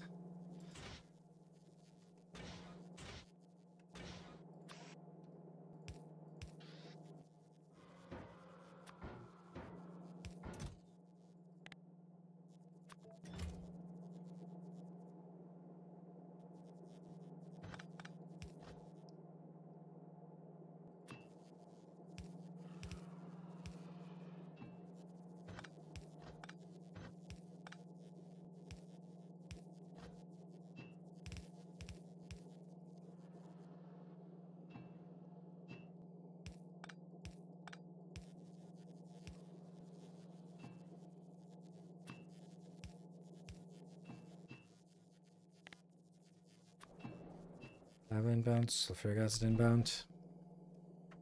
What are we missing? Ah, I know what we're missing. The calcite. But you know, maybe it's not about the amount of calcite. It's about the calcite we made along the way. Right? So that could be like this, and that could be like this.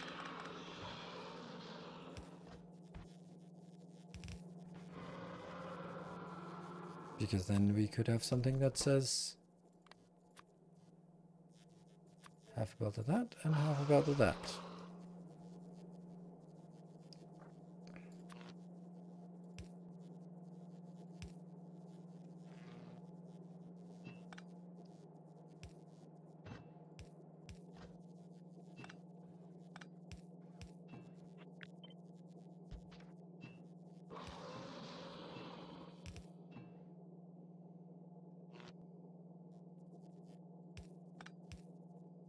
And connected.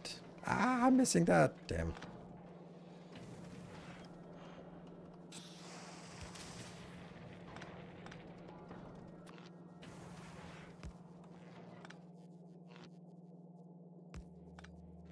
There. Why did it stop? Oh, the goddamn stone. Damn, I forgot that. Even room for beacon. Mm-hmm.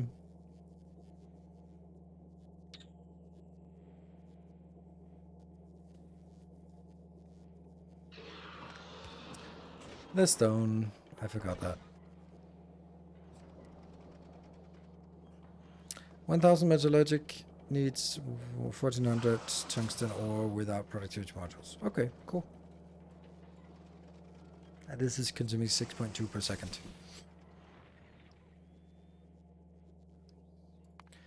Let's check something.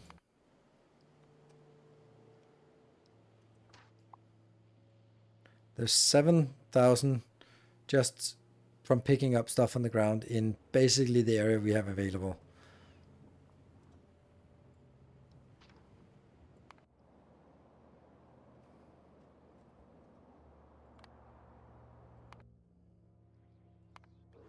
Good.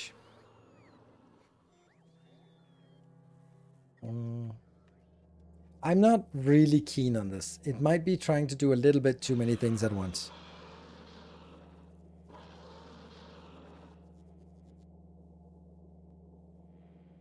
A little bit too many.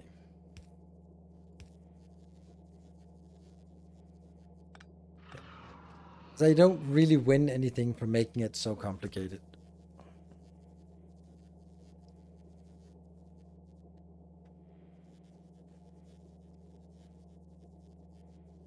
Yeah, sounds about like 500 signs. Yep. Which is nice. I mean, it's definitely something. Probably not really 500 signs because I'm mostly going to use it for creating these, right? How would I dissect this?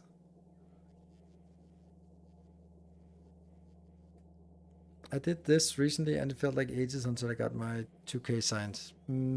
Okay. I have pretty much until I unlocked every single science just had 2 of these running on Vulcanus. So I don't think I want more than 2. Sure, when we get rare, we can upgrade them to rare quality. When we get better modules, we can get better modules. When we get a beacon, we put a beacon in. But I didn't have like a massive build of this. It just ended up being just 2 of these. That was it.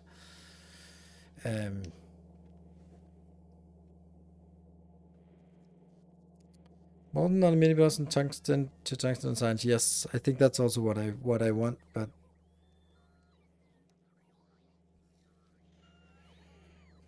because incorporating these two into the build doesn't really win me anything, I think. It's just that this doesn't make any sense to have it on a boss build. So the only thing would make sense would sort of be like, hey, you know what, I can actually build it over here.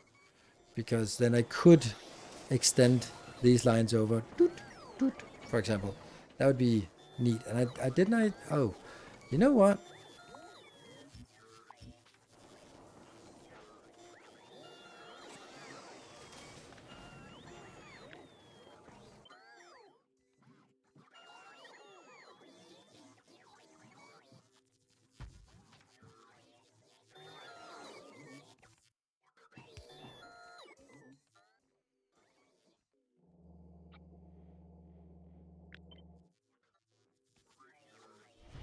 It's a little bit too close. Subscriber arrives.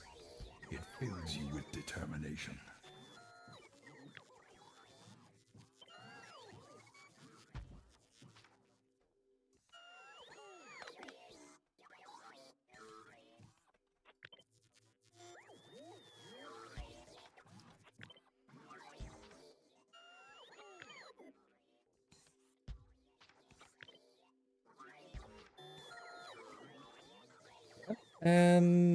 Albrinax, thank you for the prime. Welcome. Appreciate the support at this late hour. Or appreciate the support at any hour, but even more so here. We now need to figure out how to get the lava in here, but that's kind of just do this for now. Then the question becomes, couldn't I... let's see. This is the iron one. And this is the copper one.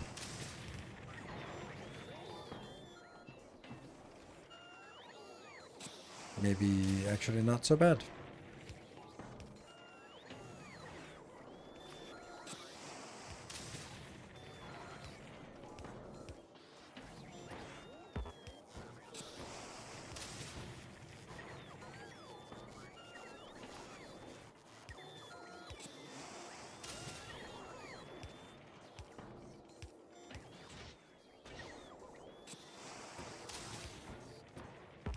I also want to store this.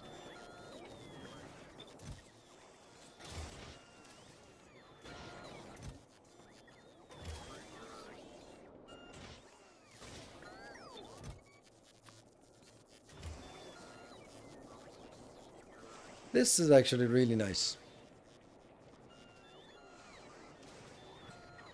What about liquid iron and copper on the bus just for Starbase? I don't think so. I know this is going to be struggling because I'm not going to get enough to support everything, but I don't know.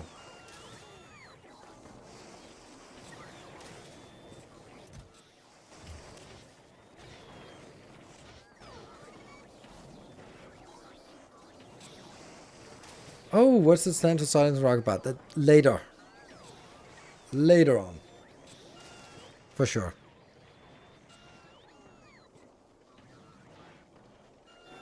Like, I like this, but I don't like it. Like, why do I not like it? Don't like it because if I look at this is consuming 96. And how much am I producing? In the best of cases, 93. And that's if nothing else consumes it. Doesn't seem great, does it? This one doesn't require anything, so that's not a problem. But this... I don't know, maybe that's not actually a real big problem because copper isn't going to be used like a lot, right? Once it's full, it's full. This one, once it's full, it's full. And it's just because I moved it. If we just decide like, hey, you want like a box of that, sure. And you want, there we go, done. And we also have these awful ones to get some more thinking. Bad copper wire on the start. Bottom left of the build. Bad copper wire. Is this bad copper wire? What? What do you mean? Bad copper wire?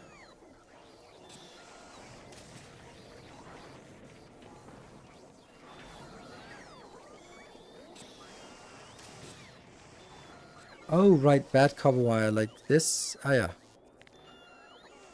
Okay, I thought we were talking about this copper wire that I was just looking at, so, okay.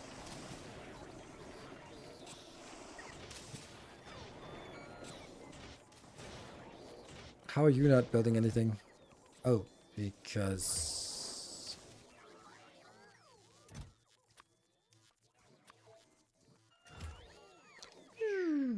A little snake coming in.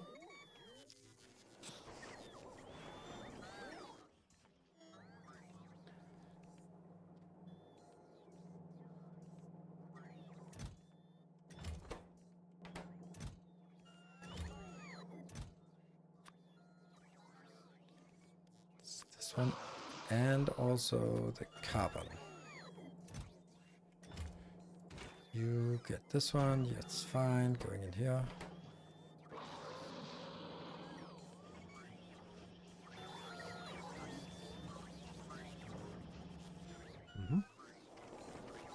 Shouldn't these also be set up like this? Because even though it ruins the ratio even more. Yeah. It's not that much of a ruined ratio, but at least it gets us 74% productivity versus 50% productivity. And it is going to be a resource in shortage here.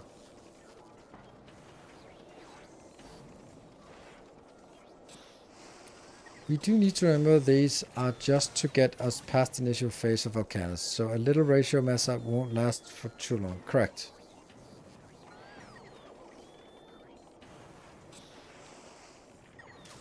Yeah. And these will just go in here. And science power, not using much. Limit science and tungsten plate output. Oh yeah, this one should just be like, yeah, okay. Okay.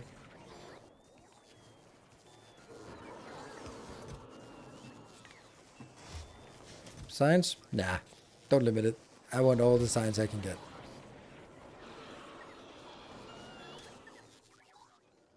I'm really liking this one. The fact that we just squeezed it in here is really nice because that means that all the things that we need are right here.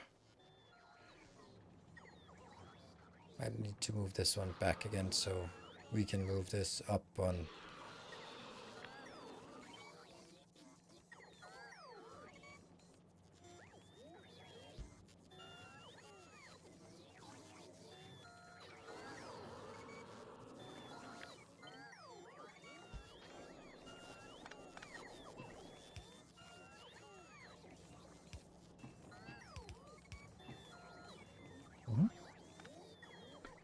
And then maybe this one could be up here.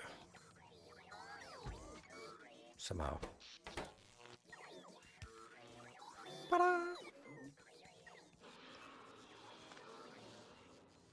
And this one we leave it pretty open. This one's out.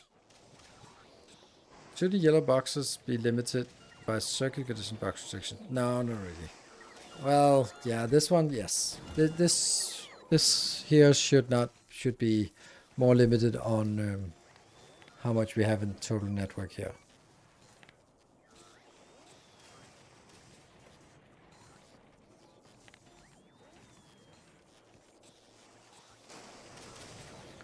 But there's a lot of finesse I haven't done with these builds because I'm just kind of, if I start sort of hashing out all of this right now, then yeah, I might need to do some changes, and I'm not really there yet.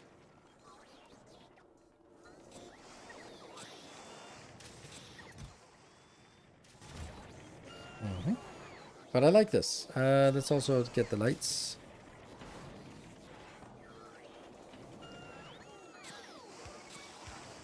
Sure. I I think this was a good design. Like how little space we actually ended up taking with this. Because what is the next thing we want to do?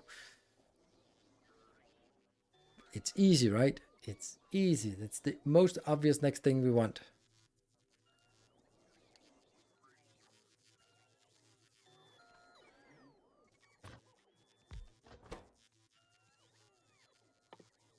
Rockets. No. Whole point of coming to Vulcanus. Cliff explosives.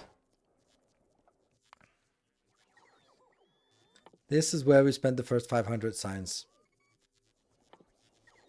And then after that, I think it might be this one. Oh, shoot. I did not even think of that. That's purple. Okay, well, then that's not the next one. Cold liquefaction might be the next one.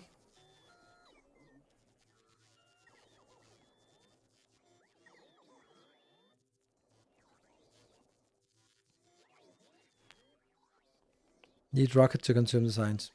Yes, that's kind of true. Yeah. Need to get the signs home.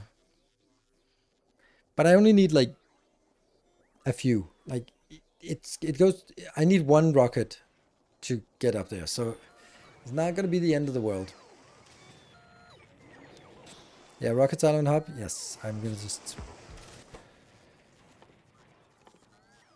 Unfortunately, that has to be done.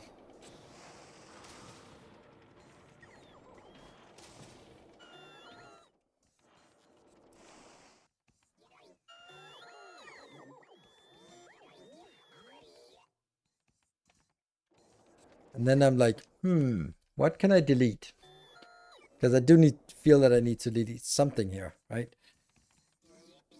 That's probably this part of here.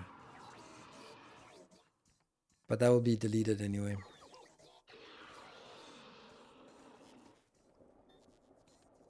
But having additional out here is also fine. It's the lava coming in here that's maybe more of a problem.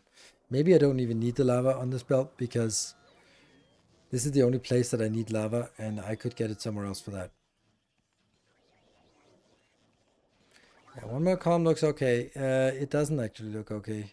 In order for me to make an extra column, I have to move it one tile over. So this one gets here and the lava can go on this belt. So a little bit of an endeavor here.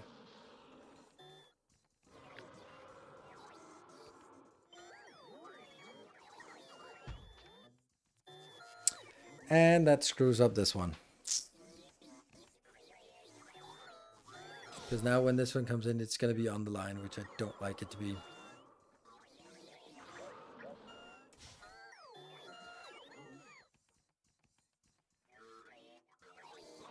You won't do the foundry assembler. No, but I need to replace it with a big assembler. With a foundry instead. It's this one I don't need anymore. Because this will transition.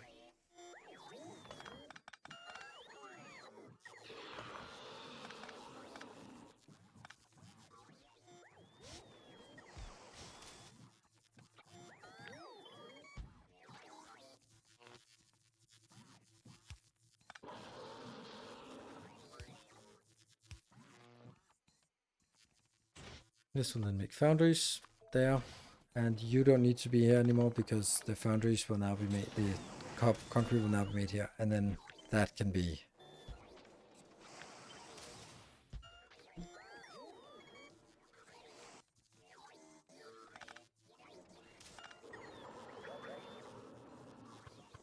Like that, right? So that's how I'm thinking of the evolution of it.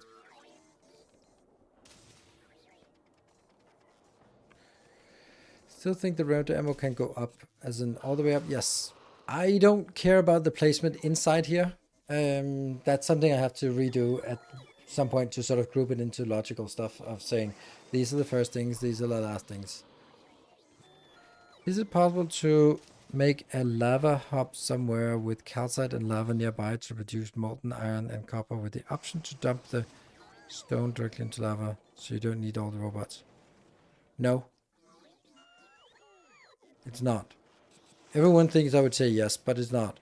Because how do you get it? You're saying that you want a robot. I, like, this is literally what I'm doing. Like, all the robots. Like, how are you getting stuff in here? So you want to make like a belted, uh, like a belted one like this. Sure, you can do that, but I don't bother building it. Um,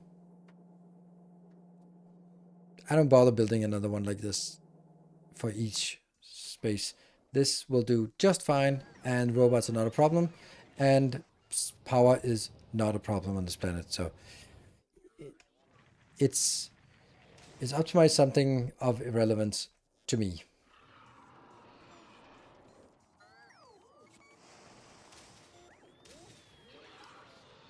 Yeah, for stone, yes, absolutely. Stone is probably a good idea if we could do that. Can't really do that now. And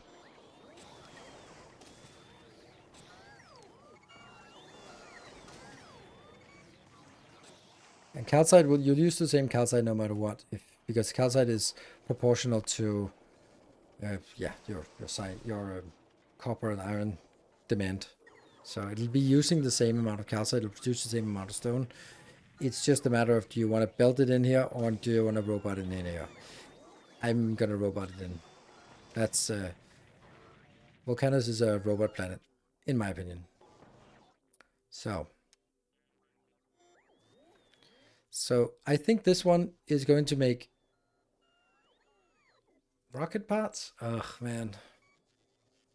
I don't know how much I want to build small stuff. Um,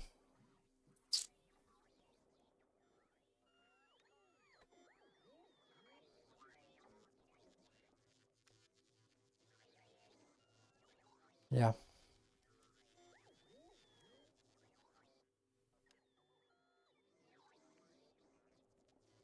it's gonna be a little bit tricky.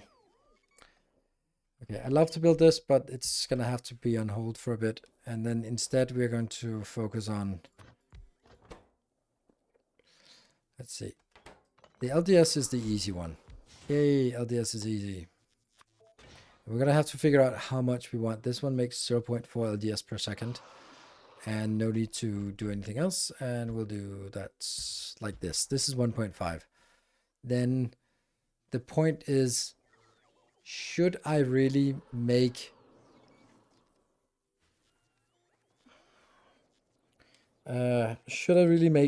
blue science here or blue circuits here before I get the electromagnetic plant? And I don't have any yellow assemblers either. So it's just, it can't be better than the way I do on Novice. So why am I building it here? Maybe I just transport it over. So, but oil, I'll definitely get that here. We'll get the rocket fuel, we'll get the LDS, and then I'll be like, blue circuits, bring them in.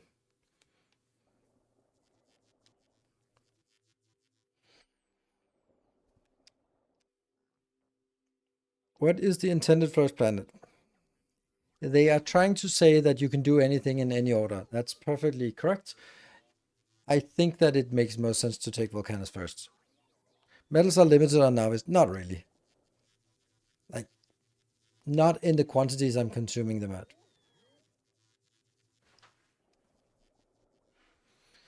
You could be building your first hauler while you are developing Vulcanus, really. These can be concurrent. Yes, it's actually the first hauler is already there. That's, where are you? That's one. This one is intended to, now we've been trying to see if it can go to any place, and it's been going through there all evening. Wow, that does not have a lot of stuff left. And it's been staying alive, so that's good. So this is kind of the updated format.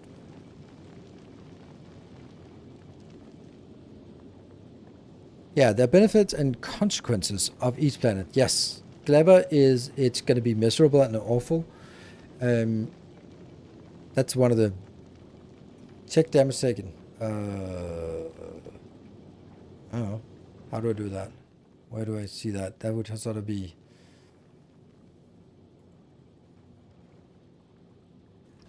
I don't know if I taken repair packs. I mean, you still have repair packs left, so can't be all wrong. And it's moving about. Too bad it's not city block size. It could be city block size, but if it was, it would just be too expensive. My proposed ship design after you design your ship? No, not really. I'm maybe for reference. You can share it now, then I can look at it on at this point. I'd like to look at it now.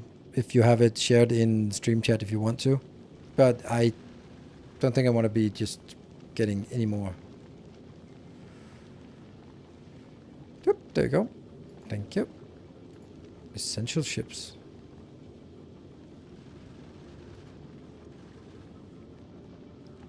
Oh, that's a long and slender one.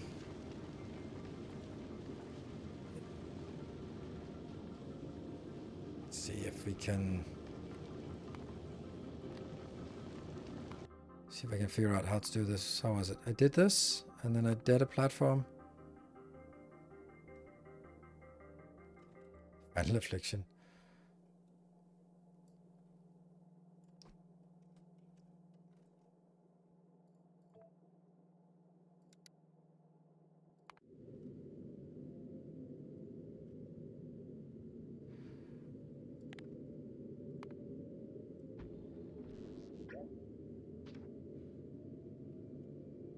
There.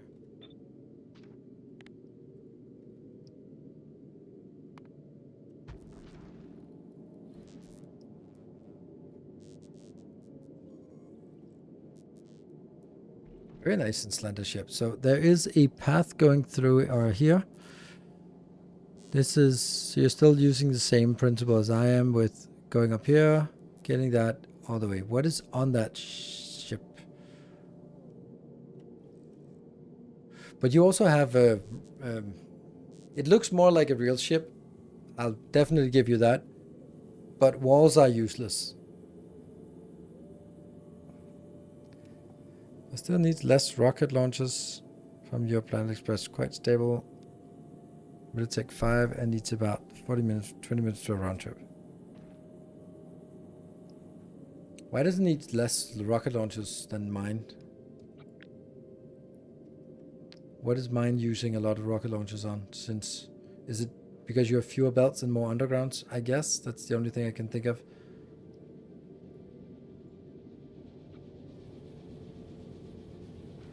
But the walls are just useless.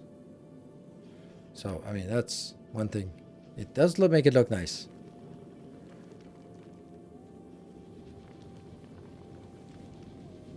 Ammo outside and asteroids inside. Walls are super useless, but I feel that they're part of your designs and looks. Yeah. I scrapped them because I can't really rationalize it. It looks really nice. I don't know what this is, a measure thingy. It's pretty much the same as I have. Here's a...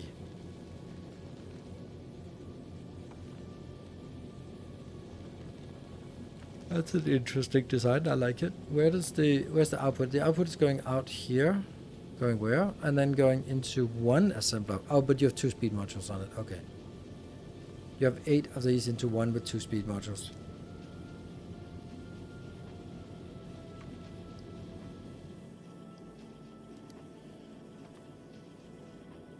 Crafting is 1 so plus 60%. Yeah.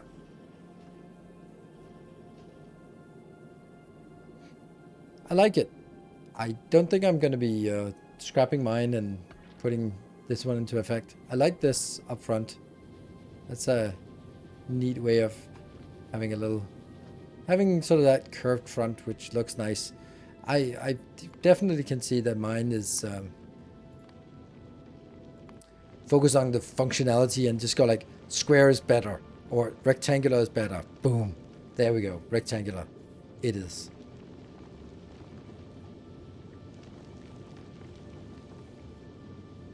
Whether it is better or not, don't know.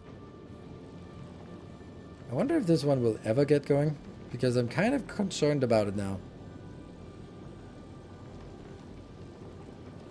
Is that 29? It's at 30. Where is it located? Oh, it's on Novice now. Okay, it was on Fulgora before, so it just arrived at the Novice. That's why it's stuck here. Mostly due to less platforms. Just an optimized version totally based on your design. Can replaced with AM2 and fits AM2, AM3. What? So yeah, it looks very much the same idea. I like if you want to minimize amount of launches, then there's something like the 3 lights, the one combinator, the one static combinator. Those are just wasted, right? I do wonder how you get small ships for regular transportation. My inner loop ship is almost 2,000 tons. This one is 183, and this will be the one that goes back and forth between with topping up resources on Vulcanus until we are self-sufficient, and then yeah, here 300, I guess.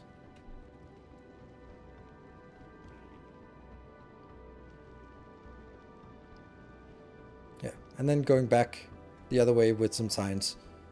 And that'll just be what this does to start with. Yeah, if you want to minimize, you hand feed the launchers. So yeah, absolutely. Absolutely. Anyway, we are going to wrap up today. I am absolutely exhausted. I need to get up early tomorrow. We made super good progress on Vulcanus. I love the designs. I love this design. I love the fact that how compact we got it.